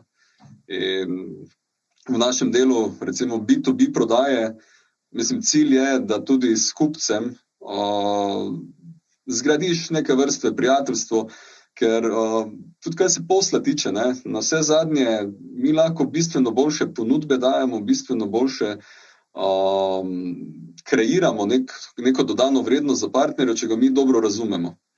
In če ti nimaš nekega dobrega odnosa z sogovornikom na drugi strani, ti 90% stvari ne bo povedal. Tako da je ključno v vseh teh nekih odnosih res imeti nek iskren, dobronameren, odkrit odnos in mislim, da v teh primerih, ki smo to bili sposobni narediti, so se tudi najbolje zadeve potem na koncu izpeljale. Sem videl, da si se zasmejal, a se ne strinjaš? Prosti, ne, zasmejal sem se, ko mi eden tule na vašem četu nekaj piše. Ok, pardon. Drugače, kaj se pa fuck-upov tiče, pa ja, mislim, ena takšna zadeva, ki se nam je pred leti dogajala, je, da smo mogoče res potisnili osebe v neke situacije, kjer so bili obsojeni na propad. Torej, ali smo nekomu dali preveč dela, zadeve, ki ni bil kvalificiran, premalo podpore z naše strani, tako da tudi tu smo se naučili, da neka pričakovanja moramo mogoče postaviti na neke realna tla in na dolgi rok to zagotovo prinese v kakšne boljše rezultate. Ne? Aha, super, thanks. Mic, pri tebi gradnja partnerjev zunaj, da hkrati da tebe pospešujejo, pa ti njih. Na kak način to postavljate? Bom kar zgodbo povedal, v bistvu nadaljujem tisto, kar sem prej rekel. Mi smo vse mali slovenčki, rado zgleda tako kot nek palestinski borec za osvoboditev, jaz gledam kot nek Indici, mi smo šla biznis delati v Ameriko. In prva reakcija teh Američanov je vedno, it's awesome, vse bo super, vse bo the best, povejte mi, vi sam povejte, kako hočete, mi bomo to naredili, vse bo the best. In smo šla takrat na poslovno potovanje v Ameriko in smo šla na tiskarno mislim, da v Texas, ko smo se dobili, ful lep sprejem, vse je bilo res tako pač proper ameriško, tako da bi rekel res iz ene knjige od enega marketingaša, kako moraš delati s partnerji, by the book. Pogostitev, večerja, to vse se nam predstavlja.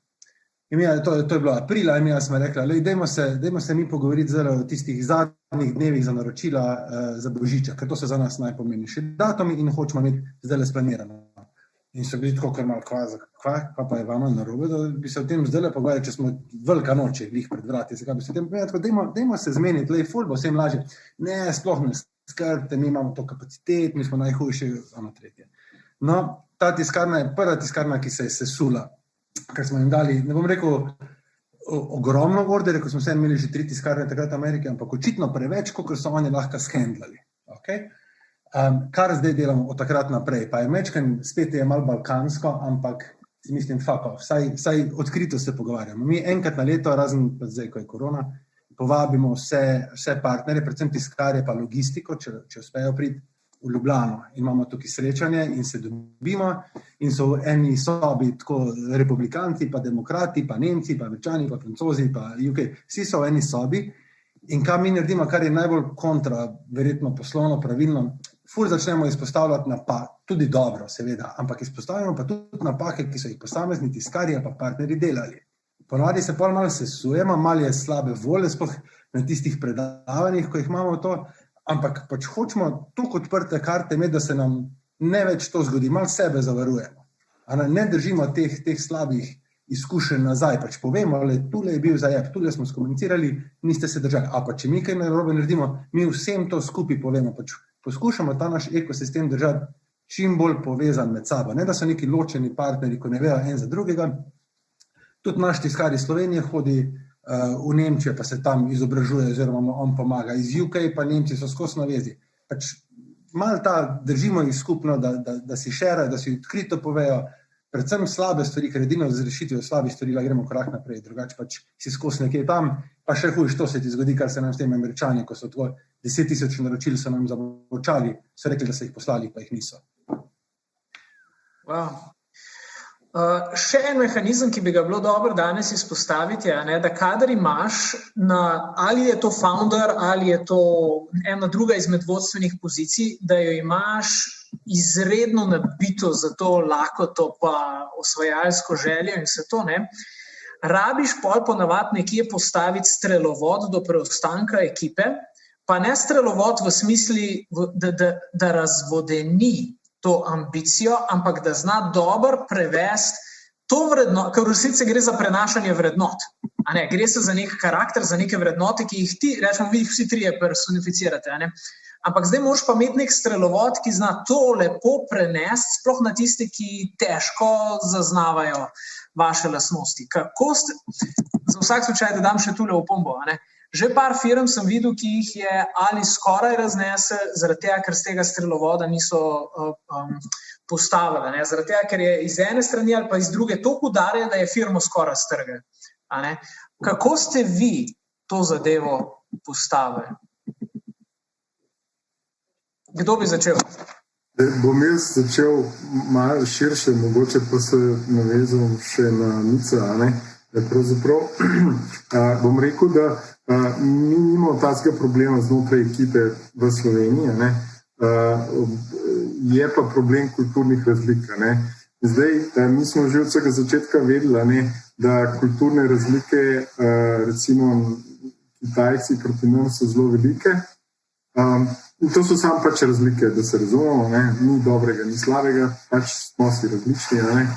Ampak zdaj v zadnjem času smo ugotovili, da pravzaprav so Američani isto čist drugačni od nas, čeprav pač ne zgledajo, ampak zato je še malo bolj zavaravajoče. Pravzaprav namreč govorim o tem, da pravzaprav spet ponavadi se beseda uporablja slabšalno. Ta beseda jaz uporabljam vedno pač pozitivno. Mi smo Balkanci. Kot Balkanci pravzaprav mi znamo, imamo širino in moramo znati zadeve speljati, pač ker vemo, da je drug ne bo. V Ameriki so precej bolj, imajo ožji pogled na zadevo in rabijo pač imeti razloženo, nekdo jim mora razložiti. Bom povedal samo en tak zelo simpatičen primerček. Se pravi, lansko leto je EKA bilo eno od prvih podjetij, ki se je odločilo za to, da dela od doma, preden je pač vlada odredila in tako dalje. In smo v 3 dneh pač pravzaprav prišli iz tega, da smo postavili infrastrukturo, tako da lahko delamo od doma. In to je bilo vse zelo rečemo umirjeno in vsi smo lepo v miru lahko pač naredili do konca v službi in potem smo šli domov. Začeli smo uporabljati Teamse, Microsoftova verzija Zooma, dajmo lahko reči, če kdo slučajno ne ve. In potem smo prišli do te zgodbice, ko je nekdo iz ameriške ekipe rekel, kako, I need training for Teams. In tako pač so se pogovarjali in je bilo tako, ko je pač en od naših v Sloveniji rekel, kaj pa če ne bom znal, pa ne vem, si naložiti pa to, ne? Ja, potem te ne bom na sestanku, a ne? In je bil na sestanku, ne? Pač kaj, ne? Medtem, ko tam smo se ukvarjali o tem, kako pač on rab trening in tako dalje, ne? Ful smo si različni. In isto časovno, ne? Mi imamo časovnico v glavi. Oni, po mojih izkušnjah, adijo pamet. Vse še čas. Alo, treba narediti to. A ja. Ne? In to je treba skozi imeti v glavi, ko pač handlaš. Ne? In spet lažje je, a ne, vidiš Kitajce, ja, ok, drugačni so. Ne? Američan, vse isti kot mi. Ne. Šolski sistem pravzaprav te oblikuje, a ne? In oblikuje to tako, da pač v Sloveniji nas nafilijo s fotografijo, ki nam da neko širino, a ne? In tam oni delajo na samozavesti, a ne? Prezentirajo in ko pogledaš, ne, v bistvu ne. Ja, ne. Lej, na dolgi rok se ve, kdo zmaga. Ja. Eka, vedno poseben tvoj način strelovoda je, da si balkaniziral Američane. Mi je zelo všeč. Odlično. Jim Planet, kako je pri vas? Mislim pa, da upam, da nekih teh strelovodov, ki bi do eksplozije vodili, še nismo imeli. No. Jaz mislim, z mojega vidika neke te poganke strel, mislim, da morajo zelo hitro znati identificirati, pa to eskalirati, preden to res kaj eksplodira. No. Tako da, mislim, mi karkoli si v ekipi ne želimo, tu neke kontraproduktivnosti, nekih oseb, ki bi, ne vem, rušile neke vrste harmonijo in pa neko skupno smer. In če vidiš, da nekdo pač ne dela v dobro ekipe, mislim, da moraš to zelo hitro potem tudi razčistiti, si jasno povedati, da nismo za skupaj in iti vsak svojo potno. Mislim, isto s poslovnimi partnerji, ne nazadnje. No. Tako da, jaz mislim, da tudi tu v vseh teh zadevah, kot rečeno, da si iskreno povemo, koliko je ura in kako je na stvari, na dolgi rok pa že kratkoročno edine dobre rezultate tu vodimo. Ampak sreči, no, ni še nič eksplodiralo pri nas. Se mi pa zdi, da to tudi sicer opažam razliko med startupi in scale-upi, kar je danes na našem panelu prišlo že parkrat ven, ne samo pri kadrih, ampak tudi pri partnerjih zunaj ste vsi trije povedali, da veliko hitreje menjate, date stran, karkoli za voljo rasti, napram temu, kar si Matjaž prej rekel, da si čakal leta in leta, ne vem, preporode, obljube, karkoli že pač, da si kasneje postaneš veliko bolj verjetno mission-oriented in pol na osnovi tega selekcijski. Ne, ampak se tudi zadeve se čisto spreminjajo z velikostjo podjetja. Ne. Mislim, ko začneš, ne, ti je vsaka stranka najbolj pomembna stranka na svetu in vsak posel ti je pomemben, ker ga tudi potrebuješ za preživetje. Ne. Ko si pa v eni fazi, kjer moreš eksponentno rast, pa ne moreš skočiti na vsako zadevo. Ne. In tudi tu smo se mi mogli naučiti, reči poslu ne. Torej, tega se zavestno ne bomo šli. Je poslovna priložnost, ampak ni prava poslovna priložnost za nas. Ne. Ker če delaš preveč stvari, na koncu ne narediš pol tistega, kar si zadal. Tako da moraš se v eni fazi tudi zavestno odločiti, tega se pa mi ne bomo šli. Ne.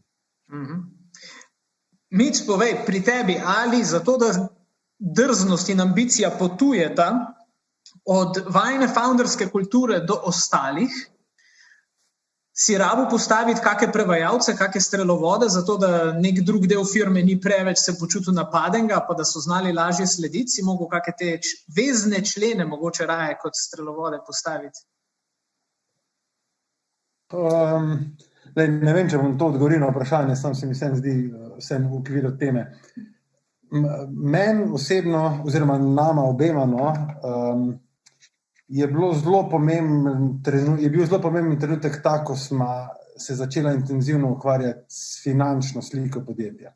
Mogoče se komu zveni zdaj ful simple, pa itak je logično, da se ukvarjaš, sam v resnici res ni logično. Pač, ko ti začneš delati nek startup, ti je računovodstvo, ti je ta zadnja stvar, ti ga sam žgeš in sploh ne gledaš več, kaj delaš, samo da grejo zadeve v pravo smer, po feelingu v pravo smer. In šele par let nazaj smo intenzivno začela se ukvarjati z poglobljeno analitiko, finančno sliko, projekcijami, tako res poglobljeno in še zdaj to je never ending process, tako da še zdaj to delamo. Ampak kaj je mentalno, mogoče to nek strelovod, ki je bil nujen za mene, ko sem vedel, da imam to pod kontrolo oziroma da finančna slika, da je pravilna, sem lahko, podobno, kar je zdaj Matjaž rekel, sem lahko v določenem trenutku jaz sprejel večji riziko, da se z določenimi zadevami ne bom ukvarjal. S tem ne mislim, da niso bile pomembne, ampak sem rekel, tudi če pride do zajeba, je worst case scenario še vedno ok scenarij, ker vem, da je podjetje finančno stabilno In to je bilo meni pomenilo, da sem lahko usmeril svojo energijo tja, ker sem pač najbolj vreden za podjetje. In s tem tudi pravilno vodil ljudi in tako naprej. Ker dokler tega nisem imel v glavi, sem se ukvarjal na 1000 koncih, sam da sem, tako sem rekel, gasil te požarčke, pa držal niti skupno. Tako da meni je ta finančni pogled mi je zelo pomembna. In ali strelovod, ali pa tudi vez z vsemi oddelki, pač vsi morajo biti potolaženi, da lahko sprejemajo rizike in finance so pač jebiga podstat tega. Seveda, super.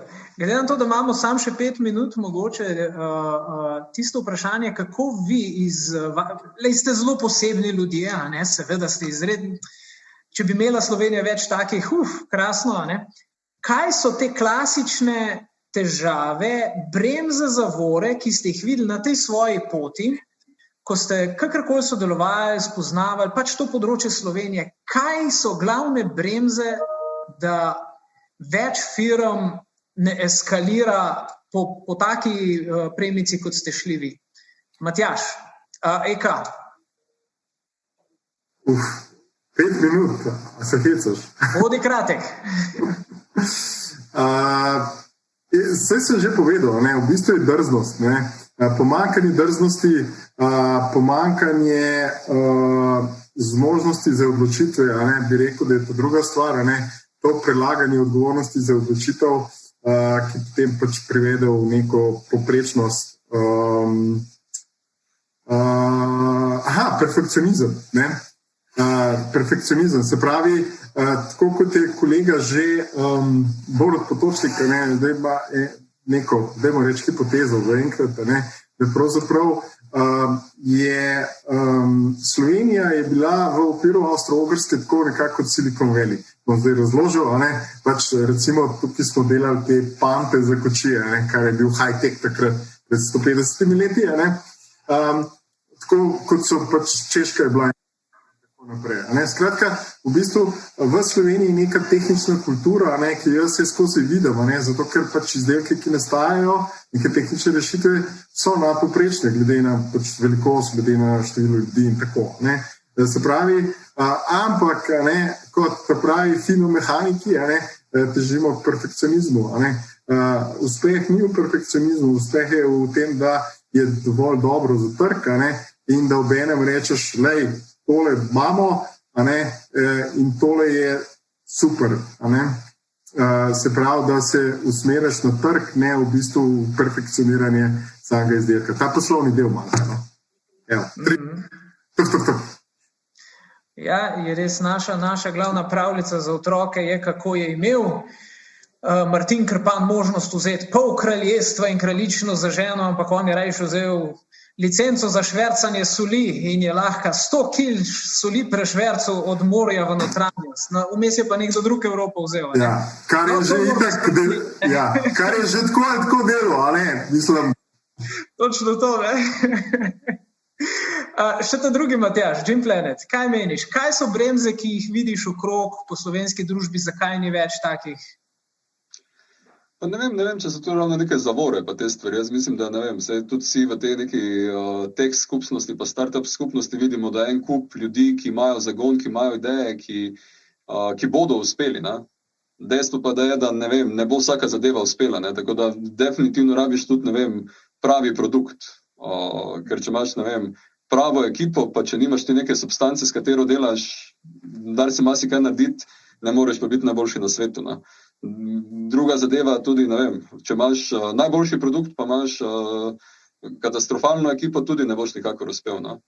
Pa zmeraj je potrebno še malo sreče. Ne. Tako da ena taka kombinacija, biti na pravem mestu, ob pravem času, imeti super produkt, super ekipo, to mislim, da so eni dobri temelji, da uspeš. Pa moraš trdo delati, pa vztrajati pri tem, kaj počneš. Ne. Tako da to nekako vidim. Vsi pa nikdar ne bomo. Ne. Tudi mi. Zdaj nam gre dobro, mogoče čez 5 let ne bo. Ne. Moramo pa dalje delati. Vsak scale-up ima rast tako, da ni kar konstantna, redko kdo ima tako rast, ne, vedno je malo v par let gor, par let ravno, par let gor. Mic, kako je pri tebi, kaj si opazil neke glavne zavore, težave, zakaj manj rastemo? Jaz to že skozi govorim, no, ampak to je čisto iz najine izkušnje. Jaz mislim, da čisto preveč, ful se strinjam s tem, kar je Matjaž rekel, sploh ni to grozna slika, jaz mislim, da je ful nekih dobrih idej podjetnikov, ki pač sam rabijo čas in priložnost, da bojo. Tako da to sploh ni tako. Je pa ogromno enih primerov, ko se res delajo podjetja izključno zato, da se bojo prodala, kar jaz mislim, da je totalno napačna logika. Pa zdaj bom malo grdo rekel, no, ampak zelo opiše to. Pa mi temu rečemo, s tujim kurcem po koprivah. Ne. To pomeni, ko dobiš od nekoga en denar, je zelo enostavno z njim opletati, pa delati, pa biti pogumen. Zelo težko je pa biti pogumen, ko greš na banko, pa bianko menice podpišeš, pa ti ona reče, zdaj imaš pa 50 €, ampak če jih zapraviš, narobe se bomo obesili na tvoj račun. In pol si folk misli, sej sem pogumen, to, kar mi zdaj govorimo. Sej sprejemam rizik, jih sam v napačnih koprivah si, ne delaš prav. In jaz mislim, da to je mogoče tista zavora. Ful se pogovarjam s startupi in vsi so tako, zdaj imam denar, sej sem dal, sej sem vložil to, pa sej ful riskiramo, ampak kaj pa, bottom line tega, pa sej pa se bom še na en razpis prijavil. Fajn, no, pa tek imaš svoj biznis model, na koncu. Tako da jaz mislim, če je kaj zavora, je to, no, pač ta logika, hitro narediti, vrž denar nekam, prodati, pa iti na Bali. Jaz mislim, da to v zelo redkih primerih deluje. Zelo lepo sporočilo, tudi smo prišli do zadnje minute našega panela. Najprej hvala lepa vsem trem za vaše izkušnje in pa drugo, da ste to, kar ste. Ker videti pure power v svoji prodorni moči, ki tudi, ko ga struktura hoče ujeti, pa se ne pusti in s tem svet osvoji, mislim, to je res poezija, ne, v našem podjetniškem ekosistemu. Tako da najlepša hvala vsem trem. Mic Melanšek, Matjaž Krč in Matjaž Petrovič. Hvala lepa. Urban, nazaj k tebi. Evo, jaz enako kot ti, Jernej, totalno nahajpam po tem panelu in super, znova krasne zgodbe, na katere smo vsi ponosni in seveda za vsem bitem hvaležni, da ustvarjajo in so del našega ekosistema in se veselimo tudi vseh uspehov naprej in veselim bomo tudi seveda še jih gostili na naših dogodkih in spremljali, kako odlično rastejo. Pa še enkrat dokaz tega, da v bistvu zgodbe da ne uspejo čez noč in tega živi dokaz tega fenomena 10 years overnight success, da se nič ne zgodi tako hitro. Jernej, hvala tebi za odlično moderacijo. Zdaj bomo še naredili en panel skupaj ali boš pri 2 ostal? Vabilo zadost. Hvala, Jernej. Zdaj po kratkem napovedniku pa se mi bil pridružila Mojca, prav tako iz Tehnološkega parka Ljubljana na temo healtha. Zdaj pa kot že običajno kratek napovednik, pa potem naprej.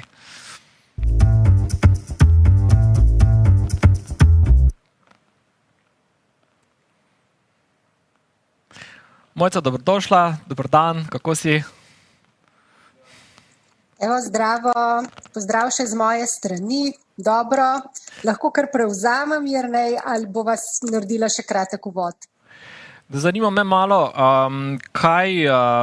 kakšne goste imaš, o čem bo tekla beseda, skratka zdravstvo je nekaj, kar je gotovo bilo v preteklem letu na tapeti iz več vidikov, iz več perspektiv. Po eni strani je ogromno upov seveda položenih v zdravstvu na neke nove rešitve, tako kot zaščita v obliki mask, kot zaščita v obliki cepiv. Na drugi strani pa je zdravstvo bilo zelo na udaru z vidika v bistvu, načina dela, novih poslovnih modelov. Skratka, več kot dovolj tem za današnji pogovor. Morda en tak kratek EPP naslednje ure, ki jo pripravljaš za super gosti.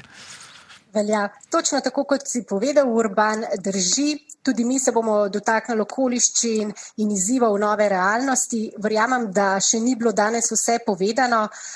Namreč menim, da takega pospeška, kot ga je pandemija dala zdravstvu in uvajanju novih rešitev v tem sektorju, morda ni dala nobenemu drugemu. Predvsem zato, ker zdravstvo velja za močno regulirano panogo, za katero smo do danes menili, da ne mara sprememb, še posebno ne nenadnih, ki je previdna, tudi zato, ker vse spremembe v končni fazi vplivajo neposredno ali pa posredno na končni in začetni člen v verigi vrednosti, to je na pacienta. Danes imam odlične goste. Ko sem se z njimi pogovarjala pred časom, ko smo se pripravljali na ta panel, so name vsi naredili blazno močen vtis in to je tudi vtis, ki ga želimo danes pustiti, pokazati, da se da, če se hoče, da se da, če smo motivirani in kreativni. Povedali so mi, na primer, da so v tem času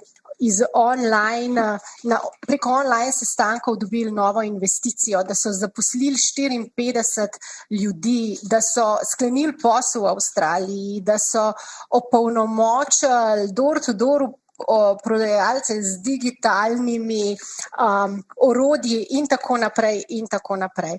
Ampak verjamem, da se še pa bolje predstavijo sami. Z mano bodo Janko Burgar, vodja strateških projektov v Kozilabu, Anže Drolc iz podjetja Better, on je alfa in omega Global Business Developmenta. Samo podjetje je pa pravzaprav letos med nominiranci Digital Europe Future Unicorn Award, tako da čestitke tudi na tem mestu. Jakob Šušteršič, z njim se res poznava že leta in leta, je eden prvih in najuspešnejših, jaz verjamem, da nek tak flagship startup, ki ga je podprl tudi SPS, pa od prvega dne je z nami tudi v skupnosti Hellday, najprej kot startup, danes kot ScaleUp, pa potem ne nazadnje zaproti vtež še Žan Menard iz Smart Optometrija, to je pa ustanovitelj, direktor startupa, ki dela smele korake v smeri rasti in v veselje mi jih je spremljati. Zdaj pa se potopimo v našo debato. Anže, kaj pravzaprav počnete in kaj je najbolj zaznamovalo vaše podjetje, v katerem delaš v preteklem letu? Živijo, Mojca. Hvala za uvod. Lep pozdrav vsem skupaj. Ja, Better je v bistvu podjetje, ki se ukvarja izključno z razvojem produktov za zdravstvo. In smo v zadnjih 10 letih se osredotočili predvsem na tuji trg. Danes smo prisotni že v 15 državah in naš ključni produkt je v bistvu platforma za shranjevanje podatkov o pacientih, kliničnih podatkov na način, da so neodvisni od posameznih aplikacij, ki te podatke kreirajo ali pa uporabljajo. In zdaj na nek način ravno ta pandemija je pokazala pomen podatkov. Mi že 10 let verjamemo in zagovarjamo to tezo, da v zdravstvu in v informatiki v zdravstvu je ključno, kako delaš in upravljaš z podatki, da medicinske osebe, ko se ukvarja z pacienti, da ima na voljo vse te podatke in informatika na nek način danes ne podpira tega ustrezno, ker podatke zaklepa v svoje aplikacije. In v COVID-u se je izkazalo ravno to, da ta pomanjkljivo izmenjava podatkov ali pa težek dostop do podatkov pacientov je bila ena od glavnih ovir, sploh ker so se začele neke nove aplikacije uvajati, predvsem zato, ker so pacienti čez noč ostali doma, da ne bi širilo okužb tudi v bolnicah. In se pač izkazalo, da sicer so inovacije, so nove aplikacije, ki pa hkrati niso imele dostopa do nekih osnovnih pacientovih podatkov. Tako da mi se ukvarjamo v bistvu predvsem s tem področjem, kako na nek način zagotoviti večjo pretočnost teh podatkov in zagotoviti, da so podatki shranjeni na enem mestu, seveda varno in za celotno življenje pacienta, v bistvu od rojstva do smrti. Hvala, pa morda nekako logična navezava, gre kar nate, Jakob. Ti pa pravzaprav vaše naprave pa producirajo podatke, ki se potem vnašajo v platforme, kot je Betrova. Mogoče, če se še ti kratko predstaviš. Še zvočnik. Mojca, hvala lepa za povabilo in hvala lepa za vprašanje. Ja, mislim, da je to res lepa navezava na Better. Naši produkti, torej, oziroma produktni portfolio MESI-M tablet, z njim mi pomagamo zdravniku hitreje odkriti bolezen, bolj uspešno odkriti neko bolezen, da lahko potem on uspešno zdravi pacienta. In medicinske naprave, ki izvajajo neke objektivne meritve na pacientih, so tisto izhodišče, na podlagi katerega lahko zdravnik dela oceno, ampak je pa ključno, da te podatki pridejo na kup, da so te podatki fleksibilni, da se pretakajo, ker s tem lahko potem zmanjšamo število napotitev, s tem lahko zmanjšamo predvsem zelo pomembno število napačnih napotitev in pa se obnašamo prediktivno. In teh predikcij je vse premalo v medicini, recimo v avtoindustriji, torej v podjetništvu imamo ogromno prediktivnih orodij, ki nam pomagajo pri poslovnem odločanju, tega pa v medicini torej še ni v taki meri, da bi zdravnik lahko s tem torej povečal učinkovitost svojega dela. Torej mi se ukvarjamo ravno s tem, dajemo zdravniku orodje, s katerim lahko pravočasno torej generira te podatke in to naše orodje tudi potem pomaga pri teh predikcijah in pa da te podatke na voljo platformam, recimo eno takih je verjetno tudi platforma od podjetja Better. Kaj pa je bila nekako prva reakcija, ko ste se v prvem valu, pa potem v drugem valu soočali s pandemijo? Ne? Kaj vas je to najprej uhromilo? Ste takoj to krizo dojeli kot priložnost? Ste se bali, da vas bo zlomilo ali ne? Iz več zornih kotov se da na tisto situacijo seveda pogledati. Ampak če pogledamo iz strani prihodkov in naše prodaje, je sigurno prvi in tudi drugi val neka omejitev, namreč naši prodajni kanali so onemogočeni, mi ne moremo dostopati do zdravnikov, ki uporabljajo naše produkte, da jim lahko naše produkte predstavimo in oni jih lahko začnejo uporabljati. Torej, tega ni bilo v prvem in drugem valu in zato smo se mogli pač znajti, kako dostopati do naših kupcev po drugih digitalnih poteh. Začeli smo z razvojem teh digitalnih poti in z izobraževanjem naših prodajnih predstavnikov, ki so sicer vajeni obiskovati zdravnike fizično, in to je bil ta največji challenge. Te naše prodajne predstavnike preoblikovati v digitalne prodajne predstavnike in približati možnost, da lahko recimo produkt predstavijo preko spleta in pa kar je še težje, da dosežejo se pravi prodajo in pa naredijo izobraževanje preko spleta. To je bil nek challenge in hkrati je bil to tudi strah.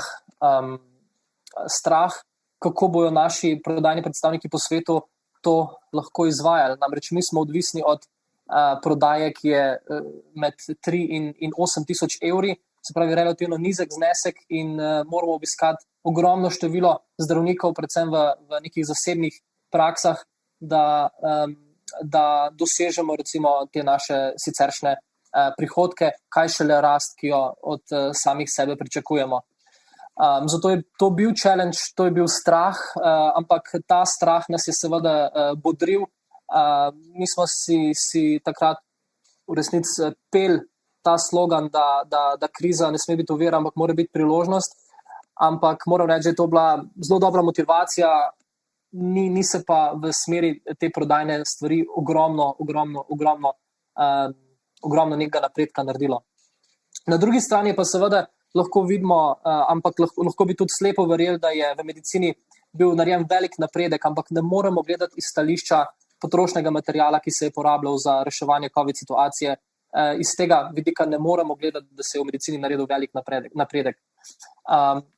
Je pa sigurno ogromno napredka v razmišljanju medicine. Zdaj vidijo, kje so bili problemi. Problemi so se zelo dobro identificirali in verjamem, da bo zdravstveni sistem šel v prihodnosti v smeri izboljšanja teh problemov, torej da se bojo teh problemov na nek način preventivno znebili in v tem primeru verjamem, da naše rešitve, torej vseh kolegov na tem panelu bodo zelo koristile zdravstvenemu sistemu. Hvala. Janko, tudi midva se že kar nekaj časa poznava, si tudi član našega think tanka in nekako naš da je naša skupnost znaš fino usmerjati. Se vidi ta tvoja moč v znanju korporativnega upravljanja. Lahko bi rekla, da si za nas včasih na diplomatskem parketu, pa vendar, vaš model, vaš prodajni model, naprimer Kozi Lebe se popolnoma razlikuje od Mesijevega, Kanžetu in kasneje Žanu, z njima se bom še potopila v to temo. Pa mi povej, kako pa Kozi Lab je vedno pomislimo najbolj tehnološko med tehnološkimi v Sloveniji, dela na največjih za nas abstraktnih ZF projektih, imate več podružnic po celem svetu. Kako pa je to vplivalo na tvoje delo? Ti si nek tak strateški povezovalec pri strateškem komuniciranju med posameznimi timi pa med headquarterjem. Kaj je vas zaznamovalo? Zdravo, Mojca, hvala za povabilo kolegi, vsi, ki seveda nas spremljate.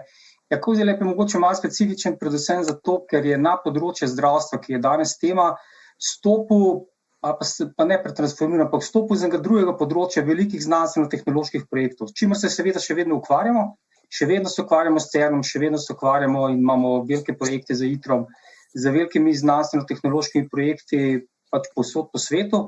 V Sloveniji pač tega ni, tukaj nam sicer zelo močno pomaga država, zaradi tega, ker vstopa v te projekte in nam dejansko pomaga ne samo nam, ampak še nekaterim drugim playerjem iz Slovenije.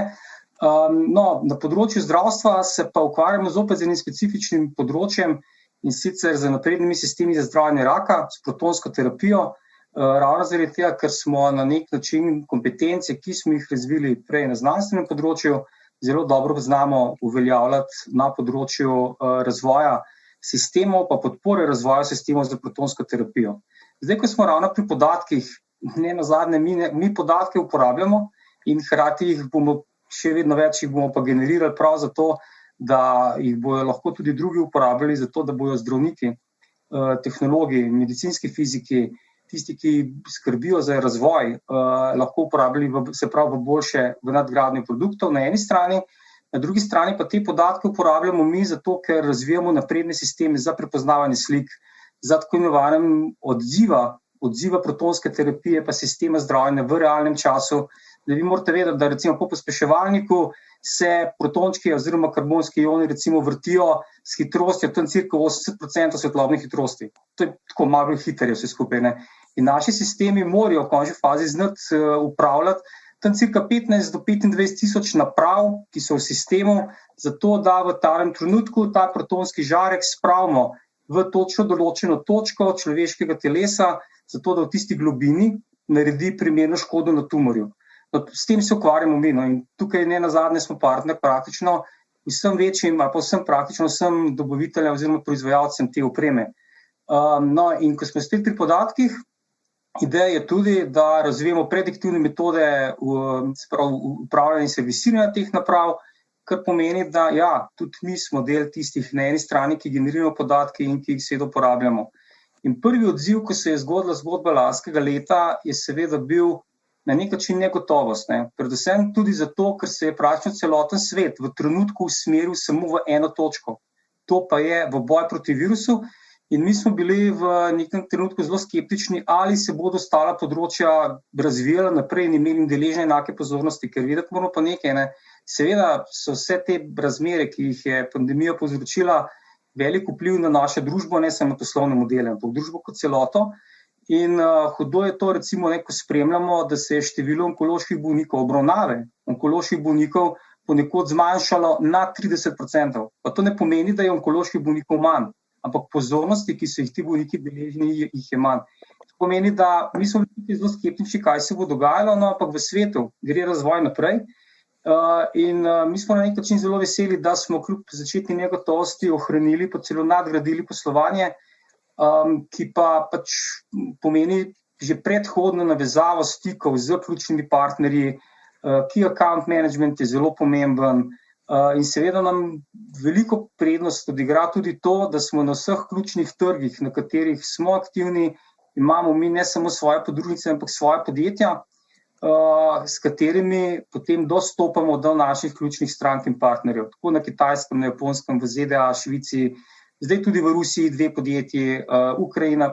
Smo dejansko po celem svetu, kar nam pomaga komunicirati z velikimi strankami, kajti mi nimamo velikega števila malih strank, v tem trenutku ne, delamo na produktnih linijah, ampak v tem trenutku kljub vsemu servisiramo in delamo z zelo velikimi podjetji, z velikimi strankami in z njimi poglabljamo odnose. Žan, pa še midva. S tabo se mi je bilo zanimivo pogovarjati, midva sva se nekoliko bolj potopila v to, kako delujete notranje, kakšno imate notranje organizacijo, v bistvu koliko novih orodij za interno komunikacijo pri začetku remote worka ste pravzaprav uvedli. In si mi podal nekaj takih zelo zanimivih izkušenj in kot startup, kako ste se s tem spopadali? Ja, hvala tudi z moje strani. Je v bistvu, mislim, za nas kot startup, se pravi mečkano ekipo, rečemo temu, da je ta korona kriza samo še ena izmed kriz. Lahko bi rekli, da kot startup itak stalno funkcioniraš, da je pač neko krizno okolje, v kjer se moraš hitro odzivati na vsako stvar. Tako da iz tega vidika se pri nas dobro, mislim, če smo obrnili poslovni model, no, če je to je kar velika sprememba, ampak vse ostalo, tako mislim, kar se tiče pa načina dela, mislim, sem rekel, mi smo na novo od digitalnih orodij za samo delo uvedli sem Zoom. No, to pač sem hotela slišati, ne? Ja, pač vse ostalo smo, mislim, itak vse ostalo že uporabljamo dlje časa, ne, mislim, tudi ta, rečemo temu, remote work, to je neki čist vsakodnevnega, že itak dlje časa, no. Tako da, ja, iz tega čist osnovnega vidika se nam ni zdaj spet toliko drastično spremenilo, ja. Kaj pa počnete?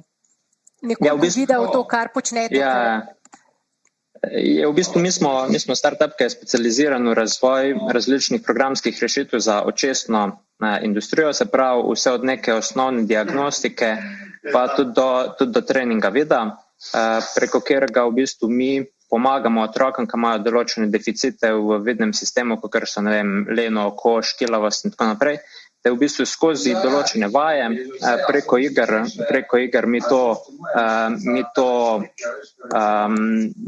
pomagamo odpravljati. In zdaj v bistvu, kar je bila en tak večji stvar, kar se nam je zgodilo v bistvu v lanskem letu, je to, da mi smo od začetka precej zelo planirali kot to bolj B2B pristop, se pravi, oziroma tako, da bo nekako 50-50 poslovni model šlo prodaja preko očesnih klinik in pa po drugi strani prodaja direktno kupcem. Zdaj, korona je pripeljala do tega, da smo mogli mi popolnoma obrniti to, ne. Se pravi, B2B klinike so se malo ustrašile, klinike so se malo ustrašile in zaradi negotovosti in zaradi tega, ker se je pač vse zaprlo.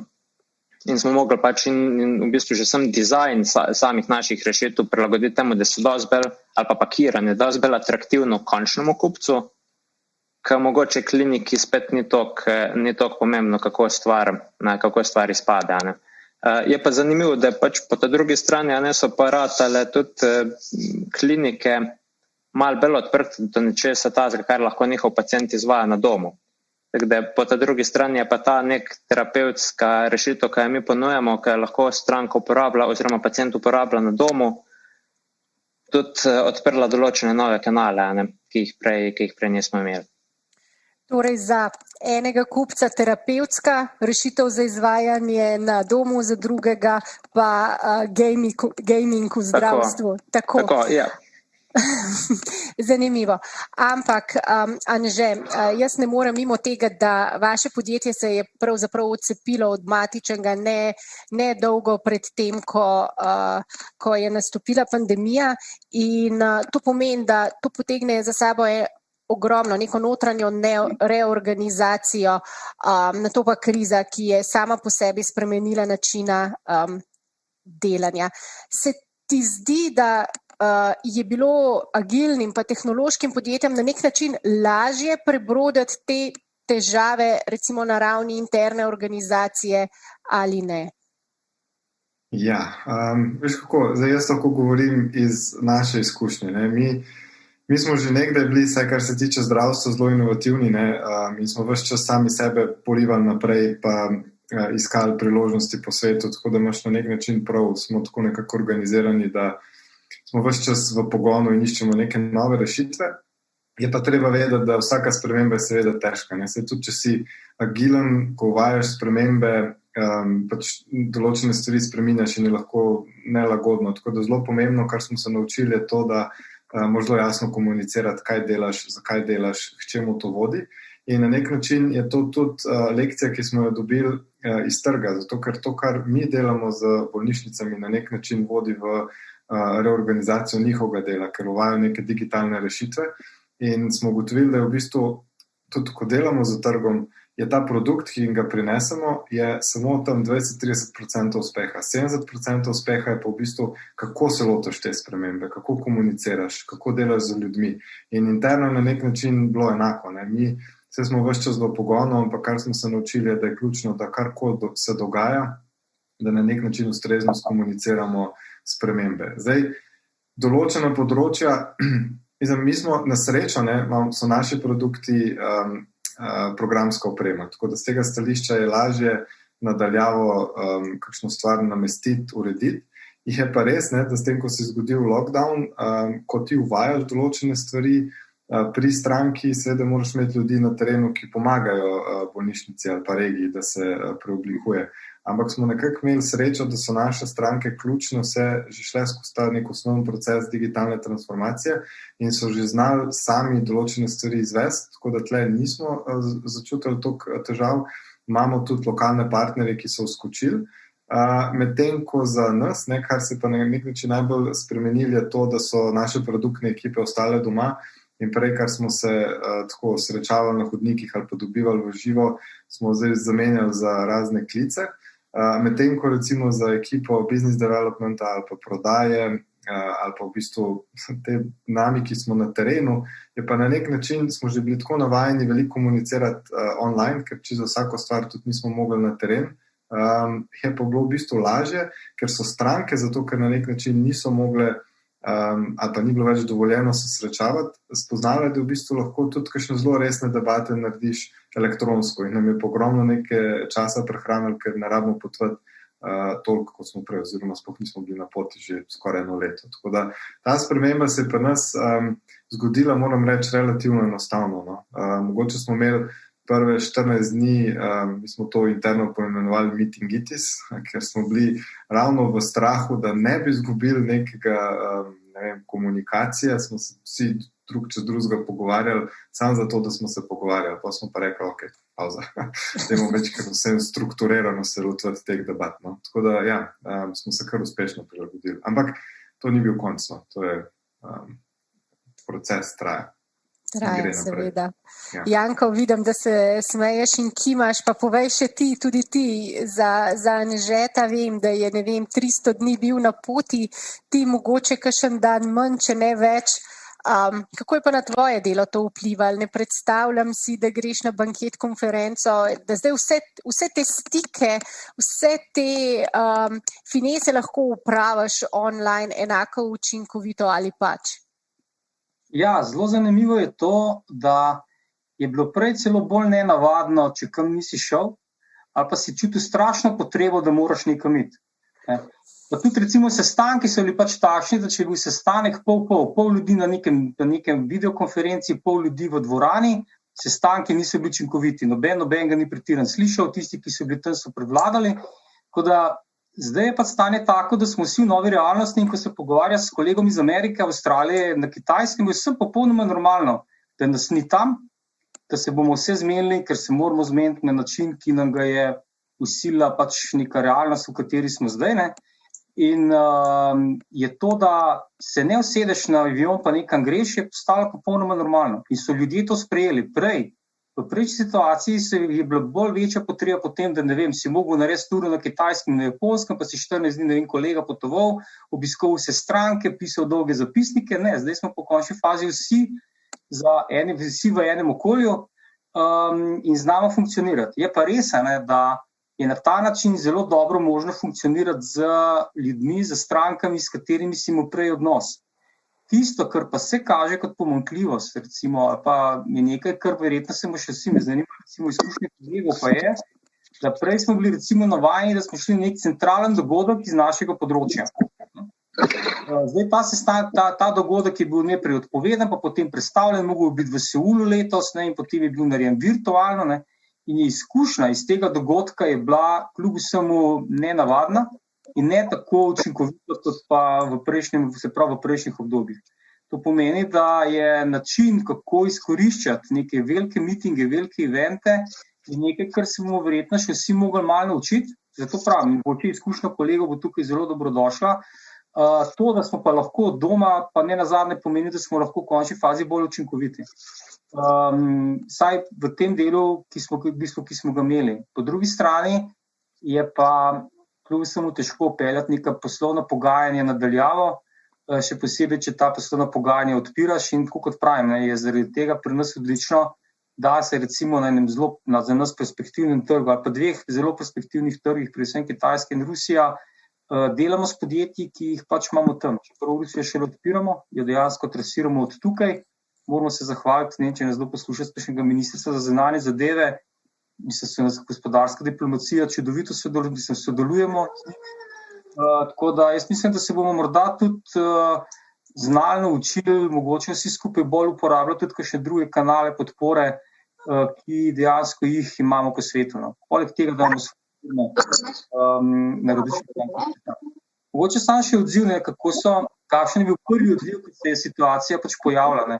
Prvo je bilo tako, da mi smo naredili vse, da bi zaščitili svoje zaposlene. Na začetku ogromno zmede, itak sami nismo vedeli, kaj se nam dogaja.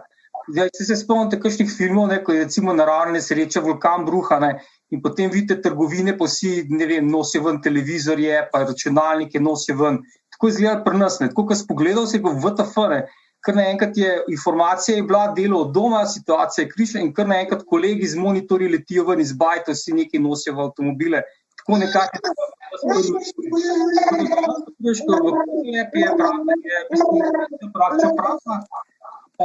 monitorjev praktično ni noter, zaradi tega, ker razen, ker kdor ga pusti noter, drugače pa praktično vsako pride na delo v noter, v svoj notebook, obstajajo. Realno smo pa verjetno postavili nek normalen način dela, ker smo že prej prašali, lahko funkcionirali od doma s tem, da si zjutraj do 9 vnesel v sistem, da delaš od doma. Seveda je zadeva mogla biti približno skomunicirana z nekim vodjem, boš delal od doma in je bilo delo od doma neka popolnoma normalna stvar. Sicer kljub vsemu izjema, zdaj je pa izjema delo v pisarni, ampak se je zadeva dejansko popolnoma obrnila. In smo se relativno hitro navadili na tak način dela. Seveda pa manjka ta komunikacija v živo, ker zdaj za vsako stvar, ki si prej kolega srečal na hodniku, si se vstavil, lahko hitro izmenjal mnenje, zdaj moš pa sklicati sestanek, organizirati ga, dati dvournik, Zoom, karkoli, neko zadevo pač uporabljati. Je pa bolje, ker smo vsi na tem, kot prej, ko so bili sestanki mešani in razne zadeve mešane. Je zdaj to v bistvu dejansko bolje. Potem praviš, da če si včasih rekel, v ponedeljka si šel v pisarno, zdaj rečeš juhu.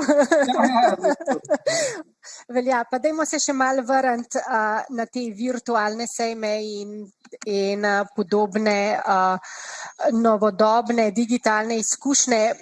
Jakob, tukaj imaš pa ti kar nekaj izkušenj, ne? Vi ste veliko novega poskušali, pravzaprav sejmi so bili tudi ena od točk, kjer ste vi stopali v stik z strankami.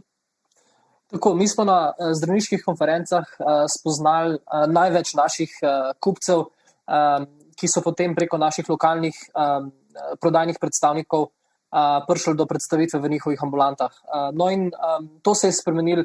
Vsi kongresi so kar naenkrat bili odpovedani, seveda. Tle zaradi te hitre odpovedi in zaradi višje sile smo seveda vsi, ki smo kongrese plačali naprej, izgubili ta denar. Večina organizatorjev kongresov se je seveda sklicovala na višjo silo in tega denarja niso vrnili. Ampak ne glede na to, mi smo seveda se mogli prilagoditi, imamo zelo fleksibilno ekipo v marketingu in prodaji in tle moram res našim se zahvaliti, ker so naredili virtualni kongresno predstavitev, naredili so virtualno kliniko, naredili so igrico za zdravnike, preko katere spoznavajo naše produkte in se jih naučijo uporabljati. Naredili so link med napravo in med Zoomom, da lahko delimo zaslon in na tak način predstavimo torej našemu kupcu, kako se produkt uporablja. Torej, ogromno nekih orodij je bilo narejenih in s pridom so jih naši prodajni predstavniki po svetu tudi uporabljali. Namreč to je bila edina možnost, da smo dostopali do kupcev. Na drugi strani smo se poslužili spletnega oglaševanja, torej iskanja kupcev preko spleta in moram reči, da tudi tle smo bili na nek način prisiljeni iti iz tiste cone udobja, kjer smo prek kongresnih nastopov iskali stranke, da smo jih zdaj začeli iskati tudi prek spleta.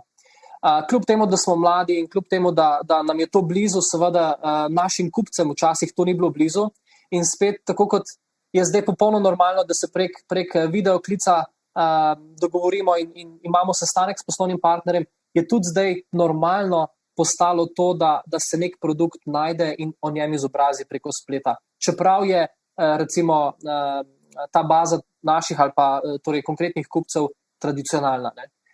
In to je en napredek, ki se je zgodil v medicini oziroma na našem trgu. Zdaj, rad bi pa podaril še nekaj in se navezal na kolege. Idealno v komunikaciji seveda oboje. Spletna komunikacija je zelo dobra, zelo učinkovita, ne rabimo potovati v Avstralijo, Kanado, Ameriko, po Evropi in s tem ogromno časa privarčujemo. Po drugi strani pa z novimi partnerji se moramo srečati, se pravi, ker moramo oceniti, kakšen je ta partner, moramo oceniti, ali bomo s tem partnerjem lahko delalo, ali imamo enake interese. Namreč preko spleta se še vedno da pretvarjati, medtem kot pa, ko partnerja spoznaš v živo, pa vidiš, torej pa dejansko slika tista pove več kot 1000 besed. Stisk roke še vedno pove več, kakor pa videoklic. Zato mi stavimo v prihodnosti na to dejstvo, da bomo kombinirali, učinkovito kombinirali spletno komunikacijo in pa fizično komunikacijo. Jaz komaj čakam, da bomo začeli potovati, komaj čakam, da se usedem na letalo in obiščem katerega od naših obstoječih ali pa novih partnerjev. Na drugi strani pa imamo pa spet neko situacijo v internem poslovanju, v podjetju, kjer se pa pri nas izkazuje to, da ljudje zelo radi pridejo, naši sodelavci zelo radi pridejo v podjetje. Super je delati od doma, greš iz posle v pižami za računalnik in že takoj odgovoriš na mail, če je treba, skličeš kak sestanek, ki ga včeraj zvečer nisi, ne, imaš to priložnost, da to hipoma narediš. Ampak po parih mesecih pa moram reči, da tako kot prvošolčki ali pa tretješolčki pogrešajo svoje sošolce, tudi sodelavci pogrešamo svoje sodelavce, da z njimi popijemo kavo, se kaj neformalno pogovorimo, na koncu zvemo, kako naredijo testo za pico, ker tega pa na Zoomu oziroma po Teamsih ne komuniciraš. In tudi to je tisto, kar na koncu krepi ta ekipni duh v podjetju. Žan, tudi vi ste se lotili prenove vseh vaših produktov, a ne? Prav tako ste ogromno vložili v neko grafično podobo, všečnost za kupce. Kakšne so pa vaše izkušnje tukaj? Se ti zdi, da dovolj vlagamo na splošno v sektorju in tudi na splošno v neko uporabniško izkušnjo v doživetje nekih teh digitalnih produktov, ki prevevajo vsako poro našega življenja, pravzaprav nam mnogokrat olajšajo življenje, pa tudi nam malo pokravžljajo naše živce, če niso dobro, skonfigurirana. Ja, mislim, nam se zdi ful pomembno to, da imamo vedno pred sabo ne sam se pravi kupca, ki je v našem primeru večinokrat starš, ampak dejanskega uporabnika naše rešitve, ki so pa otroci.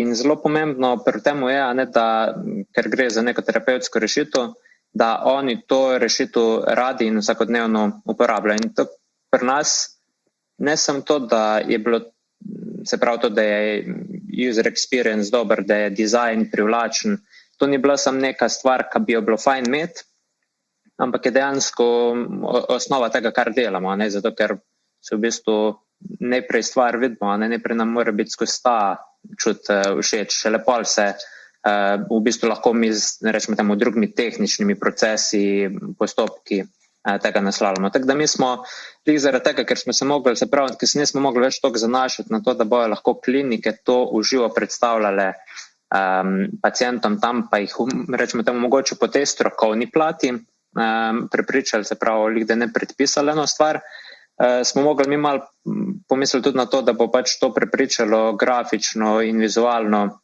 končnega kupca, se pravi starša, ki proaktivno išče neko dodatno rešitev za svojega otroka za reševanje teh težav. Tako da mi smo v bistvu v lanskem letu naredili en zelo velik redesign, tako v bistvu same aplikacije, kot tudi samega pakiranja. V bistvu smo dosti bolj poenostavili tudi celoten poslovni model, tako da je bolj prilagojen temu, kaj stranka že tako v osnovi pričakuje. Po drugi strani smo pa za ta B2B kanal tudi jim probali iti malo na roko s kakšnimi prilagojenimi ponudbami, se pravi, ki prevzame na nas en del finančnega bremena ali pa finančnega tveganja pri začetku sodelovanja z nami, tako da tudi v bistvu navkljub vsem tem omejitvam smo tudi rečemo temu na področju B2B-ja v lanskem letu kar uspešno rasla. In tukaj tudi ta, rečemo temu, remote work ali pa rečemo to, da so se ti odnosi malo spremenili. Jaz, mislim, če se malo navežem na prejšnjo debato, bi rekel tako, da mislim, meni je fenomenalno to, da smo danes ratali vsi malo bolj odprti do teh digitalnih kanalov za sestankovanja.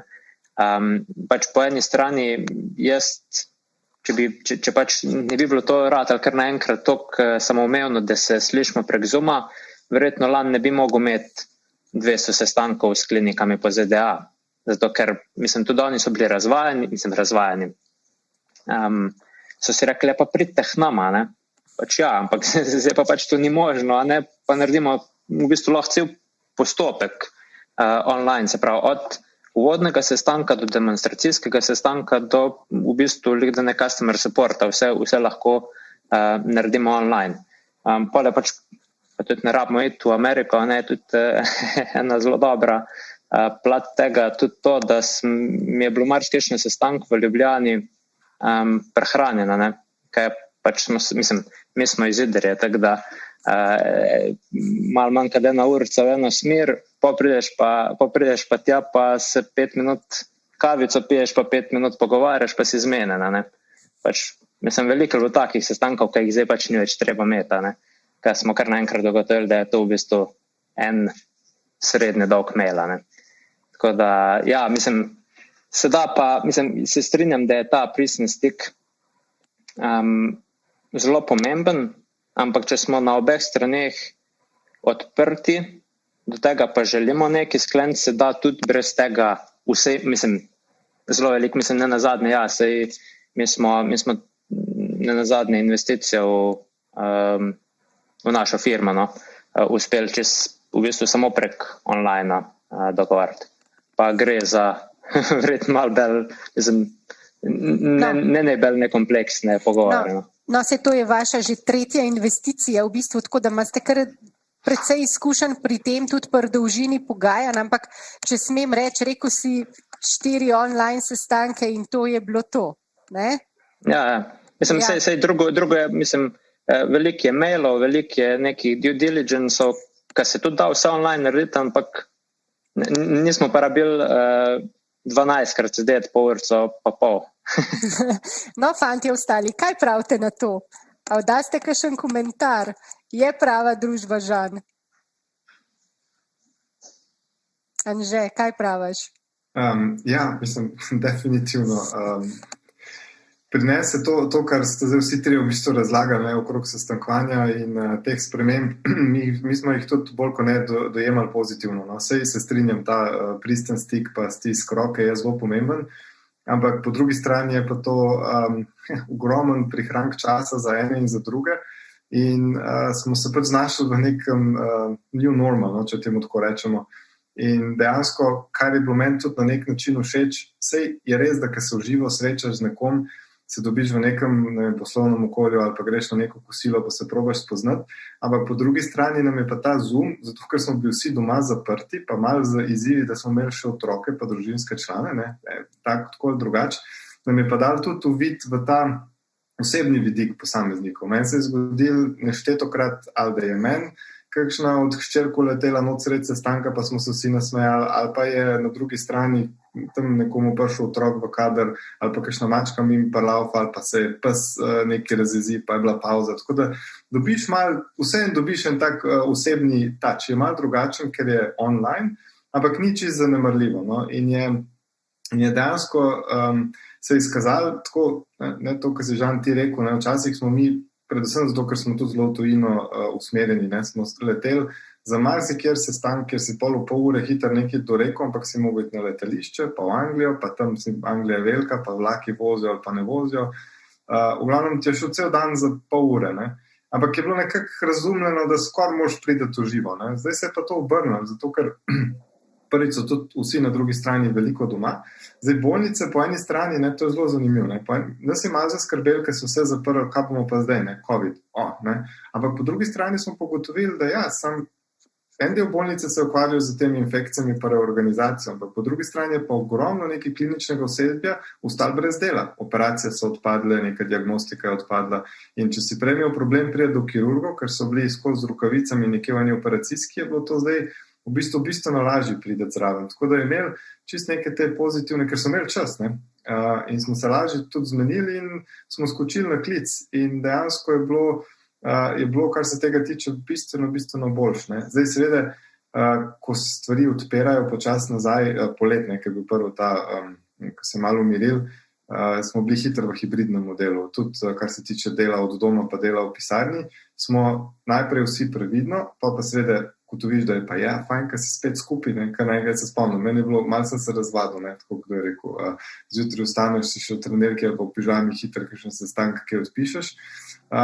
In pa ti je malo odveč pol ure do pisarne, pa pol ure nazaj, pa tako, ampak prvič, ko sem šel v pisarno, sem rekel, ne, to je čisto drugo, pa še, mislim, se srečaš na hodniku, padejo ideje, sosedeš na kavo, tega ni, to v virtualnem svetu manjka in se mi zdi, da ne prepoznaš tega, dokler ne vidiš, kaj zamujaš. In isto je pol pri temu pogovoru z potencialnimi strankami. Sej gre, je fajn, vzpostaviš nek stik na drugačen način, ampak ne veš, kaj zamujaš. In mislim, da v končni fazi bo en tak hibridni model postal.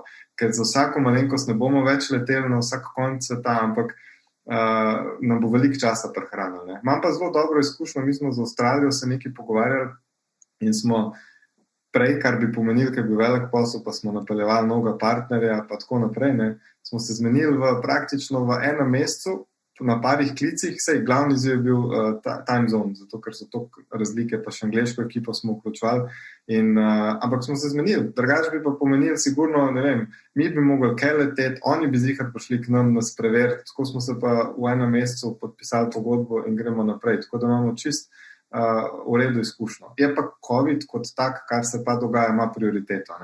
če se je marca zgodil lockdown, ko noben ni vedel, kaj se dogaja, pa so se malo ustavili za kakšen mesec, pa se je pol odprl, je zdaj drug lockdown, ker vsi cepijo. Vsi cepijo. In imamo velike sestanke, pomembne sestanke in odpadejo zadnji trenutek, zaradi tega, ker so jih poklicali, ali morajo pomagati cepiti, ali morajo kjer organizirati. Tako da malo tega je, no, ampak nekako navigiramo skozi to. Pa še ena stvar, mogoče, pa Jakob tep, kar mi je ful smešen, je pa ravno ta hibridni model, kar se mi je zgodil 2-krat že, zdaj smo v lockdownu in smo navajeni, vsi sestanki so virtualni.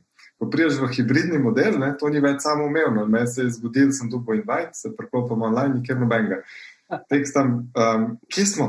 Kje je link? Ja, ne, v živo smo si dobili, nisi videl. Ja, nisem. Tako da je treba zdaj malo paziti na lokacijo v koledarju, ker včasih je bilo to samoumevno, zdaj pa ni več, ne, ali online, ali kako. Ampak Anže, deva ustače malo, še ena stvar me zanima, ne, ker drugače sem dobila super iztočnice od Jakoba v zvezi s tem, kako organizirate notranje time, kako jih motivirate, ampak če se pa vrnem še na vas, na nove posle, na nove podružnice, pravzaprav vi ste v tem času, a ne, tudi ustanavljali novo podružnico v tujini in a lahko kaj o tem več poveš? Ja. No, to je kar zanimiva zgodba. Po eni strani smo imeli kar srečo, ker mi smo se lani, se pravi, ali pa konc 2019 smo se odločili, da je trg v Angliji toliko zrel, da rabimo lokalno ekipo in smo šli v bistvu v rekrutment. In smo podpisali pogodbo z managing direktorjem, da začne s 1. januarjem in smo začeli seveda iskati tudi prostore za pisarno. Ampak ker je bil na začetku, nam to ni bila prioriteta, z njim smo se še v živo dobili, smo ga tudi poznali že odprej, to je bilo super. Pa se pa marca zgodil lockdown čez noč. Prva stvar, ki je bila, smo rekli, super, pisarne ne rabimo. Mislim, en riziko ti umakne, ker itak ni mogel to pisarno. Potem pa drugo, kar je bilo zanimivo, je pa to, ne, da je on mogel delati rekrutment, se pravi, dobiti svojo ekipo in ga je naredil online z njim in z nami. In smo se ravno ta teden ali prejšnji teden pogovarjali na enem klicu, da se cela angleška ekipa med sabo še v živo ni videla, plus mi se še nismo z vsemi videli. In je v bistvu smešno, funkcioniramo pa dobro. Zares je angleška ekipa super tim, so povezani, imajo rezultate, so se povezali z nami. Zdaj, se pravi, malo je ta new norm. Po drugi strani pa zdaj odpiramo pisarno tudi v Nemčiji in smo prejšnje leto se odločili, da bomo to naredili sistematično, čist go to market in na nek način zdaj spet delamo online, s tem, da drugi izziv je pa, da zdaj moramo pa tudi managing direktorja online zintervjujati. In zdaj imamo neke online intervjuje, smo se prilagodili, funkcionira, bomo videli. No? Ni toliko grozen, kot se mogoče sliši, bolj me na trenutke skrbi, kaj je tisto, kar niti ne veš, kar vidiš v živo, ko se srečaš. Ampak zaenkrat nam kar dobro funkcionira. No. Je pa stvar, tudi koliko v živo, stvar motivacije, pa to je na koncu vodenje in vse, prideš do ljudi. Za vsemi se treba pogovarjati in to ne odpade. In to ti ne more biti izgovor, da če je Zoom, pa tega ni. Moraš si vzeti čas in tako, kot si prej mogoče na kavi uspod malo nekoga vprašati, kako je, pa kaj se dogaja, moraš si pa zdaj vzeti čas in ali na začetku kakšnih sestankov, ko si 1-na-1, malo za to ali pa čist namensko in predebatiraš vreme, družino, živali, pa da dobiš ta občutek, kako so posamezniki in da pač znaš ustrezno, da začutiš puls in to pač ne gre stran, samo pač drug način. In isto, se odpremo en drugemu, tako da ni izgovor. Mogoče je celo lažje, veš, ker ta kamera pa občutek malo kakšno stvar lažje poveš, kakor v živo. Tako da, ja, so določeni izzivi, ampak nam se je zelo dobro izkazali. Ja, tako no. Janko, vi ste tudi precej zaposlovali. Vse prek Zooma ali še preko kakšnih drugih kanalov? Kako je to šlo? Ne predstavljam si, da bi imela razgovor za službo prek Zooma. Kako lahko sploh oceniš človeka tako online? Ja, se tudi pri nas se nismo tako predstavljali, kako bo to lofalo. Zdaj bi mogoče sam še pokomentiral tisti del sestankov pa komunikacije. Ena stvar, jaz mislim, ki je ljudem zelo prirojena, se pravi računalnikom pa ne, pa tem spletnim orodjem, je spontanost. Spontanost, vse te zadeve, ki se nam zdaj dogajajo, so načrtovane. Je sestanek, veš, kdo bo tam, priprava se, ne vem, kakšne priprave folk pač dela, vsaka firma, vsak posameznik malo drugačne, ampak zelo redko se pa bo zdaj zgodilo, da se udeleženec številka 16 in udeleženec številka 63 tegale dogodka odločila, da greste v private room zdajle, zato ker boste tam se lih srečala, da se malo so ta početala, ampak hočem reči, da te spontanosti, ki nam je bila zelo blizu, ko smo nekam prišli in smo zaznali nekaj, to, kar si mogoče Jakob ti rekel, da stisk roke, začutiš človeka, to je zdaj na ta način blazno težko. Vse je načrtovano in ta spontanost, zdaj odvisno od človeka, dejansko manjka. Pri tem, da boš lahko šel malo dlje, kot pa s tem, da boš vse načrtoval. Ker jaz mislim, da je ravno ta element spontanosti, če si je sposoben dobro obvladovati, lahko je ena velika prednost. To je ta del. Kar se pa tiče zaposlovanja, je pa nekaj, kar smo bili že na enem drugem dogodku, pa so mi kolegi iz HRM-ja rekli, Janko, daj povej, da smo mi praktično od marca pa do zdaj po KOVZELEV zaposlili več kot 54 novih sodelavcev. In ko smo šli na proces, smo v trenutku, ker so bile nekatere stvari že v osnovi odprte, prišli iz tega, da smo v fizičnem svetu v virtualni svet.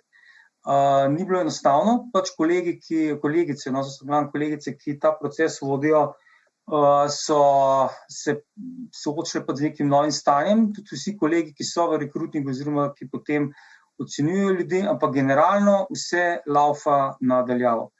Tako da, se pravi, pri čemer pa je HRM proces,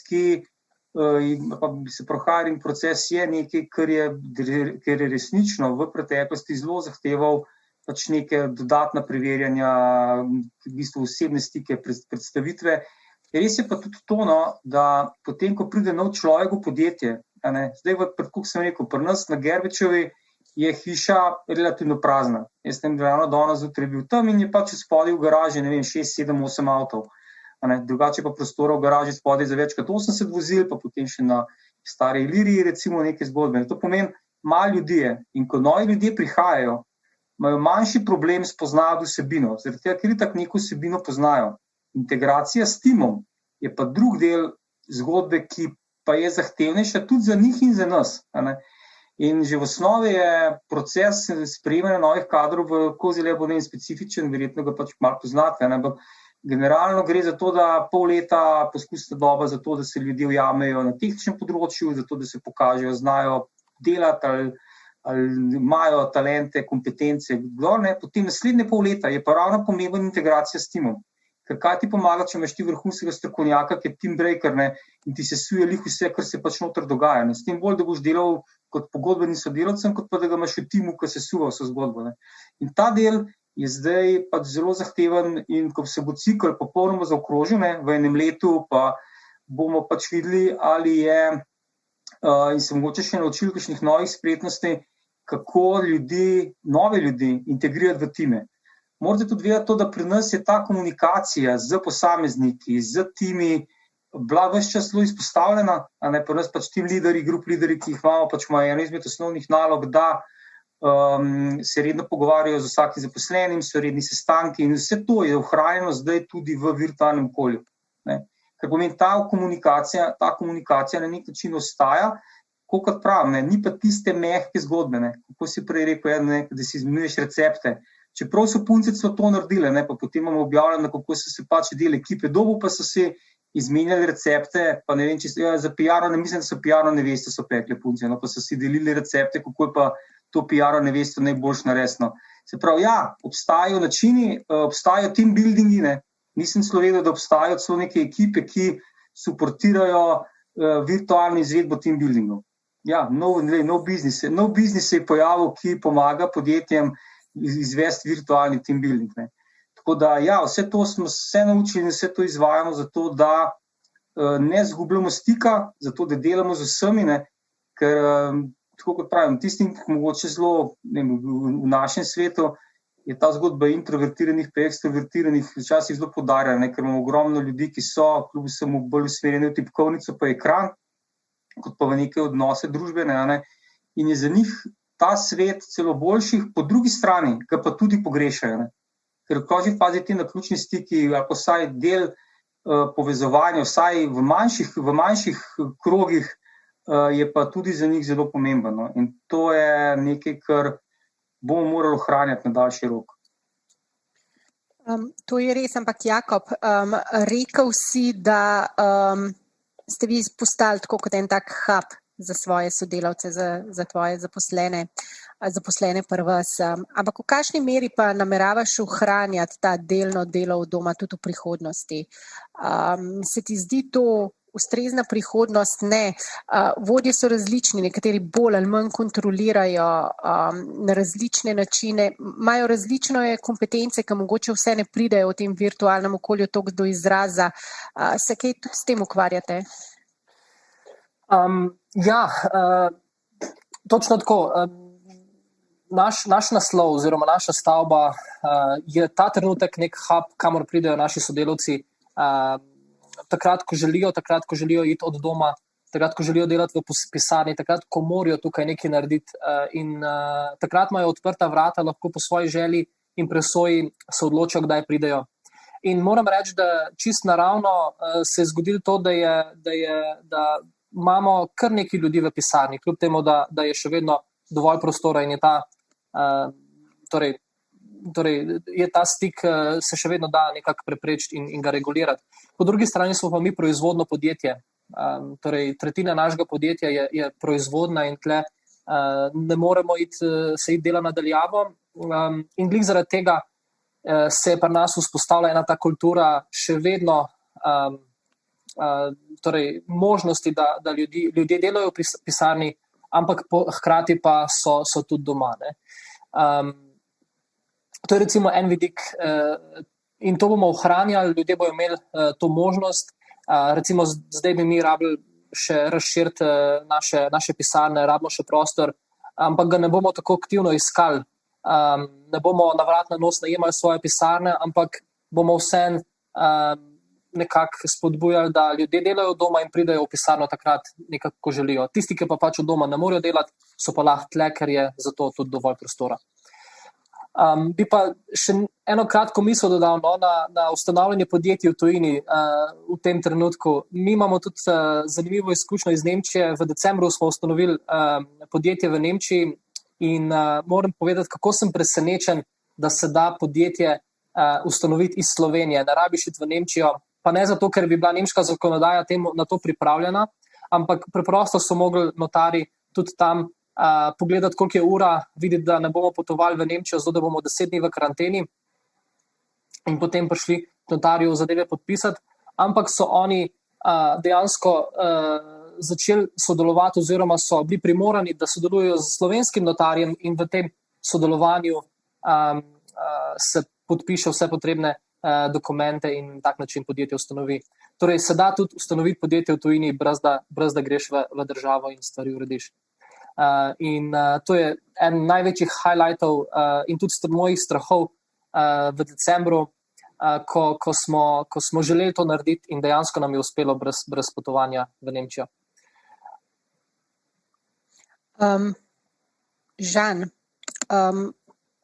kako je pa ves ta proces? Torej, imamo nov podjetje v Angliji, 54 zaposlenih, nov podjetje v Nemčiji, ki je prilagodilo celo delo notarjev, ti z novo investicijo. Ampak kako je pa sicer ves ta čas, vse te spremembe, kako so vplivale na te, pozitivno, negativno? Se ti zdi, da si bil zato lahko bolj kreativen, da si lahko dovolj časa vložil v razvoj novega produkta, naredil te razmisleke ali ne?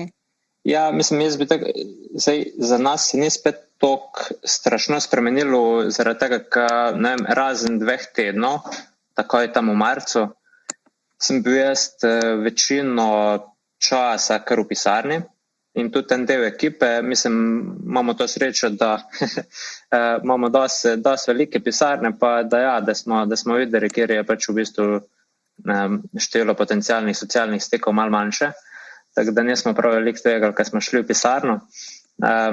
Tako da iz tega vidika meni se ni toliko spremenilo, zdaj, ampak ja, že čisto toliko je bilo sestankov, manj je bilo malo več časa za neke te bolj strukturirane strateške razmisleke in nam je to mogoče pomagalo, da se je kakšna taka stvar, za katero drugače ne bi imeli toliko časa, da smo zdaj premislili.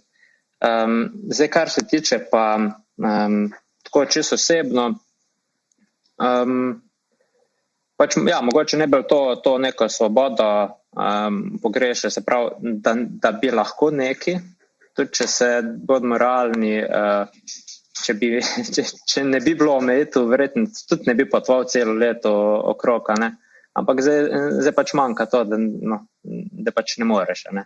Tako da iz tega vidika v bistvu to je bila ena taka slabost, ki smo jo videli. Zdaj druge stvari pa niti ne. No.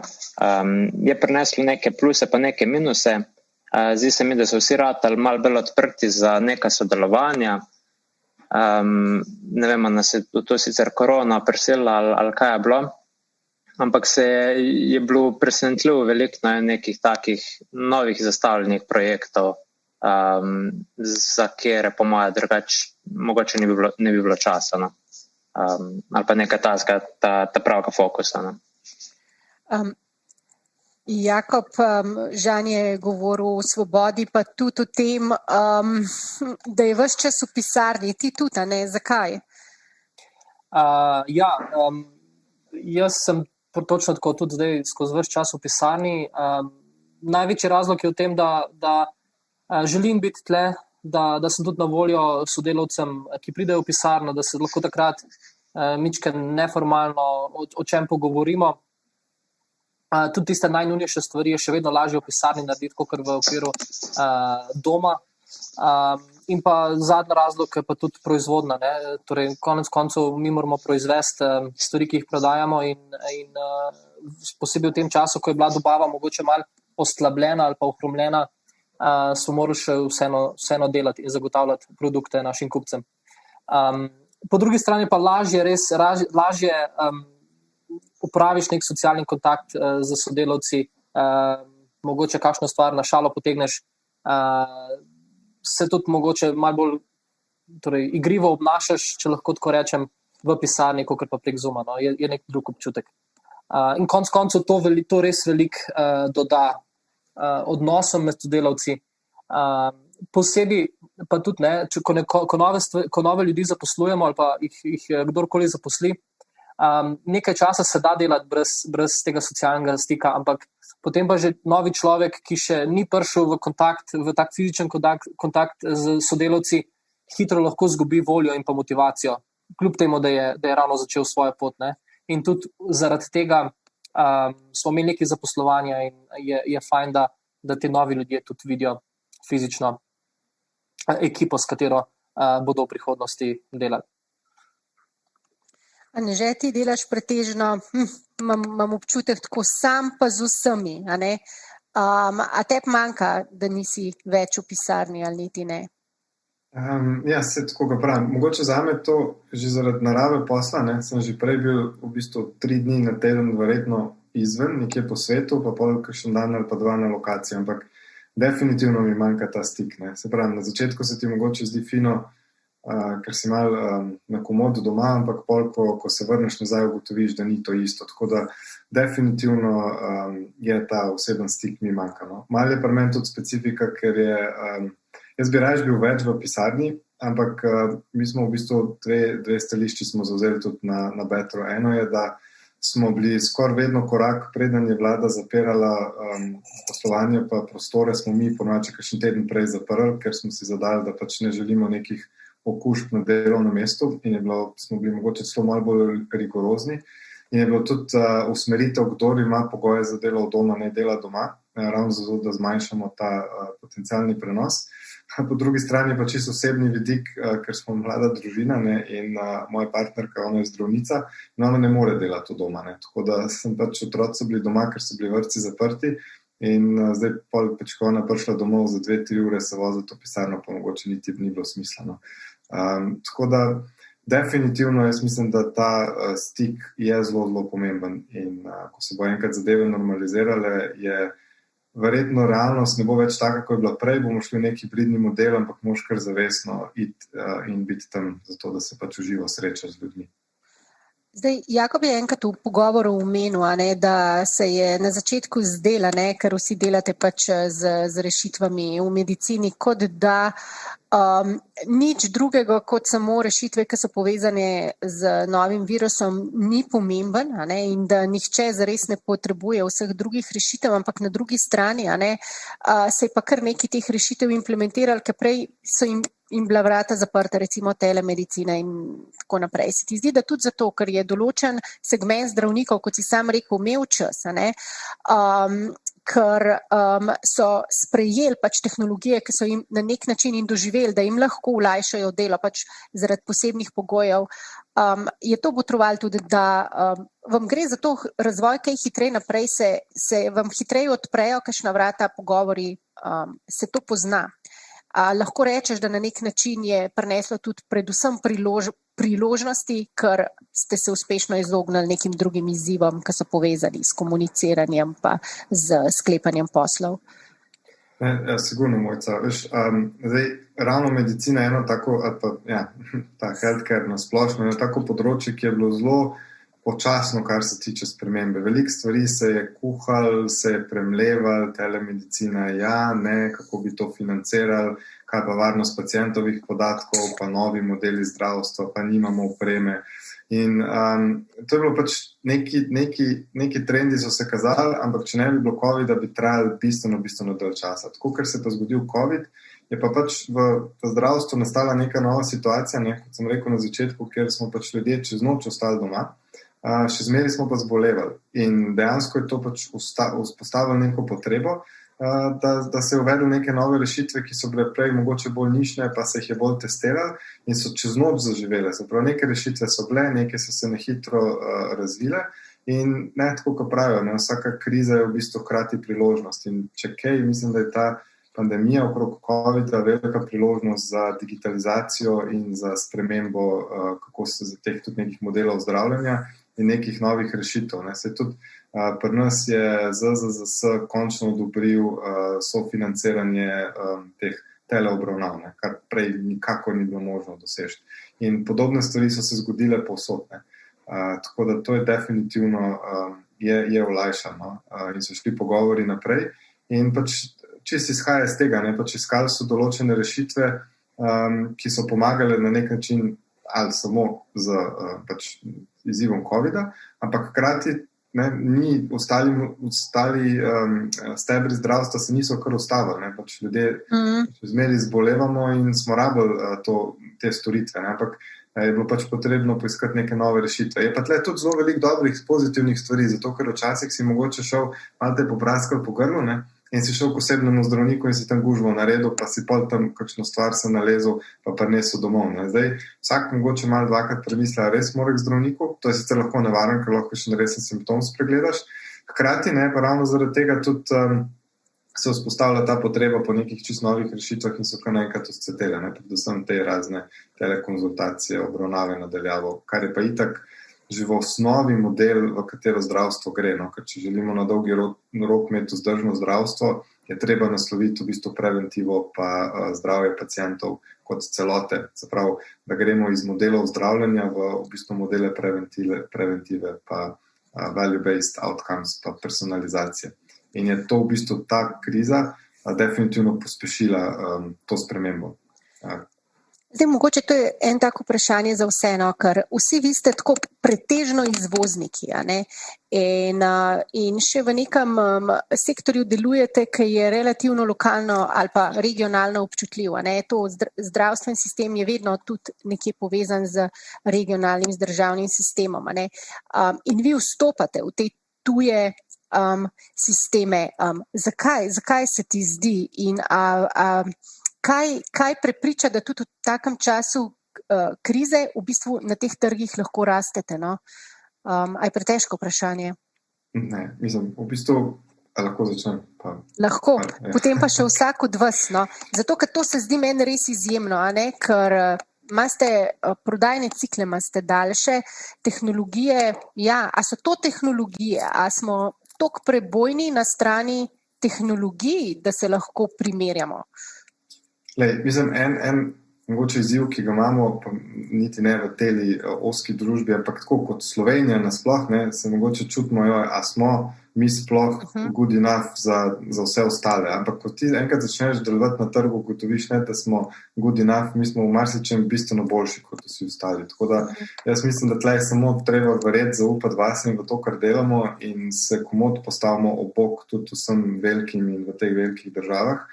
Hkrati pa spet ta COVID kriza, ne, na nek način je zakomplicirala situacijo, ampak je prinesla ogromno priložnosti. Zdravstvo se bo digitaliziralo in tukaj ni poti nazaj, in to vidimo že skozi vse v bistvu finančne mehanizme, ki so kar naenkrat na voljo tudi za te neke nove inovativne rešitve. In če kdaj je zdaj čas, da gremo ven na trg v tuje države. Mislim, Nemčija recimo za letos napovedala, da bo investirala 4,3 milijarde v digitalizacijo zdravstva.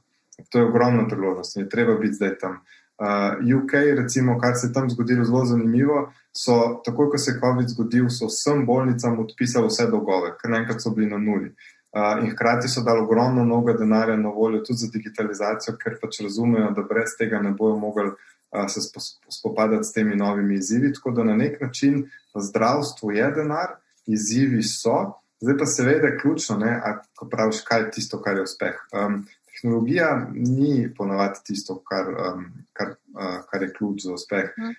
Ključ za uspeh je to, da ti prepoznaš neko potrebo na trgu in za tisto nišo narediš aplikacijo, rešitev, lahko tudi tehnološko, produkt, ki reši nek konkreten problem uporabnika in prinese neko dodano vrednost. In to je pa na nek način izziv, ne, vseh nas in vseh podjetij, da najdemo to nišo, ta problem in ga pa z našim produktom ustrezno naslovimo. Seveda, če imamo pravo tehnologijo, lahko to naredimo boljš, ne, kot zgleda kot čarovnija, ampak ključen izziv je tam, ne, pogruntati ta pain in pa benefit. Če si prvi, če si boljši kot od ostalih, pol so pač možnosti neskončne. Janko, imamo spisana priporočila, kaj praviš? Povej, ne sliši se te. Ja, digitalizacija, kdajko zelo, sicer ni čisto področje digitalizacije, zaradi tega, ko se ukvarjamo z medtekom, pa z enimi uvajanjem pač nekih rešitev, ki pa tudi samo pridejo do zdravnika, pridejo do sistema. In definitivno je pa pač moje mnenje, pa sem ga že delil s kolegi še iz prejšnjih življenj, ko sem pač delil v drugi firmi, je fora o tem, da zame digitalizacija ni rešitev, če mu ne sledita en change management procesov, kompletnega prilagajanja organizacij, ker sicer, kako je bilo že včasih rečeno, da dobre IT rešitve zgolj pospešijo delanje nepravih stvari v enem slabem sistemu. Ne. In to je pač ena zgodba, ker kupati neko kupati na top IT rešitev je v bistvu zelo enostavno. Ne rabiš, malo denarja kupiš in čao. Ne. Najhujše pa je, da ti interne procese začneš mlinčkati že prej, ne, in prilagajaš in spreminjaš zato, da bo digitalizacija dejansko dosegla učinek. Za temi spremembami so pa vedno ljudje. In tukaj se mi zdi, da je ena ključna stvar, ki jo ne vem, če je ravno specifika samo Slovenije, ampak mi v Sloveniji delamo na enem projektu in imamo ambicijo v Sloveniji predstaviti in zgraditi skupaj seveda z partnerji, Onkološkim inštitutom, Ministrstvom za zdravstvo, Slovenski inštitut, Slovenski center za protonsko terapijo zdravljenja raka. To je pač ena resna zadeva, ki pomeni res next stage v obravnavi onkoloških pacientov, kjer imamo kompletno stroko, imamo lahko finance, v bistvu znamo narediti vse. Generalno pa je, da umeščanje enega tacga velikega tehnično-tehnološkega, pa znanstvenega, pa medicinskega projekta v zdravstveni sistem ni tako enostaven, ker gre za inovacijo, gre za kompleten sklop vseh sprememb, ki jih zahteva tako javno zdravstveni sistem, način financiranja, obravnave, operativno. In tukaj se ne nazadnje, potem jaz mislim, da dobri ali pa napredni zdravstveni sistemi v svetu razlikujejo od malo manj naprednih.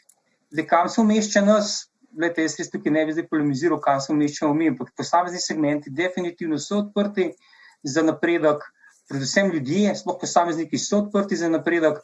Generalno je pa, jaz mislim, še nekaj napora potrebno vložiti za to, da bomo lahko tudi naš zdravstveni sistem premikali mogoče to hitro, pa postali demo okolje, za katerega si tako prizadevamo, da bomo lahko najboljši doma, in hkrati to demo okolje prenašali po vsem svetu. Ne vem, v Nemčijo, Dubaju, Rusijo, Kitajsko, pač po vsem svetu. Tako da to je ena ambicija, ki jo imamo pa tudi mi, ne, ker hkrati delamo najboljše stvari praktično po vsem svetu, In res bi si želeli, da lahko nekaj takega omogočimo Sloveniji, za Slovenijo in za regijo, v kateri smo. Ker na ta način bi Slovenija stopila iz enega povprečja, mogoče v katerem smo danes tako srečni, ali kaj, tako nekako imamo včasih občutek. No. To je pač moja ključna dilema, ne, kar se tiče digitalizacije pa uvajanja sprememb. In jaz upam, da bomo našli pač nek nov modus operandi, ki bi omogočal uvajanje sprememb pa naprednih stvari v zdravstveni sistem. Tukaj je recimo še ena zadeva, ki je, ne vem, Mojca, ki jo pač tuhtamo že nekaj časa, ali je Slovenija zrela za demo bolnico, pa ne bolnico, za demo inštitucijo, v kateri bi imeli vzpostavljeno demo okolje, pa ne zato, da se bomo igrali s pacienti. Ne, z bolniki se ne bo nihče igral, pa nihče se ne bo igral s potrpežljivostjo zdravnikov, ampak demo okolje, v katerem bomo lahko v realnem svetu omogočili najboljšim rešitvam, da jih upeljemo v sistem, imamo proof of concept, potem lahko tudi v domačem okolju in ga ponesemo po vsem svetu. Je pa hudo to, ne vem, boste povedali Better, Messi in ostali, da ta demo okolje, ne vem, mi lažje stvarimo na MD Andersonu, kot pa ne vem, na UKC-ju. To je pač zgodba, v kateri mogoče to izziv, ki bi mu veljali prisluhniti, pa ga nadgrajevati naprej. No.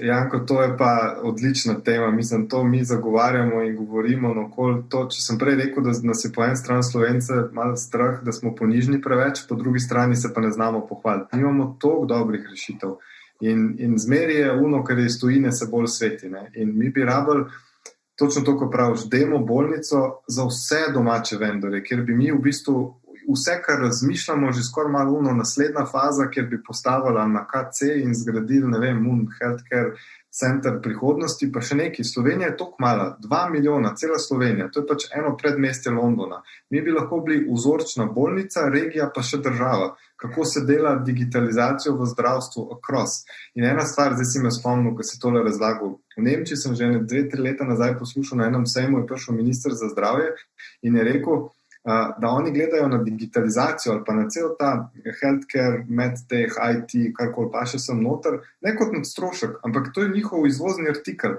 Oni investirajo v to, delajo demo centre, zato ker vejo, da če je to dobro narejen doma, imajo tako postavko na prodaji in dobijo nazaj bistveno več, kot investirajo. Nimajo interesu, da to doma uspe. Pri nas se pa kar naprej kregamo, je to toliko vreden, a ni toliko vreden in je čist napačen pristop in to bi se mogli spremeniti, to se strinjam, to je eno od... In vsak te vpraša, iz Slovenije si, kaj so tvoje domače reference? Moraš jih imeti. In veš, to je ful prednost tudi bi bila za Slovenijo, ogromna in bi postal to, cela industrija bi postala izvozni artikel. Vsak, ki karkoli dela v healthcare, ali tehnološko, ali IT, ali kakorkoli. Zelo odlično. Jakob, se strinjaš, ne? Ja, sploh se ne morem bolj strinjati z vama. V Sloveniji to je pač naše domače okolje, to je odkoder prihajajo naše inovacije, naše znanje. In če ne bomo uspeli našega znanja prikazati v lastni državi, pol ga bomo težko tudi drugje. Ampak mi to delamo, pač, ker smo se morali sprijazniti in najti načine postavljati te demo centre v tujini. Jaz sem zelo vesel, ker do slovenskih zdravnikov imamo odličen dostop in kjer se lahko zdravniki in pa medicinske sestre odločajo o uporabi naših produktov, nimamo nobenih težav, so vedno odprtih rok, nas sprejmejo in tudi uporabljajo naše produkte. Vendar, ko pa pridemo na bolj institucionirane kupce, uporabnike, tam je pa grozno težko. In ne morem se izogniti, da ne bi komentiral današnje objave oziroma članka na rtvs.si, kjer so prikazali telemedicino v vedru. Pa ne bom nadaljeval, v glavnem rešitve, ki pridejo izpod odeje, pa ne tako smisel te rešitve, torej kaj ta rešitev ponuja, ampak to koncu tudi izvedba. In še eno stvar, vedro, ne? Tako, če lahko še na koncu zadnjo stvar dodam, veliko lažje in veliko bolj uspešni bi bili pri suportiranju slovenskega gospodarstva, če bi se včasih odločili pa kupili od slovenskega podjetja rešitev, seveda mora biti za sprejemljivo ceno, mora biti dobra in tako naprej, kakor pa uvozili iz tujine nepreverjeno, mogoče še brez certifikatov in pa sigurno brez nekih integracij in suporta. To pa je, če mene vprašate, zločin. in kateremu smo bili vsaj v mesiju priča zdaj v tem obdobju obravnave pacientov nadaljavo. In še enkrat, veliko lažje je vsaj nam dostopati do institucioniranih kupcev v tujini, kakor pa v Sloveniji. Najlažje nam je pa dostopati do kupcev, do individualnih kupcev, kjer se na koncu zdravnik, medicinska sestra odloči o uporabi in takšne prodaje so pač naše najuspešnejše prodaje in naši kupci so tudi najbolj zadovoljni kupci. Žan, še tvoja misel? Ja, v bistvu, meni se zdi, da itak smo vsi že iz štarta usmeri mednarodno, ne? In mogoče je tudi ta misel, da, rečemo temu krfama, oziroma se v veliko primerih je res, da v bistvu znamo zelo dobro tehnološke rešitve narediti, jih pa ne znamo lih komercializirati. Mogoče drži bolj za tiste neke, rečemo temu, nacionalne kolhoze ali pa velike domače igralce, ki pa jim je v bistvu tuji trg neki zazravna, ne. Pač nam je, mislim, da je vsem dosti jasno, da če bomo samo na slovensko tržišče ciljali, pač to ne bo dovolj, ne. Zdaj, kar se tiče tega, ja, demonstracijska bolnica, meni je bilo zelo zanimivo, ko sem bil v Chicagu lansko leto, v enem pospeševalniku specializiranem za medicino, ki so imeli to je, kad je preko ABC ali pa kakšen drug pospeševalniku v Sloveniji, kad bi oni imeli eno sobo, ampak ta soba je v bistvu polno opremljena operacijska dvorana, v katero lahko pridejo pač startupi testirati različne tehnologije, integracije in tako naprej. Tudi, ne vem, ja, druge klinike tam, se zdaj jaz tukaj, to ni razprava javno-zasebno, ampak mi veliko lažje pridemo zraven v Ameriki, pa se ne moramo osebno dobiti, kot v Sloveniji, kjer smo lahko 4-krat osebno tam, pa ne vem, kaj vse naredimo. Dosti bolj odprti so do tega, pa bolj se mi zdi to, da vidijo v tehnologiji drugje malo bolj priložnost, pri nas pa grožnjo, ne. Se pravi, ali pa rečemo temu strah.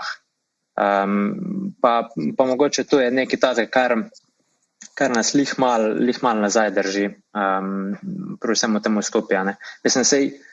Pa to ni zdaj tako ogromen problem, saj načeloma je to takrat z večino stvari stvar odločitve, ne, pa pač jasne usmeritve. Če se za to odločimo, to ne rabimo cele države razmontirati, ne, se pa lahko začne, nekaj premikati, ne, se zdaj, meni je zanimivo, kaj se kdaj kakšne take debate, pa pol na koncu izpade, da se zahteva, da se bo pač vse na glavo obrnili. To so v končni fazi mičkena sprememba, ne, začne se pa v glavah, ne. Se popolnoma strinjam. Lepe zaključne misli, bi pa nekoliko bolj lahkotno zaključila z vami, da ne bo vse tako zelo težko. Kaj bo v resnici prva stvar, ki jo boste naredili, ko se ta naš tako imenovan lockdown konča, in kaj bi bil vaš dream remote workplace? Od kje bi najraje delali, ali delate že danes od doma, od tam, a je to tam, kjer najraje delate? Janko, boš ti začel? Bom jaz začel. Sem najstarejši, pa lahko jaz odprem tukaj debato mlajšim. Kaj boš najprej naredil? No? Kaj bom najprej naredil? Ja. Najprej bom šel nazaj v firmo in bom ful vesel, če bom recimo skombiniral in hibriden način, to, kar je bilo danes že rečeno, zato da bom najprej ohranil del tega, kar je mogoče luksus, eni pravimo, ampak ta luksus niti je bolj tak virtualen, ker jaz sem v principu več vidim mašino pred sabo, kot takrat, ko sem v službi. Ker sploh ne znam več dobro ločiti, ker je laptop je skozi prižgan, grem mem pa pogledam in sem skozi nekje v službi. Sploh ne vem, kje je okolje službi, pa kje je okolje doma. Tako da bom vesel, ko bom šel lahko na lokacijo in bom tam na lokaciji in ko bom zaprl računalnik, seveda bom spremljal, ampak bom manj mogoče odvisen od tega, da bomo upckati doma prižganga. In moj idealni workplace je, tako kot sem recimo lahko zdaj v okolju, kjer sem blizu tistih, ki mi ogromno pomenijo, pa hkrati kljub vsemu skupaj s sodelavci, s katerim gradimo eno prihodnost Cozy Laba pa enih naprednih tehnologij na področju onkologije. Tako da to je čisto okej. Na dopust pa še vedno rad čuhrive pa nekam, ampak to je pa dopustne. Joj, a veš, da sem mislila, da boš rekel, da boš k meni cukra na drulovko na kavo prišel. No. Anže, kaj pa ti? Kar se tiče remote oziroma idealnega remote dela, mislim, da to tle, ko sem, je čisto redo. Imam pisarno, imam super teraso, kjer grem lahko ven, če je lepo vreme, tako da tle se ne bom nič pritoževal. Tudi, ko bo enkrat sproščen, recimo tole srečevanje, se lahko daj tudi sodelavci dobimo, tako da bo čisto super. Definitivno pa, ko pridem nazaj v podjetje, bom najprej šel z vsemi ali pa z čim večjimi na kavo, na kosilo, da malo v bistvu izmenjamo zgodbice iz karantene, pa da spet spodbudimo ta tok misli, pa pogruntamo kaj novega, kar mogoče zdaj nismo tako zelo učinkovito naredili. Čeprav vse ideje so zmeri, no. Ampak predvsem ta osebni stik, no, bi rad pol spet malo bolj resno vzpostavil. Žan, kaj pa ti?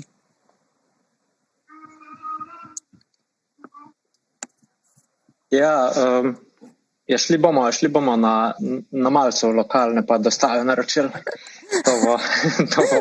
To bo zelo velik daily life hack, no. Kar se tiče pa idealnega remote, mislim, meni je v pisarni najbolj super, če pa že bi mogel, bi pa remote delati bi pa vsak teden od kje drugje.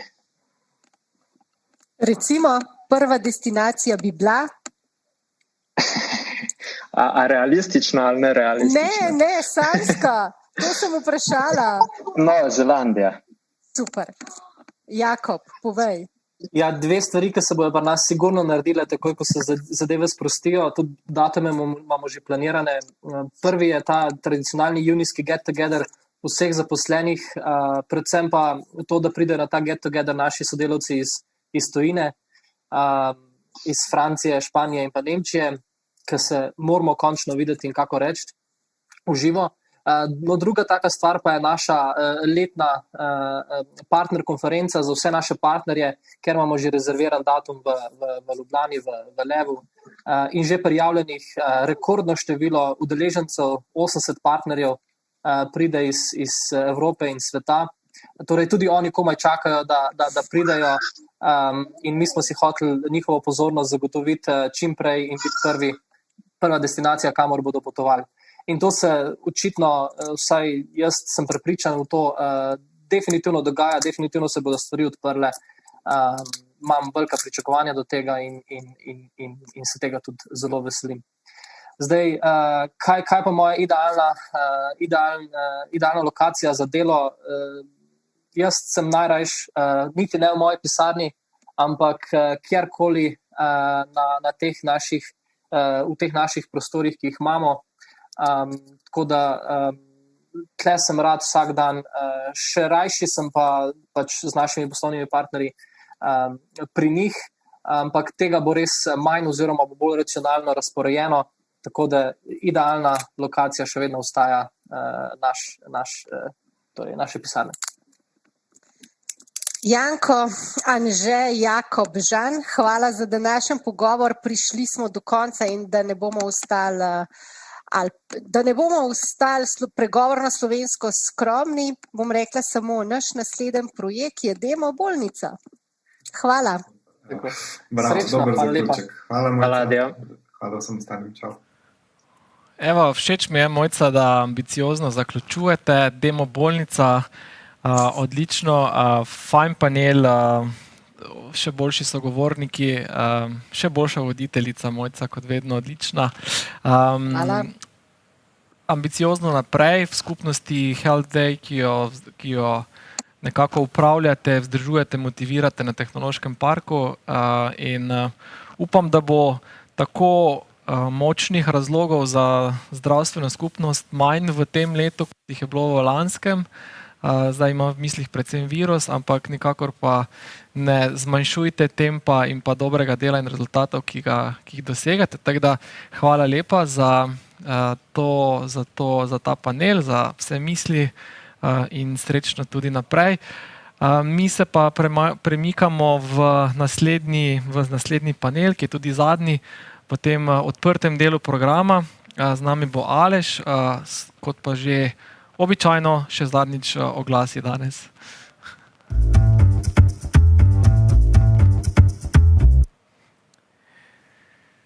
In pridružil se mi je še tretji član ekipe tehnološkega parka, ki danes skrbi za to, da so paneli razgibani in pestri in zanimivi in iskrivi. Aleš, zdravo, kako si? Unmutaj si mikrofonček, pa evo, še enkrat. Evo nas. Ja, zdravo. Mi smo že cel dan v takem enem napetem pričakovanju, da se zgodi ta naš panel, ker naši prejšnji sogovorniki, tvoji gostje in gostje naših moderatorjev so nam dali kar nekaj res zanimivih iztočnic in ko mi čakamo, da naslovimo tudi našo temo in odgovorimo na nekaj izzivov, ki so jih podali. Odlično. Tudi ta zadnja misel Mojce, virtualna oziroma demo bolnišnica je nekaj, kar morda tudi paše popolnoma vašo temo, konec koncev v VR, XR okolje je del naše prihodnosti, tako da glede na to, da ste tako našpičeni, vas ne bom več zadrževal, ti predajam besedo tebi in tvojim gostom. Izvolite in se veselim debate, se vidimo. Zdravo vsem, še enkrat bi lepo pozdravil vse obiskovalce današnje konference. Iz naše strani se nam bojo pridružili David Kvaternik, tovarna Teh, mojster AR-ja in bom rekel vseh ostalih 3D modeliran in povezav z turizmom. Na drugi strani nas čaka potem Marko Cafnik, bom rekel, oče prve slovenske VR platforme, zelo zanimiv Multiverzum in sodelavc, s katerimi v XR skupnosti zelo veliko stvari tudi skupaj delamo. En projekt zanimiv, ki smo ga pridobili v zadnjem času, je Expo v Dubaju. In potem še Jernej Mirt, mislim, da ga pa kot strokovnjaka in pa enega vodilnega razvijalca na slovenski XR sceni niti ni treba posebej predstavljati, on je pa vodja VR-ja. In danes bo naša tema seveda prihodnost dela, The Future of Work, in jaz se že zelo veselim, zato ker se mi zdi, da je XR tisto področje, ki dejansko nudi odgovore na to temo. In res, da smo last, but nismo list, tako da obeta se nam zelo zanimiva dinamika. Predvsem bomo naslovili nekaj področij, ki se dotikajo prihodnosti sploh samih teh tehnologij oziroma ali bo delo v prihodnosti potekalo v obstoječih okvirih. Jaz mislim, da ne, zato bom tudi izval te moje sogovornike. Morda kar začnem z Davidom. David, mogoče za začetek, kaj delate, dokaj ste prišli, kakšne so stvari, ki jih imajo že danes lahko podjetja, vidijo pri nas v Sloveniji, oziroma kakšne, kako z vašim delom že danes vplivate na določene segmente, kar se tiče dela in zaposlovanja. Predvsem v luči tega, da se meni osebno zdi, da je, bom rekel, sta dva področja, kjer bi ScaleUpi definitivno morali, in danes tega nismo naslovili, morali naslavljati temo, to je umetna inteligenca in pa virtualna in obogatena resničnost. Pa če rečem, da je umetna inteligenca precej težje dosegljiva, je potem obogatena pa virtualna resničnost tista točka, kjer dejansko se splača najdati neke vstopne točke, oziroma podjetja bi mogla dati temu veliko večji poudarek. Evo, David, da jih malo zmotivirava, kaj dejansko v vašem tovarni Teh, kaj že lahko zdaj ponudite, kaj že zdaj delate, kje so tiste točke, ki so res vaše, no? Ja, živijo Aleš in vsi ostali, hvala za besedo in povabilo. Mogoče bi malenkost bolj se kar projektno orientiral, da najprej bi rad eno zelo zanimivo statistiko povedal, in sicer kako je pravzaprav, glede VR-a je nasplošno en mit bil v zadnjih letih, da je zadeva primarno za marketinške namene se uporabljala. Bodimo realni, to je bil v bistvu povsod, kjer je bil VR zraven, je bil že boom, samo to, imamo VR, imamo očala, mi smo moderni.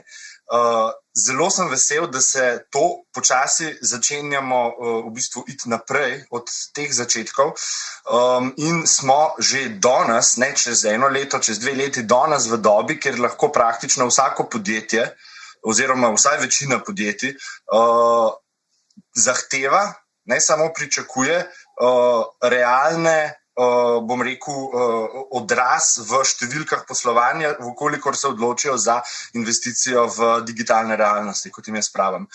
In sicer lep primer je ameriški Macy's, ki so začeli približno 2 leta nazaj s projektom, kako v njihove, Macy's je pač velika ameriška veleblagovnica, prodajajo vse živo in ena izmed stvari, izmed v bistvu njihovih core stvari v zadnjih časih je bilo pohištvo. In oni so v svoje fizične poslovalnice, ki niso dovolj velike, da bi razvili salone pohištva, se pravi, da bi v bistvu imeli fizične, bom rekel, pohištvo v poslovalnicah, so naredili VR prostor v njihovih fizičnih trgovinah in digitalizirali ogromno, bom rekel, pohištvenih kosov, kavčev in tako naprej. In rad bi omenil številke in sicer v povprečen basket size, ki gre čez blagajno, se je povečal v primerjavi s fizičnimi štecunami za 60%. V tem biznisu vračila so zelo velik strošek in vračila kupljenih produktov so se zmanjšala za 25%, medtem ko potreben prostor je pa približno deljeno s 100. Tako da to je en tak lep primer, kaj jaz mislim, da je prav, da podjetja pričakujejo in zahtevajo od partnerjev, s katerimi se odločijo, da grejo v potovanje v nove svetove. Tale zahteva mi bil zblazno všeč, ne? To je res, a veš, mislim, ker do zdaj smo se mi ful trudili na naši strani, recimo mi 4 tukaj dejansko prepričati podjetja, ne, da vzemite nek segment, ne, res se vam bo splačal, ne, ampak ti vidim, da si tukaj obrnil, ne, in si dal zahtevamo in to mi res je všeč, ne. To je res, podjetja morajo zahtevati od nas, ne, te stvari, ne, ker dejansko rezultati so, tudi Microsoft, ne, recimo je rekel tako, 40% večja produktivnost za to, kar HoloLenske uporabljajo in tako naprej, ne. A veš, ok, kar nadaljuj, sorry, sam to sem mogel pokomentirati, se mi zdelo res pomembno, no. Absolutno. Mogoče, če čisto z enim primerom nadaljujem, ki je predstavlja nek tak convergence, neko tako zlitje tehnologij, s katerimi se mi vsakodnevno igramo in še posebej relevanten za trenutne COVID čase. In sicer to je razvoj zaščitne maske pravzaprav. Tukaj je imel Aleš tudi zelo veliko zraven. Tehnološki park, ne, to moram poudariti. Ok, kar pa je. Oboji. Skratka, začel se je pravzaprav čisto kot en tak hobi projekt. Večina moje ekipe je finiširala ene druge projekte še. Sem imel malenkost časa in če v bistvu ful zadevo skrajšam, bom rekel, najprej je prišlo 3D skeniranje človeškega obraza, zato da imaš fit. Potem je prišlo modeliranje ene parih obstoječih mask, potem je malo researcha na določenih open source zadevah, kaj že obstaja, kakšne elemente bi lahko uporabili. Potem je prišel pa pravzaprav 3D modeliranje do izraza in smo potem lahko prišli do produktov. S tem, da tukaj bi poudaril, kakšno veliko vlogo je igral VR pri v bistvu skrajšanju časa produktnega razvoja, ne. Zato, ker mi danes recimo tukaj govorimo na Zoomu, ne, se pravi, v bistvu si delimo audio in video, ne. Mi smo pa v bistvu še z nekimi tudi partnerji izven Evrope, ki smo delali skupaj in smo se tudi v bistvu malenkost na hobi lotili to zadevo. Smo se preko platforme Gravity Sketch, to je v bistvu zelo dober software za 3D modeliranje in kiparjanje v VR-u, omogoča pa kolaboracijo. To pomeni, da si ti v enem prostoru, imaš svoj avatar noter in da lahko ljudje iz širom sveta so svojimi avatarji in oni skupaj ko-kreiramo en 3D model. Kar pomeni, čist plastičen primer, mi imamo recimo eden prototip, zdaj pa, kako ta prototip, ko preidemo na drugo tehnologijo 3D tiska, ki je bistveno bolj mehkejša, s 3D tiskom v bistvu pridemo do prototipa. Ta prototip ima ene probleme in sicer je premalo torzijsko stabilen in potem skupaj z v bistvu inputi iz različnih področji v VR-u nakiparimo dodaten grid, dodatno mrežo, ojačamo določene zadeve in to poteka v realnem času. In z orodji, ki bi jih, če bi modelirali pač na PC-ju, samo na PC-ju, bi porabili bistveno več časa. Tako da imamo kolaboracijo, imamo prihranek na času, potem s 3D printom v bistvu dobimo na različnih koncih sveta izdelek v roke, držimo ga, vidimo ga. Že preden ga pa vidimo, ga pa v bistvu se sprehajamo okrog njega v VR-u. Tako da na ogromno korakih imamo prihranke in imamo optimizacije. No, vidiš, mislim, sorry, ko ti sam skočim v besedo, ampak točno to je bila, bom rekel, današnja tema cele te konference. Mi smo se jedli na koncu, zaradi tega, ker verjetno, bom rekel, je ta naš poudarek bistvenega pomena, ampak kljub temu, a veš, produktivnost se z uporabo XR-ja dejansko ful zveča. Sam interakcija se z uporabo XR-ja ful zveča. In sama, recimo, ne vem, ta produkcija, se pravi, prototipi in pa cenovni dostop je vsaj za razred cenejši. In to je tudi ena od ključnih stvari, zakaj je potrebno spomniti podjetja res na redni bazi, da se ta tehnologija začne množično upeljevati. Zato bom še enkrat rekel, tvoja zahteva mi je bila blazno všeč, da bomo nadaljevali še v tej smeri. Ok, kar nadaljuj. Mislim, samo na kratko, da pa še Marko pa je ne vključen. Tako da bistvo, kar sem v bistvu hotel povedati, je convergence vseh tehnologij, ki so nam na voljo. In v bistvu ena izmed stvari, kjer smo mi zelo dobri, je, da svetujemo podjetjem, katere tehnologije se njim pravzaprav najbolj splačajo. Mogoče je naš plus glih to, ker imamo res v bistvu širok pristop in bom rekel, vedno probamo gledati bigger picture, naš fokus ni toliko biti v enem zelo oskem področju super eksperti, ampak je v bistvu bolj biti zelo dobri 3D generalisti. Tako da imamo zelo velik seznam igračk, pravzaprav od SLA, FDM 3D printerjev, motion captureov, turntable 3D skenerjev, prenosnih 3D skenerjev, DSLR kamer, 360 stereo kamer, dronov, VR headsetov, AR headsetov, projektorjev. Kar hočem reči je, da lahko uporabimo zelo, zelo veliko enih zanimivih igračk, da ustvarimo zelo, zelo zanimive rezultate. Ok, thanks. Itak te bomo še več izvali naprej. Zdaj pa mogoče, ker smo bili na teh platformah, pa tako naprej. Marko, potem pa Jernej ti.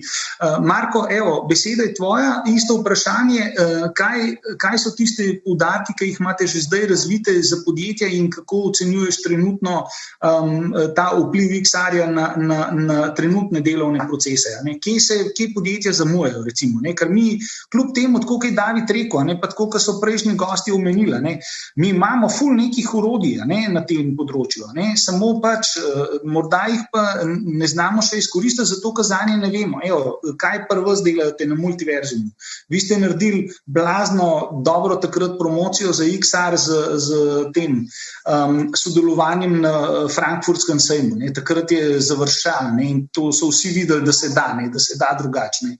Recimo, Ja, morda za razliko od Davida, ki je nekako neposredno odgovarjal na potrebe industrije, smo pa mi danes vstopali skozi ta marketinški vidik, potrebe po promociji in nekih out-of-the-box konceptih.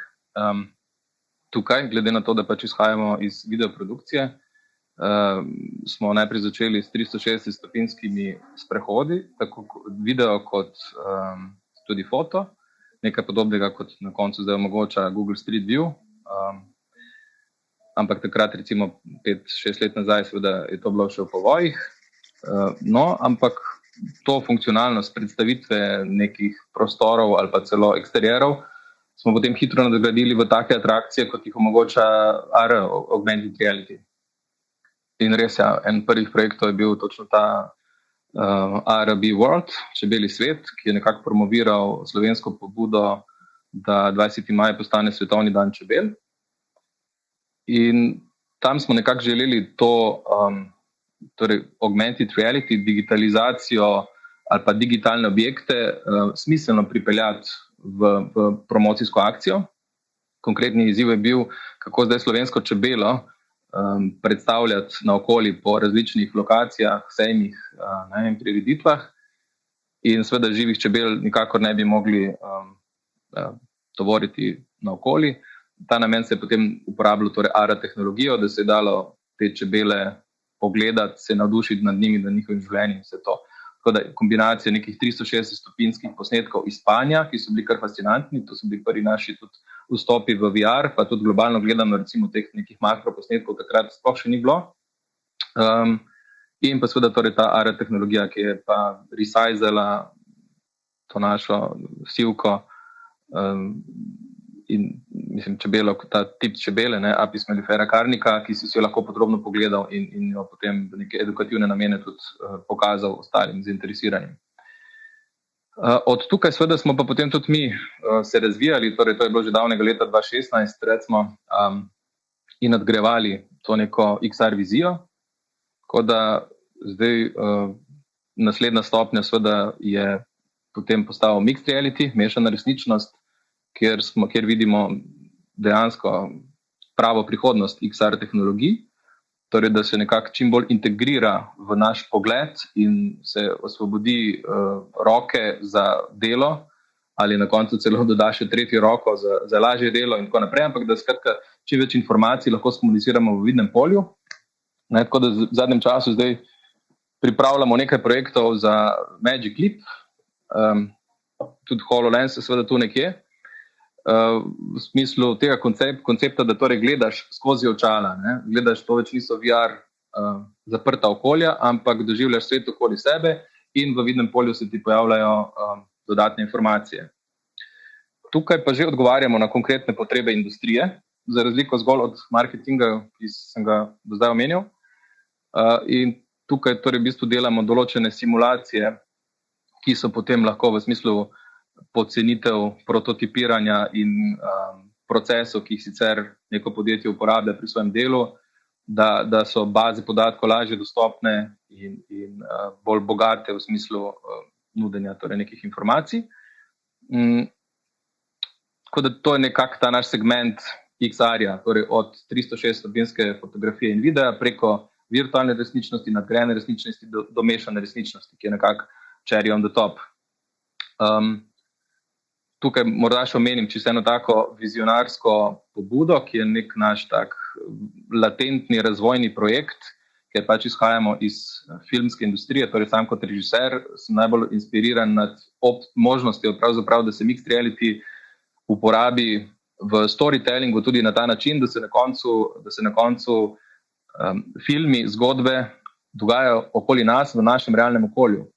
In da se junaki filmski, takšni in drugačni, kogarkoli se že kdo zberi iz kakršnega koli žanra, pojavijo v naši dnevni sobi, v naši spalnici, v naši firmi in da so celo interaktivni z nami, torej da jih v real timeu lahko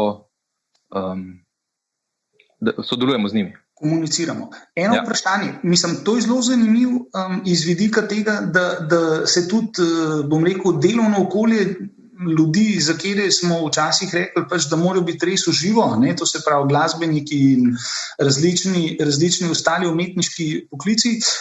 Dejansko, če se pa preselijo k nam v dnevno sobo tako, da ga mi vidimo v živo, recimo, razen koncert, to pomeni tudi zanje dejansko the future of work. Se pravi, niso več na odrih in kar naenkrat si ti lahko v milijon dnevnih sobah. A veš, ker na koncert pride recimo, omejena številka ljudi, Magnifico recimo je bil zelo presenečen, pa ni šlo v to smer, ki smo mi mislili delati, ampak vseeno, recimo, je ta domet potem lahko toliko večji. Recimo, veš, tako, če narediš milijon glasbenikov v dnevni sobi in ti lahko switchaš, jih rotiraš si v VIP sobi dejansko z njimi, to je se pravi čist druga zgodba. Mogoče lahko še vprašanje vprašanje, ne, glede kakšne so bile pa izkušnje sejemske predstavitve, no, te, ki ste imeli v Frankfurtu, recimo to. Kakšen je bil odziv ljudi? A veš, ker to je eden od ključnih segmentov, danes smo imeli kar precej, ne, ja, sejmi so pa ne, drugače v živo sejem, kakor pa virtualno, ne, ampak vi glih na temu fieldu delate, ne, kakšni so bili odzivi, no, recimo tako, ali imaš neke zbrane vtise? Seveda, imamo tudi kar nekaj promofilmov iz tistega obdobja, ampak kot rečeno, to je že bilo davnega leta 2016. Ne, zdaj, ko ste imeli, zdaj z frankfurtski sejem. Aha, ti si v bistvu tole želel napeljati, ja. No, se pravičujem, jaz sem v bistvu šel na prejšnje sejem in prve marketinške akcije z XR tehnologijami. Seveda, v slogu tega collaborationa, ki ga je že prej David omenjal, pa tega, kar sem zdaj z Mixed Reality junaki v dnevni sobi želel spodbuditi, ne. To pa je dejansko novi potencial in prihodnost dela. Torej, da dejansko se mi lahko združujemo, še posebej zdaj, ko veljajo vse te omejitve, da se združujemo potem v virtualnih prostorih in kolaboriramo. Torej, socializing komponenta, vključno z embodiment komponento, ki je pa ena vrhunska taka novodobna tehnologija, to dvoje je prava priložnost za prihodnost, no? Človeštva, bom rekel, če to ni prehuda beseda. In ja, torej, če pa ta projekt na kratko opišem, seveda tu smo pa potem vse te izkušnje skušali nadgraditi v eni taki spletni web rešitvi, pravzaprav s pomočjo WebXR-ja in drugih odprtokodnih sistemov, skratka naredili platformo, kjer se da srečevati znotraj nekega dogodka z večjo skupino ljudi, podobno kot je David prej povedal za tale Gravity Sketch. V tem primeru torej smo naredili virtualno stojnico za JAK, Javno agencijo za knjige, ki je zastopala Slovenijo v Frankfurtu na Frankfurtskem knjižnem sejmu. Seveda vse virtualno z naše strani. Oni so pa imeli zgolj digitalni sejem sicer. To je ta bistvena razlika, kaj je digitalno in kaj je virtualno. Torej, znotraj njihovega digitalnega sejma smo se mi predstavljali virtualno, ravno v smislu tega collaborationa. In ja, seveda, izkušnje so pozitivne. To je bilo prvič na ta način, da torej smo si drznili reprezentirati Slovenijo na ta način in odzivi seveda spodbudni. Tako da od takrat naprej je kar precej povpraševanja po teh rešitvah. Zdaj ne vem, če imamo čas, da še kaj predstavim, ampak mogoče dam še Nejo besedo, da še kaj pove, pa potem kasneje še kakšne stvari predstavljamo. Absolutno. Imamo še dovolj časa za to, da kakšno stvar še poglobimo, jaz vas bom absolutno v to usmerjal. Jernej, evo, ko te je Marko izval, recimo vi ste pa ne samo, da ste, bom rekel, eni od pionirjev, ampak ste tudi naredili kar precej enih zanimivih projektov, od tega, da ste v kolektorju postavljali določene stvari, pa do zdaj zadnje zadeve, ker ste napadali, bom rekel, kar Zoom, ker Zoom je, bom rekel, res zadnja oporišče 2D v delovnega okolja, in se seveda ta 2D delovno okolje kar ustraja, čeprav z mojega vidika seveda 3D nudi veliko večjo možnost. Pa mogoče malo tako res opišeš, a veš, kako ste vi začeli, kje ste zdaj, tako da vidimo, a veš, kaj vse se da narediti že zdaj. In to, bom rekel, z domačimi slovenskimi ustvarjalci. Ja, hvala, Reš. Torej, sem Jernej iz VR-ja. Mi imamo pač 3 stebre v podjetju. Eno je naš prvi produkt, ki je bil VR 360, ki je platforma za ustvarjanje izobraževalnih izkušenj, ki se večinoma zdaj uporablja za pač, ne vem, kaj je slovenska verzija tega, ampak Learning and Development v Ameriki. V večjih podjetjih. Pol nek drugi steber je pač naš Revo produkt, ki je pač štartal iz tega, kar si omenil pri kolektorju. Takrat je sicer bilo bolj to na osnovi HoloLensa, pa smo se malo s tem ukvarjali. Na koncu smo prišli do nekih obogatenih videov. Je pa recimo Revo je recimo pač šel zelo zanimivo po tej poti, da smo začeli recimo z neko tehnologijo, probali to implementirati. Pa smo pa pač pivotirali, dokaj nismo prišli do enega takega tech stacka, ki ga lahko te tovarne sploh poželejo. Zato, ker ne moreš ti glih največjega high-enda implementirati nekje, kjer tega ne moreš spostaviti. In je bila v bistvu to kar dobra pot, ne, zato, ker smo pol to lahko replicirali zelo enostavno tudi po ostalih tovarnah. Ne. Recimo ena izmed tovarn, ki nas uporablja, je imela, pa ni to izven kolektorja, no, je imela lani 1,5 milijona ogledov že na naši platformi. Ne. To je pač nek dokaz, da je bila tista pot kar v redu. Ne. In pa imamo pa še pač tretji steber, ki se pokvarjamo z nekimi custom projekti, ti so pa bolj za našo dušo, zato da se lahko tudi mi igramo s kakimi še bolj naprednimi tehnologijami. Ne. In ja, začeli smo pa pač iz Slovenije prodajati v Ameriko, čist nek no-name firma in smo gradili stvari korak za korakom. Moram reči tako, da lani je bila pač iz vidika krize, je bila pač tudi kriza tudi za nas na začetku, ampak recimo imamo pa tudi neke pozitivne učinke, zaradi tega, ker ljudje zdaj delajo doma in delajo več virtualno. Ne. In kar se meni zdi, ker je glih tema future of work, ne, kar smo mi začeli opažati, je, pa tudi znotraj naše ekipe, da recimo pisarna je taka stvar, ki ni več nujno potrebna za to, da sploh delaš nek high-tech startup. Ne. Recimo mi imamo office zato, da jaz grem v office, ker pač rad delam od office. Drugače pa vsi ostali delamo od doma ali pa pač od kjerkoli želiš in imamo tudi potem tak naš način dela je že sam po sebi dosti virtualen, da se mi zdi, da nekod ne bomo mogli iti nazaj, tudi če se pač to odpre. Pač ti virtualni stiki nekako nadomeščajo tiste stike v živo in jih nadomeščajo relativno ok. Ne. In se mi zdi, da je to recimo en tak opportunity za XR na splošno, da v prihodnosti na nek način še bolj spravi na isti level ta experience, ki ga imaš, ko si prišel v office, pa si z nekom tam pogovarjal v živo, ne, pač v virtualnem smislu. Ne. In recimo, ful zanimivo je gledati zdaj par zadnjih, recimo kam se kaj investira denar, recimo ful veliko enih takih startupov, ki so kar dobre investicije pobrali, pa delajo recimo tako ima Slack, ne, ampak pač dvodimenzionalni Slack. Ne. Se pravi, da se pač greš dobesedno z miško nekomu do mize in se lahko pogovarja z njim. Ne. Če greš pa pač v eno drugo sobo, se pa ne slišta več. Ne. Pač zelo je jasen vidik, da je ta kriza, pač korona, nekod potisnila svetu to, da smo se vsi čez noč navadili delati res virtualno in da se tudi stiki neko zdržujejo na ta virtualni način. In to je še veliko opportunity za vse. Vaš produkt za Zoom, ne? Ja, kako je pa recimo Revo, ne? Kakšne imaš povratne informacije od tega, koliko je bila recimo, kaj si spremenili v tovarni, v recimo kolektorju pa v teh tovarnah, ki ste to uvedli? Kaj si spremenili?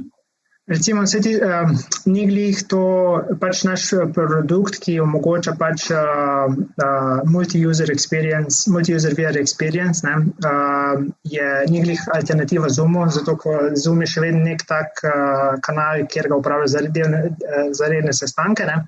Recimo to, ta feature, ki smo ga mi dodali VR 360, je omogoča to, da lahko ti izobraževanja delaš v skupinah. Ne. Predstavljaj si, da imaš skupino delavcev, ki moraš razložiti, koliko neka linija laufa, ne? In na tak način lahko ti pač zelo na hitro skozi neko virtualno izkušnjo onboardaš, 50 ljudi, ki še sploh niso nikoli videli, kako izgleda tovarna znotraj. Ne? In na tak način spraviš na hitro čez cel proces in ne motiš rednega dela, ki pač poteka na tisti lokaciji. Ne?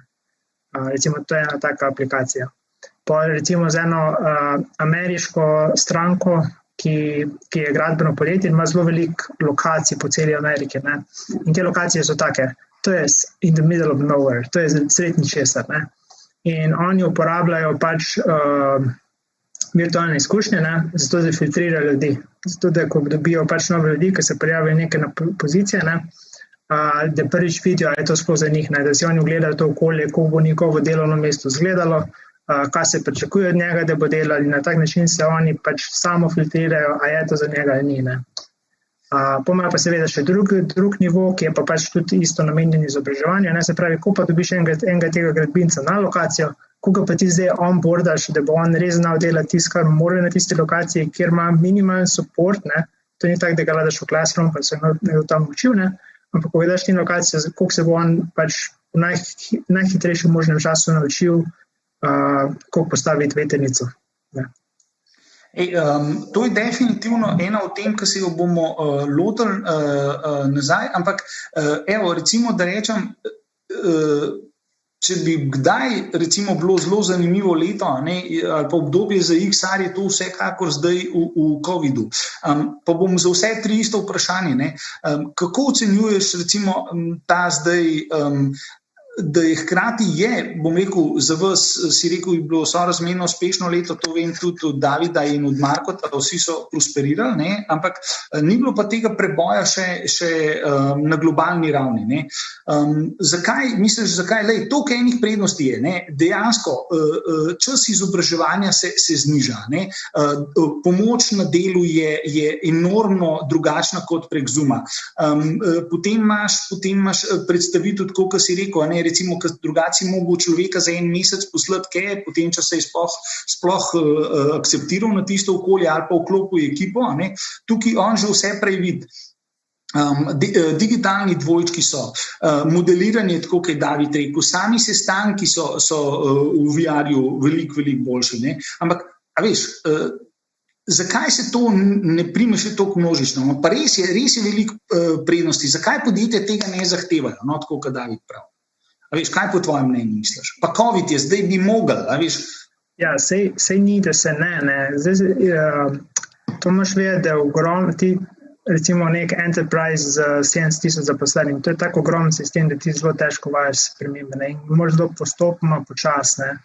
Ampak Zoom so pa vsi takoj zapopadali, veš. Zato, ker si ga mogel, ker dobesedno nisi govoriti, ne. Okay.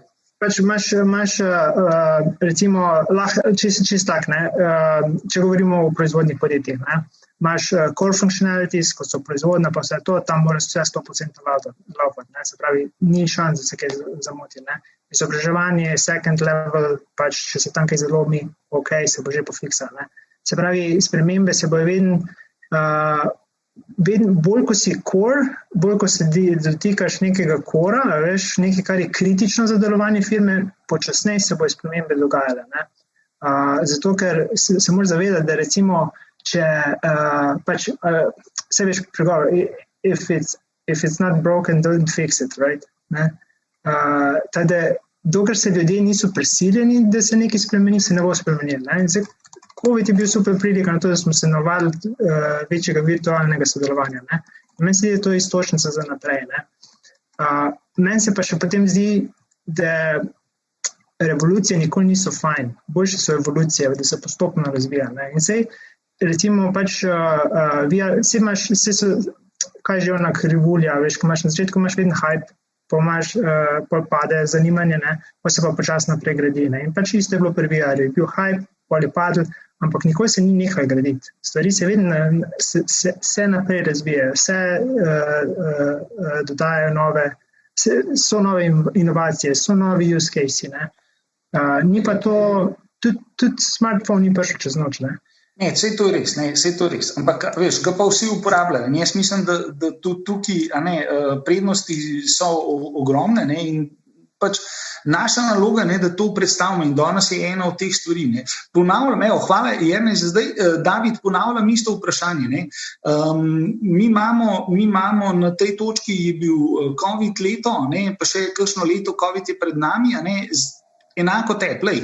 Dan sam primer, ne, ker prej je Leon zjutraj omenil nekaj teh stvari, ampak a veš, čez nekaj let, ne, nas bojo vprašali naši tamali, recimo vnuki, ne, siguren, ne, če ne že prej, kdo, a vi ste res delali na računalnikih, ne, a veš, ne, to, a si predstavljaš, ne, no, evo, povej, zakaj še nismo tam, ali pa kaj se zdaj dogaja, ne, tako, recimo. Ja, jaz bi se na nek način navezal to, kar je prej Jernej izpostavil, ne, da ne moreš high-enda implementirati kar povsod, ne. To je bila tudi naša izkušnja, ker smo delali interaktivne videe za elektronske učbenike, kjer smo v bistvu začeli z delom v 3D in potem smo ta 3D zminimalizirali in zbili dol zaradi pomankanja hardvera na strani konzumptionov, ker pač nismo še na točki, kjer bi cela šola, imamo pilotne primere v Nemčiji, recimo smo že en razred opremili z VR opremo, ampak načeloma pač adoption še ni toliko širok, kar pomeni, da in tukaj jaz mislim, da je ravno ta problem je tudi na nek način ena izmed poti do rešitve, v bistvu do točno odgovora na tvoje vprašanje.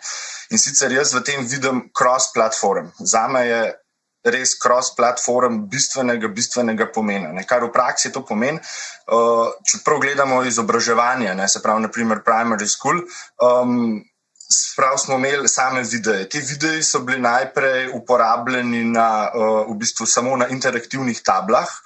Zdaj, 10 let prepozen, ampak zdaj se končno dogaja adoption, da ima že dovolj jih tablice, da ima že dovolj svoje telefone, da imamo v bistvu platforme, ki obstoječo tehnologijo, ki jo ljudje že imamo, v bistvu že večjo stopnjo interaktivnosti dajemo noter. Se pravi, zdaj večinoma gre za augmented reality in za vsaj neke basic animacije.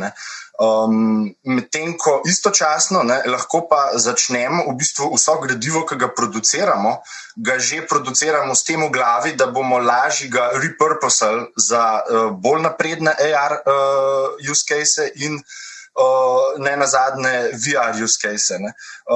Tako da se pravi lahko, mogoče tudi dober primer je tudi Markotova platforma pravzaprav, ker omogoča, da ti sodeluješ, lahko si na računalniku, lahko imaš VR očala gor, se pravi ta cross-platform. Tako da ta del se mi zdi zelo nečem, s čemer stremimo. Drug razlog bi mogoče izpostavil, da je bila večina tehnologije do zdaj, digitalnih tehnologij, je bila fokusirana bolj za konzumerja, se pravi za uporabnika, ni bila toliko enterprise, z izjemo HoloLensa. In na nek način smo tukaj dosegli ta wow faktor, ampak na drugi strani nas je pa zaslepil za return on investment. Se pravi, se je v bistvu ta hype, bom rekel, preveč porabil, že preden je prišel do enterprise okolja. V enterprise okolju je pa v bistvu denar, ki lahko financira razvoj tega. Tako da ja, to bi bil moj pogled na to. Ok, se strinjam, malo smo razredili to, moj odgovor, ki sem ga imel v rokavu tega asa, je bil, vsi čakamo, da bo Apple dal očala in bojo tako simpel, da bomo kar naenkrat preskočili, tako kot smo pač v svet pametnih telefonov, ampak polka mi rečeš, smo mogli video downgradati, pa tako naprej, se pol me malo zaskrbi. Ampak ok, cool. Še zmer čakam na Apple očala.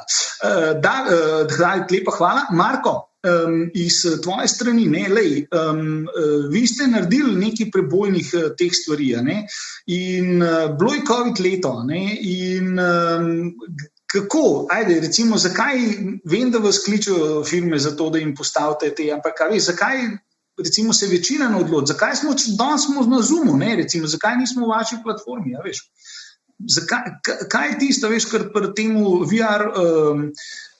VR prednostih, ki jih imamo, smo še zmeri, bom rekel, delamo pa še zmeri tako v 2D-ju,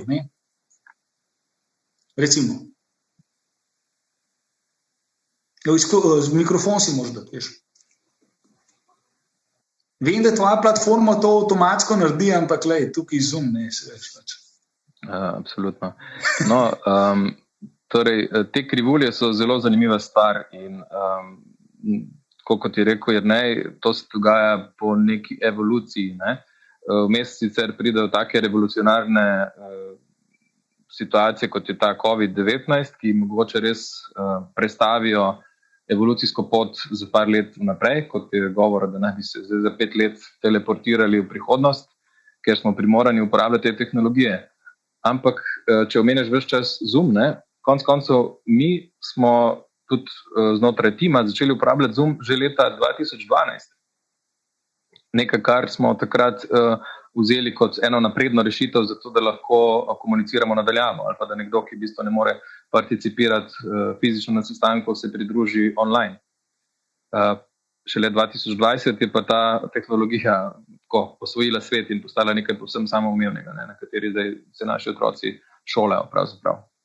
Tako da, kdaj neka stvar dejansko pridobi to uporabno vrednost, ko potreba preraste povpraševanje, torej da ni to, da se mi z novimi tehnologijami usiljujemo in da potem samo tisti res najbolj hardcore geeki, friki in ostali uporabljajo to opremo, ampak dejansko situacija sama to ponuja. Jasno, po drugi strani, poleg te potrebe na trgu, pa mora biti tehnologija dovolj prilagojena temu in uporabna. In po drugi strani, če smo prej gledali Zoom kot neko tehnologijo, ki je danes prišla v potrebo, mislim leta 2020, je pa se začela cela evolucija VR očal in s tem nova industrija šele leta 2016 z Oculusom, ki je to nekako želel, kljub temu so bili poskusi, ne vem, že v 70-ih, da so začeli to popularizirati do te mere, da se je lahko zdaj ustvarila nova industrija. Torej, kdaj zdaj po tej krivulji je prava točka, da se lansira pa neka rešitev znotraj tehnologije na eni strani in potreb na drugi strani, ali sploh stanja zavesti človeka, to je pa zdaj stvar na ključi in drugih razsežnosti. Tako da v našem primeru se pač prilagajamo predvsem temu, da bi služila tehnologija dejansko človeku in zato ta komponenta socializinga je tisto, na čemer gradimo in se nam zdi ta trenutek najbolj pomembno. Vse ostalo pride pa zraven. Ne, pa sej, ravno to, a veš, ta socialnost, ki jo XR omogoča, je ena od teh stvari, ki se meni zdi, da je lahko ključna prednost uporabe tega. Ok, hvala Marko. Jernej, vprašanje, ki ga imam zate, mislim za vse tri. Tale, recimo, zdaj smo pogledali, na kateri točki se trenutno nahajamo znotraj XR-ja, pa kateri stvari lahko dejansko že z današnjo tehnologijo pa z današnjimi stvarmi tudi znotraj slovenskih ekip zgradimo.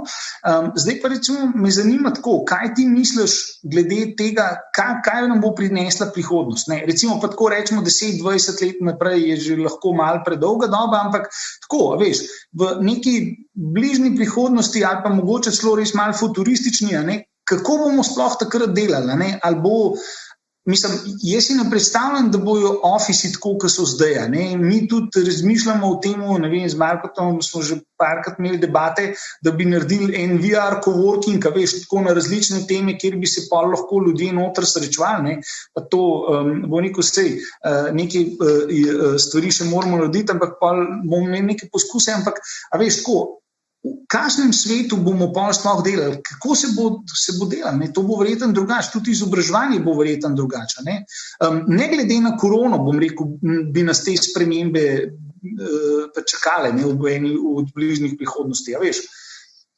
Evo, recimo tvoje mnenje. Rečemo, da bo, če sem optimist, se mi zdi, da bo pač to. Recimo, jaz si ne predstavljam več, da bi res rabil pisarno za to, da delaš teh startup. Ne rabiš, praktično ne rabiš. Prodaja poteka prek spleta. Se je to zgodilo letos. Jaz sem videl za Slovenijo en tak fascinanten podatek, ki me je šokiral, da je letos oziroma 2020 okoli 30% ljudi starejših nad 60 ali nekaj takega kupovalo prek spleta. To je bolano za mene, to je bolan podatek. In če lahko pač stari starši kupujejo prek spleta, pomeni, da se bo pač ta nakupovalna izkušnja pa vse to tudi odvijala digitalno. Če imaš digitalno ekipo, digitalne prodajne kanale, res ne rabiš fizičnega prostora več. In recimo, pač jaz vidim tudi potem posledično, da se tudi ne bo več lokalno tekmovalo za talent. Recimo, to je nekaj, kar vsi tisti, ko smo software, že kar fajn dobro čutimo. Pač plača ni več, se ne gleda na Slovenijo, plača se gleda Nemčija, Francija, ZDA, ne, s tem moš ti tekmovati in tako bo šlo naprej. Se pravi, v določenih poklicih, ki se lahko upravljajo pač na tak način, bo prišlo na globalne nivoje, po mojem, do nekega izenačenja plač. Ne. Zdaj, ali je to dobro, ali je to slab, bomo videli. Ne, pač, s tem se tudi pač malo socialni razgledi podrejo v nekaterih družbah in tako naprej, no, ampak pustimo to debato. V glavnem, če za določene podjetja, za določene industrije je pač ta digitalna prihodnost, ki prihaja oziroma je že tu, zelo simpel, pa fajn. Zato, ker pač pomeni, da boš lahko delal s komerkoli po celem svetu. Ne. Ja, to je bila tudi ena od ugotovitev panelov pred nami, da so se meje podrle. Dejansko je ta digitalizacija, recimo pa sploh COVID, dejansko pripomogel k temu, da so se meje podrle. Ti praviš, to je na eni strani dobro, na drugi strani je seveda problem v tem, ker če ti kar naenkrat plača za programerja iz, recimo 2,5 na 5 skoča, je pa strašen problem. Ali pa če ga sploh lahko še obdržiš. Ker je tudi to resno vprašanje. To je negativna stran, ampak recimo pozitivna stran, pa lahko direkt iz našega exempla povem. Prodajati tovarnim, pač proizvajalcem, je bilo dobesedno face to face pred korono. Ni bilo šans, da bi lahko naredil vse digitalno. Potem je pa prišla korona, pa so se vsi mogli naučiti Microsoft Teams upravljati, pa vsi so mogli se Zoom naučiti upravljati. In imamo zdaj že pač zaključene onboardinge, vse digitalno, brez da bi mi kadarkoli bili na lokaciji z zaprto pogodbo. In recimo to je en tak, imaš problem na eni strani, ki grejo plače gor, ampak po drugi strani je pa tudi tvoj market bistveno večji, pa tudi veliko več lahko potencialno prodaš. Tako da ne vem, kaj bo pa prevagalo. Ja, to pomeni sam dobro stvar, ampak po drugi strani seveda več konkurence pa več dobrih idej. In mi Slovenci smo, bom rekel, mogoče res v tem prednosti, zaradi tega, ker prej so imeli to dostop do teh velikih trgov, so imeli velike države, zdaj pa kar naenkrat, ker teh mej ni, imamo tudi mi. Ok, naprej, hvala Jernej. David, kako ti vidiš prihodnost dela v povezavi z XR tehnologijami? No, da ne zgubljam časa s tem, kar je bilo že povedano, se pravi, to je ta del, bom rekel, podiranje geografskih omejitev se mi zdi ključnega pomena, se strinjam s tem.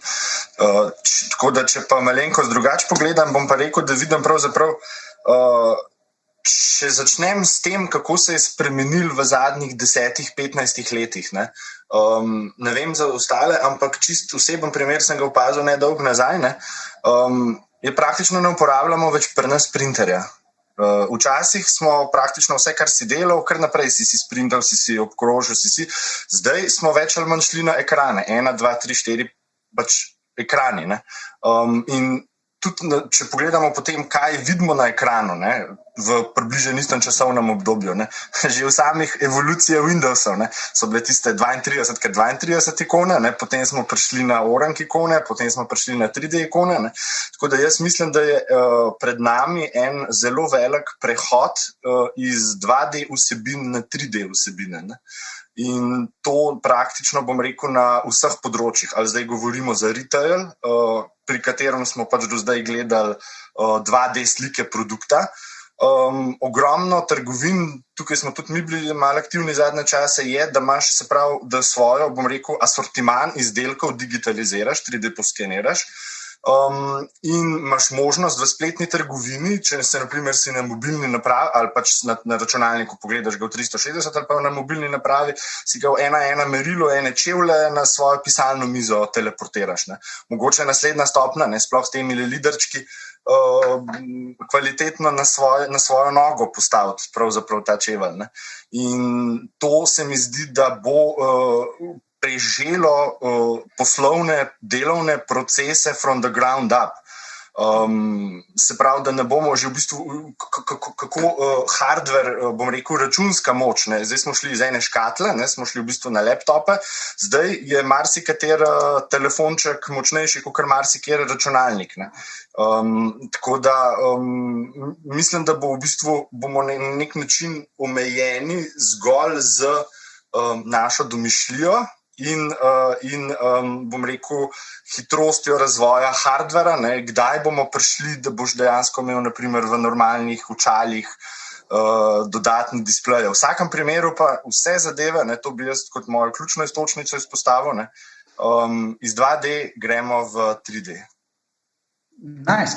Sploh zaradi tega, se strinjam s tabo, sploh zaradi tega tudi recimo ena punca tle v Sloveniji, razvijalka, ki se dostikrat srečamo na kakšnih konferencah, ona je razvila točno to, ne, aplikacijo za to, da pomeriš obleko pač direktno, ne, na telefonček tablico, veš, pač iz trgovince ti jo lepo zarajo, projicira nate, ne, in potem dejansko z vseh zornih kotov te sledi, ne, in tako kot ti praviš, to ima zelo velik vpliv na prodajo in pa tudi na vračilo, ne, zaradi tega, ker si ti lahko te stvari že predstavljaš veliko prej, ne. Tako da ja, dejansko je ta ena od prihodnosti. Poleg ostalih stvari, ne, ki imajo prednost, ne. V redu, Marko, hvala, David, tvoj vidik. Ja, jaz bi mogoče še spet malo nadgradil to tranzicijo iz 2D v 3D, pa bi si drzno reči, da je pravzaprav to tranzicija še naprej, ne, v 4D, da ne rečem celo 5D. V smislu tega, da je ta the future of work, pravzaprav ta prihodnost je nekako v oblikovanju nove paradigme, nove človečnosti. Nekaj, kar je v smislu odnosov med ljudmi in razumevanja drugega, sploh tega, kdo je delavec, kdo je, ne vem, mislec, kdo je kreativec, kdo je umetnik, da se to razblinja. Skratka, da ti stroji, ki nas zdaj obdajajo in so nam v pomoč in z vsemi tehnologijami, ki so sporedne XR-ju, AI, ne vem, Internet of Things, Big Data, karkoli še že takih sporednih zadev, skratka, nam daje več časa za nas same in za odnose z drugimi bitji. Torej, the future of work ni zdaj samo ta čisto tehnološka plat, ki seveda je zelo fascinantna in jo absolutno moramo sproti razvijati in integrirati v našo to pot poslovno, ampak predvsem so to odnosi. No? Tako da ta moja beseda, upam, da ni prehuda, 5.2 bi pomenila ravno to, način komunikacije v vseh pogledih. Ne samo ta collaboration, ne samo delo nadaljavo, brez fizičnih prostorov in omejitev, ampak razmislek o tem, kaj so bistvene kvalitete in kako to negovati v prihodnosti. Misliš, da nam bo XR ponudil veliko večjo, recimo, ne vem, delovno svobodo ali pa kvaliteto bivanja, kot je bila v preteklosti, ne? Recimo, veš, da sam primer, ne, recimo, ne vem, delaš nekje, pač lahko si dejansko tudi na dopustu, ne, pa da rečemo temu dopustu na rekovajih, ne, ko imaš delovni dopust, ne, ampak, veš, si na morju, ne, in prideš za 8 ur, si daš gor očala, ne, in si dejansko v enem skupnem ofisu in delaš z drugimi ljudmi, ne. Pač, ali pa se pol izklopiš in potem imaš, ne vem, dejansko res eno svobodo gibanja tudi, ne, in te odnosi so, recimo, ne vem, zdajle, to me recimo mogoče malo izziva tudi, ne. Zdaj je bilo zelo veliko zaprtih inštitucij, ne, recimo sam DSO-ji, ne, kjer imamo starejše naše, veš. Znanstveno ugotovitve so, ne, da če ti ponudiš neko XR, bom rekel, tehnologijo, ne, skozi katero oni dejansko se preslikajo v bližino svojih bližnjih, ne, je to za njih pač čisto neka druga izkušnja, ne, in veš, ta dela, ne, ali bo prihodnost dela dejansko ponudila tudi izkušnjo, veš, tega, tako kot hec, ne, rečemo, da je vse super, če se imamo virtualno samo na pivo, bi pa realno šli, ne, kakšne so te vidike, ne? Jaz sem osebno popolnoma prepričan, da bo XR dejansko kreiral ravno to svobodo, ne, v prihodnosti. In ne na račun tega, da bomo zdaj delali 10-krat več, ker niti na dopustu več ne bomo osvobojeni tega, da nam telefoni pingajo in vse ostale naprave, ampak da bomo, kot ste že ostali tudi vsi povedali, v bistvu poenostavili, pohitrili, povečali, na vseh pogledih v bistvu optimizirali torej delovanje, hkrati imeli pa več časa. Torej, to bi moral biti smisel pravzaprav. Če tega ne bomo dosegli, potem smo v slepi ulici. Ampak sam verjamem v to, da točno XR tehnologija z vsemi temi sporednimi, ki sem prenaštel, to omogoča. In sproti moramo pa negovati, zato da bi ta pojem dela dejansko v celoti zaobjeli, moramo pa negovati tudi izobraževanje v tej smeri. Skratka, ne samo tehnologija, ampak kako uporabljati tehnologijo na pravi način. In to že pravzaprav vnesti v šolski sistem, torej v sistem izobraževanja, da dlančniki in računalniki in vse to niso zdaj nujno za naše otroke poguba, ampak da je to v tej smeri, kar sem zdaj povedal, no, torej nekaj, kar nam optimizira naš čas, ki nam je na voljo. Ne. Tako da produktivnost, definitivno, zvišana produktivnost je future of work, in več časa za nas same. Ok, Jernej, če nadaljujemo s to temo, vi ste kar nekaj vložili tudi skozi Revo, ne, recimo v te izobraževalne procese. Ne. Kakšna bo pa prihodnost izobraževanja na delovnem mestu? Ne? A veš, tako, mislim, čisto drugače bo verjetno, kot je zdaj. Ne? Ja, definitivno. Mislim tudi, veš, lansko leto je bil zelo zanimiv, ne, je bil tudi tako revolucionarno leto za e-learning, ne. Pa tu ne mislim mogoče sam za XR, ampak za kar veliko teh velikih podjetij, ki so se začela zavedati, mi pa dejansko rabimo learning management sistem, ne. A veš, ker tudi v Sloveniji, ne, recimo, bi bil presenečen, da marsikatero veliko podjetje tega sploh nima, ne. Da ta izobraževanja so ponovadi v Sloveniji izgledala tako, da pride en pa starejši menš, pa ti razloži, pa ti pove, kaj moraš delati. Ne. To še pa nas v tehnološkem parku redno uporabljamo. Veš, tako, se nam zdi, da je tako intimno veliko bolj zanimivo, ne? Čeprav imamo na drugi strani res, kot praviš, ogromno tudi digitalnih stvari. Ja, ok, kar povem prej. In vedno več poteka, po moje. Ne? Veš, zakaj bi si ti, koliko si boš ti lahko v prihodnosti privoščil, da bo tvoj najboljši zaposleni, ki res obvlada neke procese, ne? Da bo on zapravljal čas s tem, da bo nekoga učil, kako mora nekaj delati. Ne? Ta izkušnja mora biti digitalna. Ne?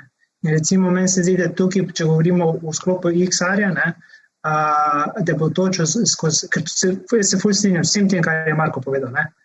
Ta 4D, 5D izkušnja, tu je XR res dober, ne? Ker te čustveno vplete v nek pogovor. Ne? Mi, če se slišimo prek Zooma, pa če imamo kamero ugasnjene, ne, je tako, da bi se po telefonu pogovarjali. Če se bi pa mi videla v živo, je pa to čisto nekaj drugega, ker jaz vidim tvojo mimiko, vidim tvoj obraz, vidim, kako se odzoveš na neke stvari, ki jih jaz rečem. Ne? In recimo, če si predstavljaš za XR pa izobraževanje, ne, to bi bila idealen scenarij, ne, če bi imel ti tega digitalnega mentorja, ki je lahko na nek način tudi kak AI, ne, ki te dejansko izobrazi o tem, kaj moraš ti delati, ne, ampak ti imaš še pa vedno z njim nek čustveni stik, emocionalni stik, ne, zato ker ga vidiš kot človeka, ne vidiš ga kot nek tool, ko ti puša ta video si pogled, tale vprašanje greš in to naprej, ne. In recimo, se mi zdi, da ko smo ljudje sproščeni, pa ko se počutimo varno v nekem okolju, veš, zelo bolj sprejemamo neke informacije in se hitreje učimo. Ne? In itak je pa za podjetje bolj, če se zaposleni prej ne učijo delati stvari perfekt, kot pa počasneje. Ne? Se to, ne, ravno to, veš, iz tega sem te vprašal, ne, zaradi tega, ker je učenje skozi igro, ne, je tukaj v XR-ju dejansko toliko dostopno, in tak, ni potem nekaj tizga, 800 strani manualja, pa ne vem, vprašalnika, tristranski, ki te že kar mine, ampak veš, to tako, kot ti praviš, to gre skozi interakcija.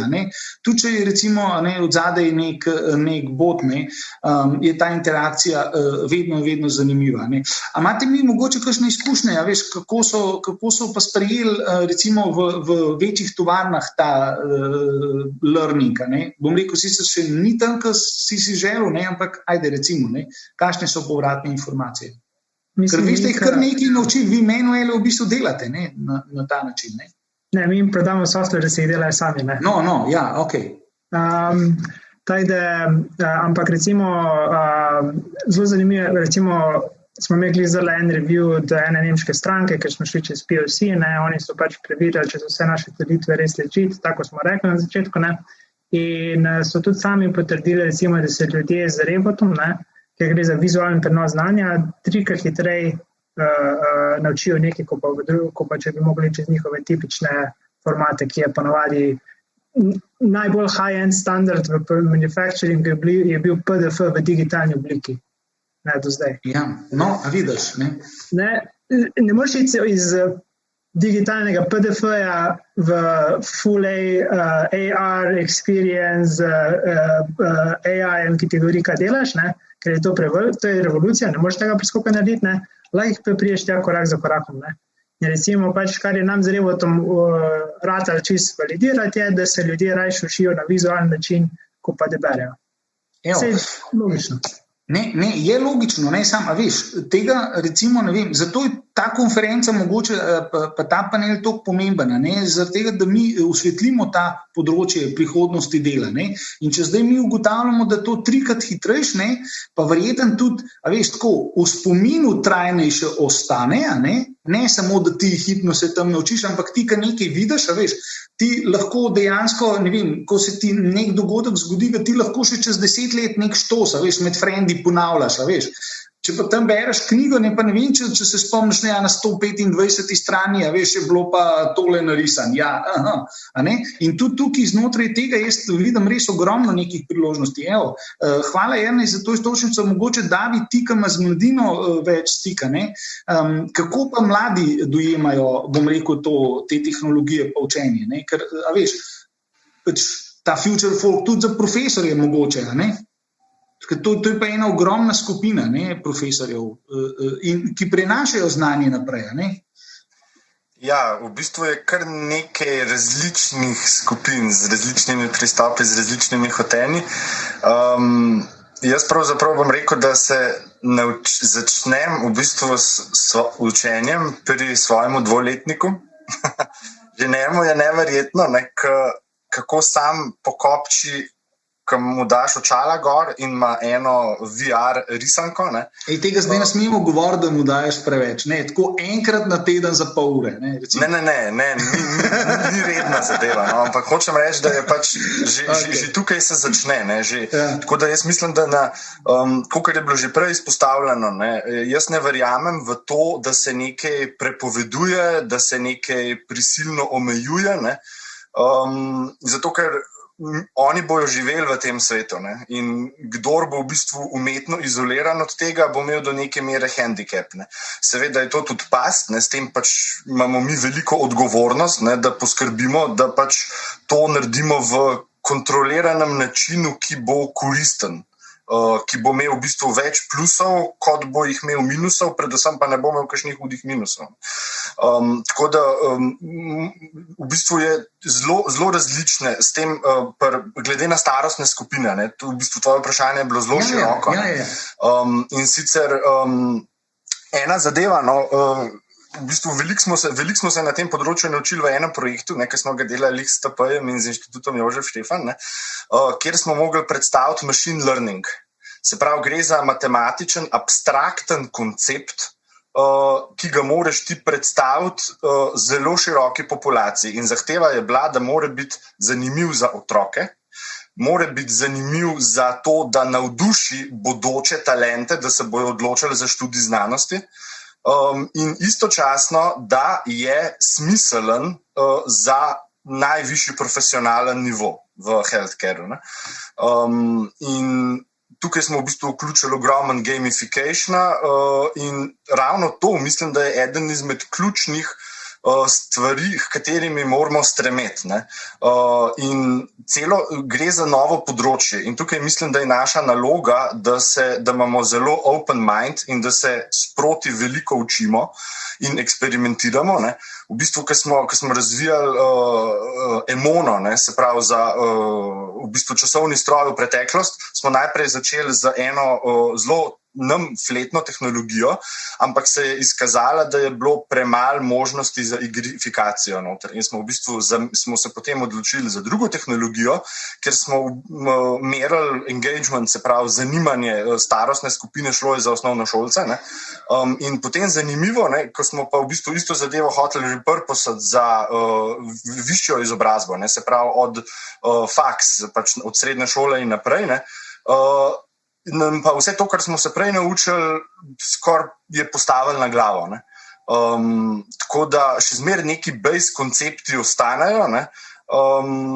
In mogoče, če bi kot enega takega izpostavil, je, da te vizualizacija gradiva v bistvu še bolj prisili v njegovo kondenzacijo, da se res vprašaš, kaj je smiselno, kako najbolj smiselno porabljam čas. Sploh danes, ko živimo v časih v bistvu padajočega attention spana, dolžina Twitter posta ali pa dvojnega Twitter posta v novejši času. Se pravi, da uporabimo ta pritisk kot nekaj pozitivnega, da to sprejmemo kot realnost, se ne borimo proti temu, ampak uporabimo XR tehnologije v takem smislu, da res bolj porabimo čas. Če bi neki en dolg tekst napisali, ali pa če moramo nekaj vizualnega ustvariti. Jaz lahko ti potrdim iz moje lastne izkušnje na tej točki. Jaz, ko sem gledal tekst, ki ga morate vi spraviti v to obliko, moram reči, da je bilo zame res abstraktno. Že sam ta tekst, so bile neki tam izrazi, pa sama konstrukcija, pa ne vem, neki procesi, ki so bili v zadju.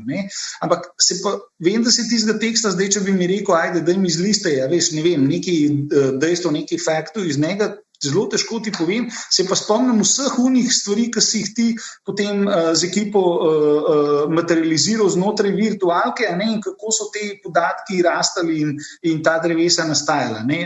In to je rečemo res, ena ta gamification je res ena stvar, ki je tudi zanj, ko so bili osnovnošolci pri nas, tle v Lebu, ko so jim razlagali prav o tej Emoni, dejansko so oni to znanje so si takoj predstavljali, kako je izgledala realna rimska hiška. To je čist drugače je bilo, in ta navdušenje s tem nasmehi, ki grejo oni pol ven iz Leba, to je neopisljivo. To je res neopisljivo, za njih je to, jih sploh ne spravaš ven, in pa res veliko odnesejo, in to pa še ful časa govorijo v šolo, kako in kaj jim dogaja. Tako da, lepa hvala. David, Marko, še z tvojega vidika, izobraževanje, recimo, ne vem, ti se s tem kar dosti ukvarjaš, recimo sicer tudi iz video, recimo, kako ti vidiš ta področje? Jaz se predvsem s tem bolj ukvarjam, zato ker imam pa doma 4 take. Škrate. Škrate, ja, in zdaj so že kar veliki škrati, ki so 4 osnovnošolci, ampak seveda jim moram, oziroma želim jim privzgojiti ta learning na način, da je to nekaj, kar ni prisila in obremenitev, ampak res ta igrifikacija v vseh pogledih bi morala biti nekaj, kar ponese znanje do tega, da mladi absorbirajo. Zdaj pa, kako pa v bistvu omejevati potem dostop do nekih teh gadgetov, meni se zdi ravno nasprotno. Potrebno jih je pravzaprav peljati v odgovorno uporabo vse te tehnologije, ki je tako okoli nas. In mene ne skrbi pravzaprav, da bi bili odvisniki. Če sam pogledam, torej, ne vem, na screen time, kaj mi piše, 5 ur 40 daily average na mojem telefonu. Kak odstotek časa je, ok, pa po moje to... Nočemo vedeti detajlov, ampak ja. Okay. Ali pa na računalnikih. Dobro, ampak če bi gledali neke globalne statistike, bi tudi ugotovili, koliko časa preživimo povezani z temi našimi napravami. In learning pa itak poteka 24/7, vse okoli nas, tudi vse življenjsko učenje, no, tudi če smo starejši, je meni zelo pomembna komponenta, ki jo moramo tudi zdaj skozi XR v bistvu nekako negovati. Tako da zame je predvsem to, no, da se te tehnologije ne zlorabljajo in predvsem, da se čim prej začne osveščati, kaj so njihovi potenciali, potem bo vse rezultiralo v pravi smeri, ne. Kar ste že vsi ostali povedali tudi, no, in Jernej s to konkretno izkušnjo e-learninga, to bi morali vse bolj naglaševati, pa tudi, David, ti si minutno povedal, no, s temi učbeniki. Tukaj nekje, no, je ta tehnologija prihodnost, torej tudi... Jaz se s tabo strinjam, ta razvoj talentov, to je recimo ena stvar, mislim, ti imaš tudi izkušnjo z Novske, a veš, tam, bom rekel, grejo v to smer, kako so oni, bom rekel, se lotili tega, na Hrvaškem recimo, že sam razvoj, a veš, tako, ker pri nas v Sloveniji, bom rekel, na tem področju pa res zaostajamo, in bi mogli, kar boj. To je pa res vredno povedati, no. Torej, Hrvaška, kakorkoli so v težkih okoliščinah, ampak z par inovativnimi posamezniki je dosegla to, da so na nacionalnem nivoju začeli s programom, ki spodbuja prekategorizacijo in omogoča torej, da se tisti, ki bodisi so z nekimi poklici, ki ta trenutek niso aktualni, torej potreba se zmanjšuje ali se celo izničuje, da se lahko prekategorizirajo v nove torej industrije, konkretno tudi pač XR, in jim ponujajo polleten brezplačen izobraževalni program, za katerega dobijo še plačano subvencijo, da lahko tega pol leta v bistvu plačujejo za najemnino v Novski. Taki programi, no, to menim, torej, če govorimo o Future of Work, bi morali razmišljati tudi o temu, kako izobraževati te kogarkoli, ne samo prihodnje rodove, ampak te potenciale spraviti med ljudi, da jih čim prej zaznajo in dobijo to motivacijo, da se jih oprimejo. In tudi, če so stari, prej smo govorili o teh starejših generacijah, ki so se naučile v enem letu torej kupovati preko spleta, zakaj se torej ne bi mogel nek 50-60-letnik tudi priučiti teh veščin, ki so v bistvu samo olajšanje tega, da prideš do cilja, ne pa en strašen bav in tehnologija, ki je v bistvu neprepustljiva. Sej to, ta del, ker tudi starejši populacija zaposlenih, se stara, a veš, in mi imamo tukaj, tako kot je David že rekel, gamifikacijo noter, ali pa, kot je Jernej rekel, 24/7 učenje, oziroma ti si to tudi menil zdaj, a veš, ta learning by doing je dejansko v XR-ju toliko enostaven, toliko dostopen, da je v bistvu sploh ne veš, da si se naučil nekaj. In zelo hitro prideš do rezultata, ker ga vidiš, veš, ker ga ti vidiš. Recimo mi, ki jim damo kakšno stvar za narisati, veš, v tem 3D-ju, prvič tako malo začnejo, pa wow, kaj se to vse da narediti, koliko več lahko narišeš, veš. To je to, ne samo, da ti v XR-ju recimo lahko dosežeš iste rezultate, ne, več in boljše rezultate lahko dosežeš, zato se to splača vlagati v ta področje. Evo, zdaj pa za zaključno vprašanje smo dali zanimivo, bom dal eno iztočišče, prav na tem področju, ampak kaj je tisto, recimo, veš, če smo zdaj rekli, ful več dobimo v XR, kakor pa iz drugih stvari, pa dam zdaj konkretno vprašanje za zaključek.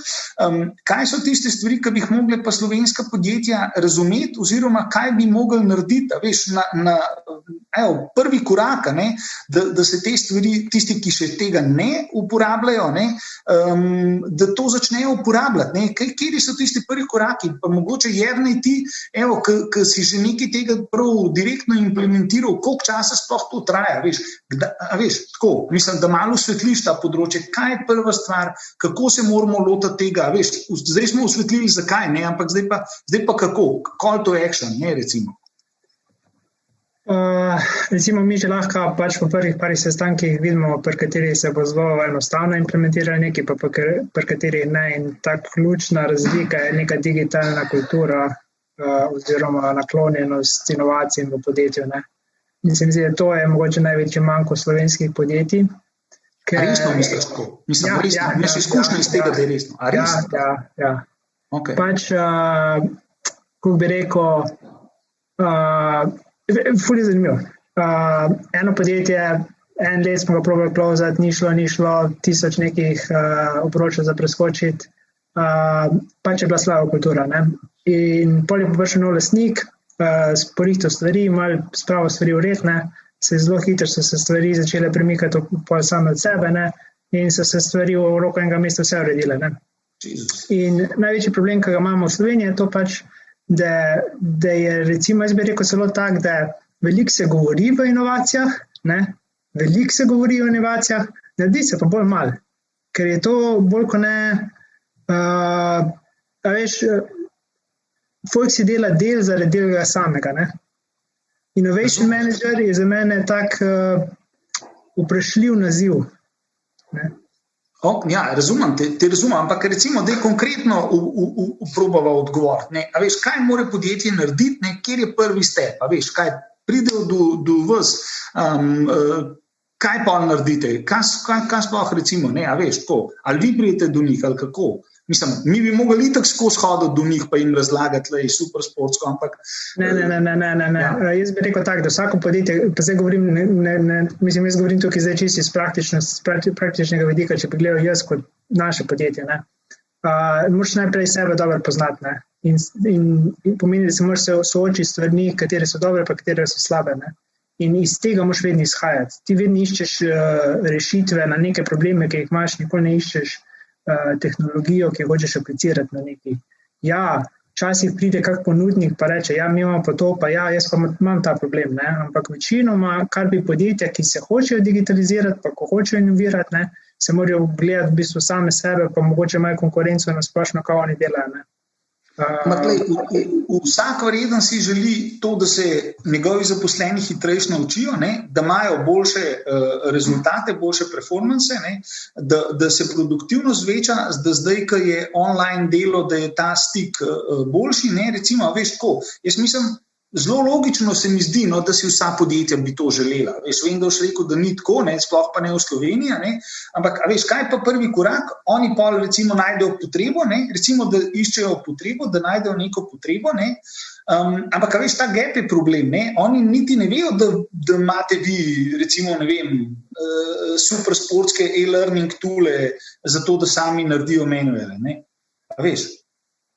Ja, no, vse to je pa pač pol tudi malo researcha treba narediti, ne. Vsako zna uporabljati Google, bo zelo hitro prišel do rebata, ne, na tem področju. Pač mi delamo še vseeno smo mala ekipa, ne, in tudi ne mislimo scalati našega biznis dela preko glave, ne, kolikor pa smo lahko organsko zmožni scalati, ne. Ja. In tukaj je pač nekaj omejitev. Zdaj ne more vsako podjetje pričakovati, da bo nekdo prišel na pladno do njih, pa bo stvari porihtal. Ne. Boš mogel pač nekaj svojega časa noter vložiti, pa se ti do koga pristopiti. Ne.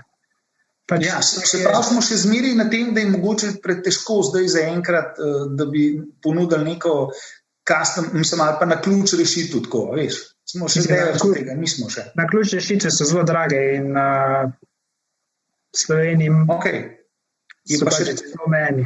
Smo budžeti omejeni. Ok, se pravi, v redu, kaj pa bi bila tista začetna točka, recimo, a veš, ko bi rekel, ajde, to pa vsak lahko ima, no, recimo, ne vem, marketing, ali kaj bi rekel? Ne, jaz bi rekel, vsak lahko, veš kje pa, recimo, eno tako področje, ko pa res vidim, da bi pa vsako podjetje moglo to nekaj takega, kar mi sploh nismo pričakovali. Recimo Revo, ki se načeloma uporablja v proizvodnji, smo videli, da ga velik delež podjetja uporablja za navodila za software. No, evo, super. Se pravi, navodila so tista točka, kjer dejansko bi pa res lahko vsa podjetja, veš, nekaj naredila. Recimo, koliko moš v ERP tam izpolniti tiste podatke, taka navodila si pol delajo, zato ker pač tisti IT bogi človek je itak podhranjen,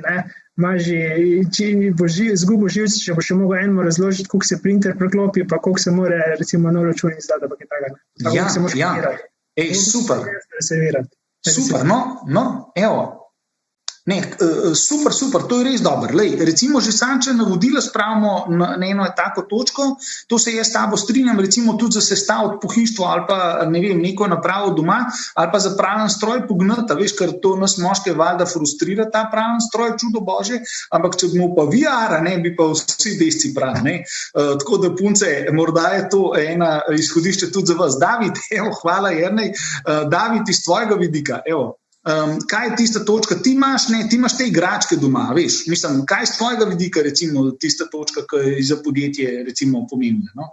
A veš, kje naj začnejo, ne? Ne pridejo do nas v lep ali pa, ne vem, a veš, kaj bi mogli narediti, tako kot je Jernej rekel, ne, da saj navodila spravimo.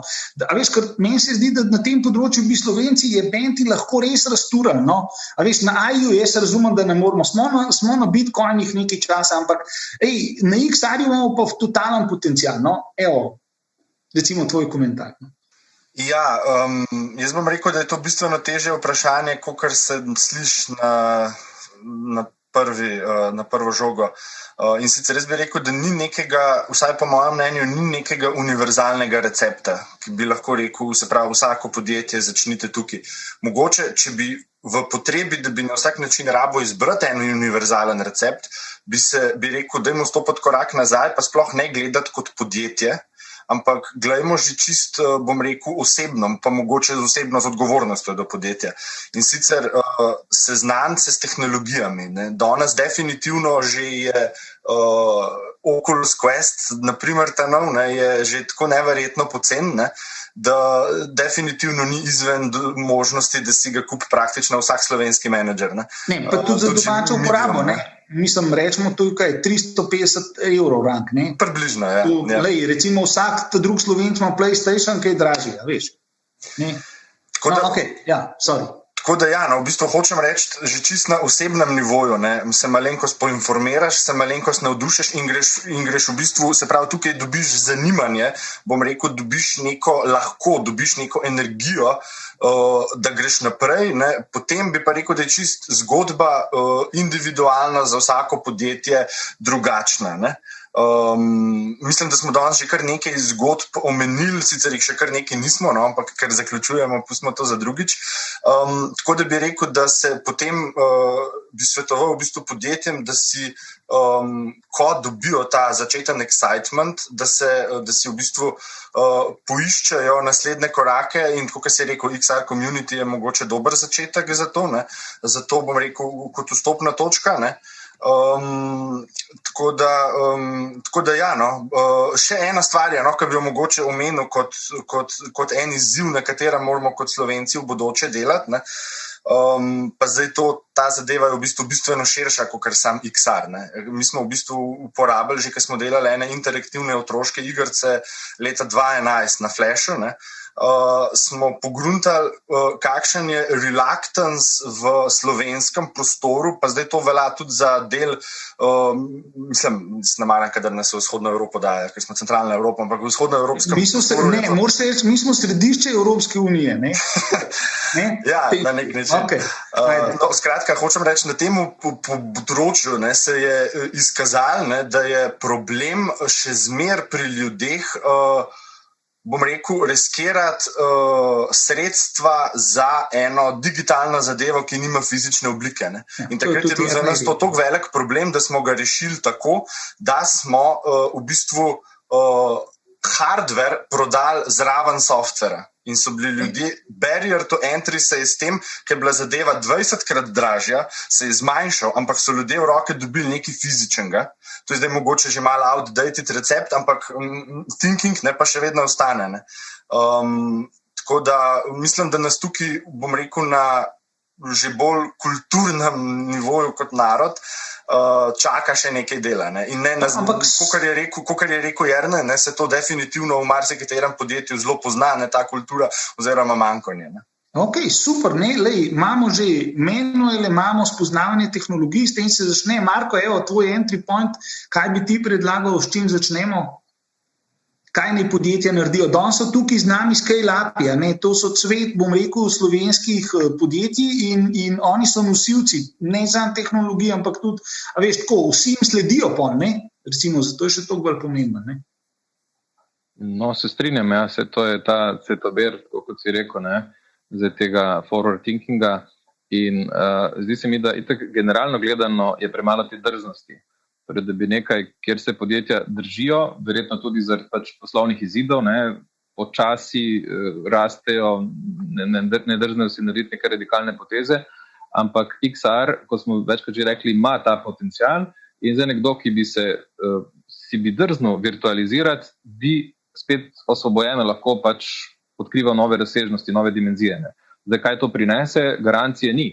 Ampak dokler se ti držiš stare utečene poti in te so ponovadi tako Marija Terezija, ne, rečemo, ne, in počasi rastoče, skratka, ne boš mogel osvojiti tega.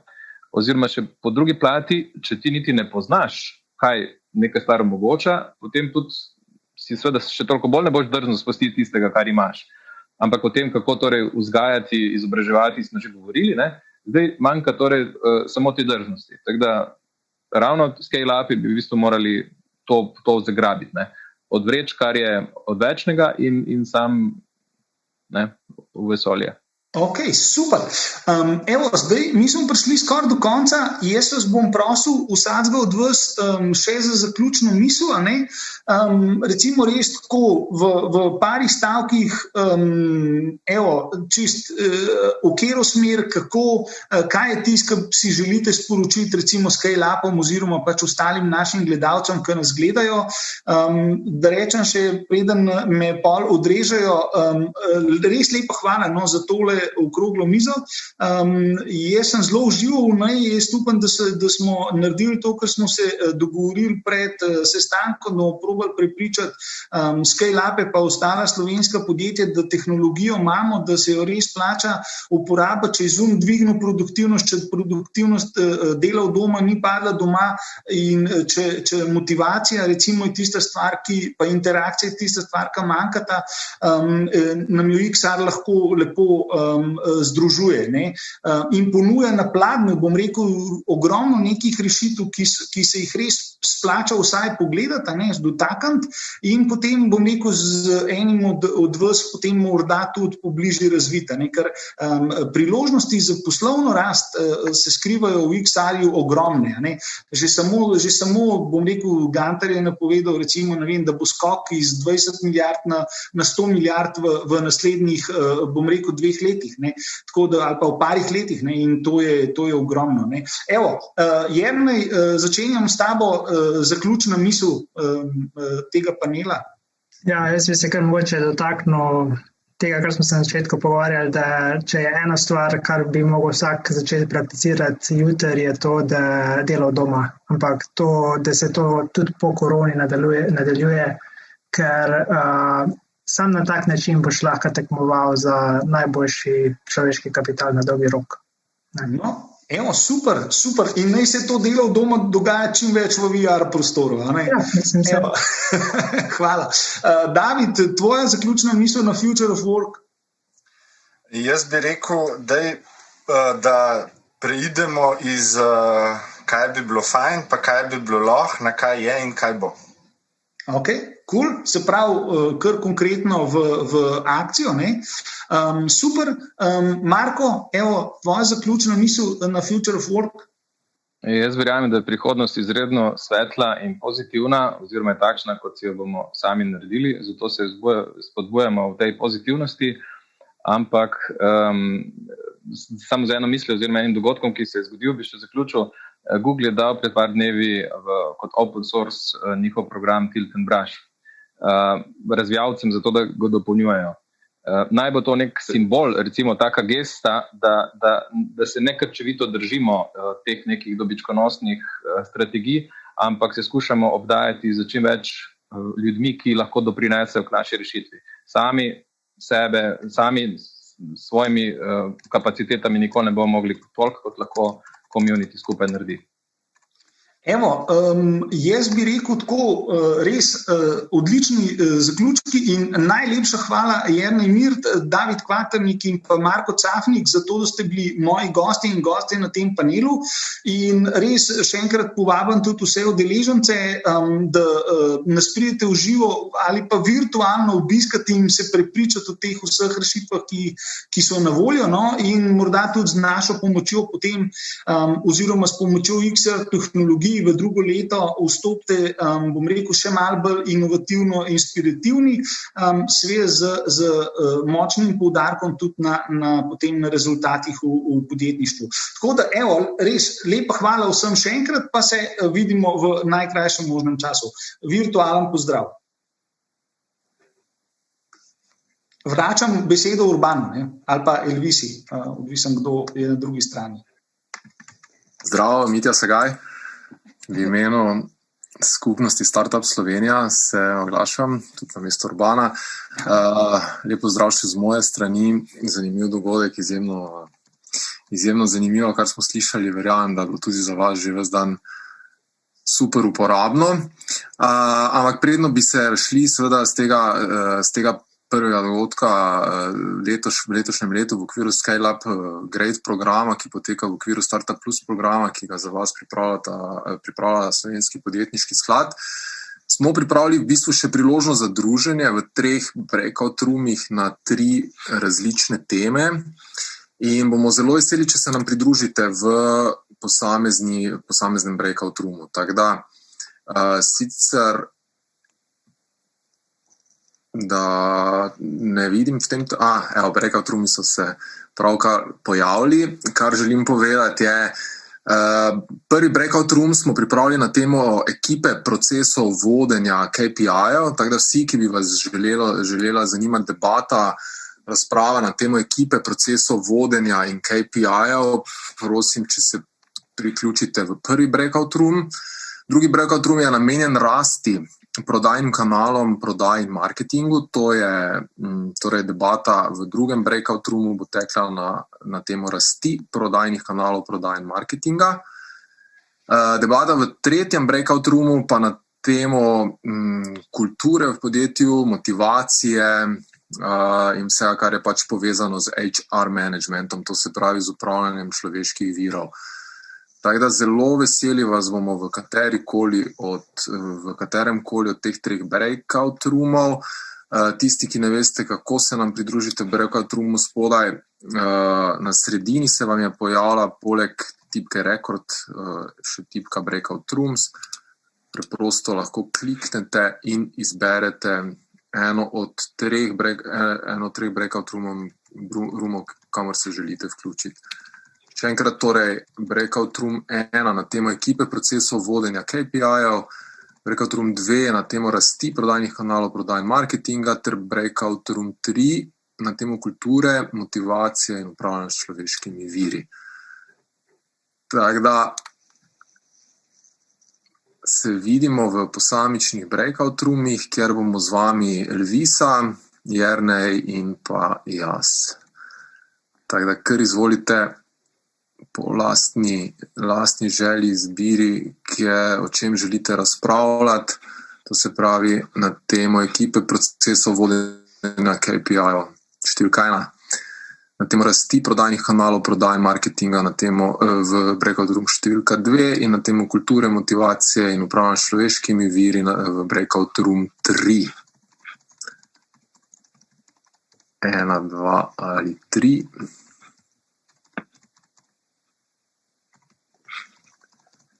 Vidim, da se breakout roomi počasi polnijo.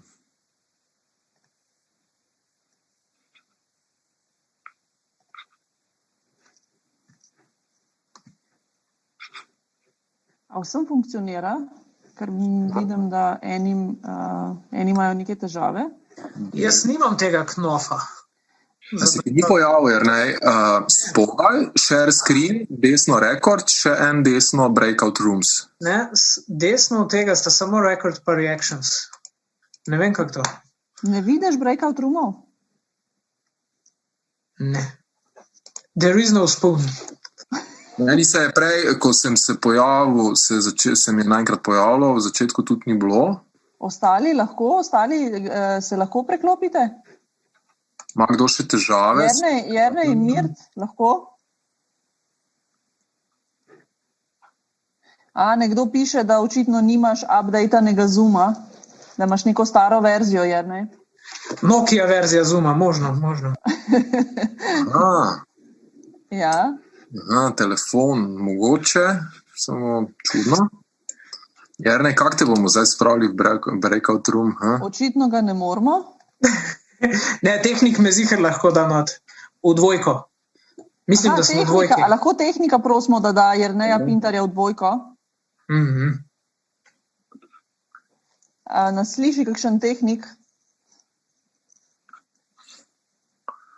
Tehnika? Bom ga jaz poklicala. Mitja, ti pojdi v enko, jaz bom pa potem v trojko. Ok, dobro. Pač pustimo ljudem, da se pogovarjajo in delijo svoje izkušnje. Ja. To je point. Če še ima kdo težave, povejte zdaj, sicer se vidimo v breakout roomih 1, 2 ali 3. Jaz bom enki.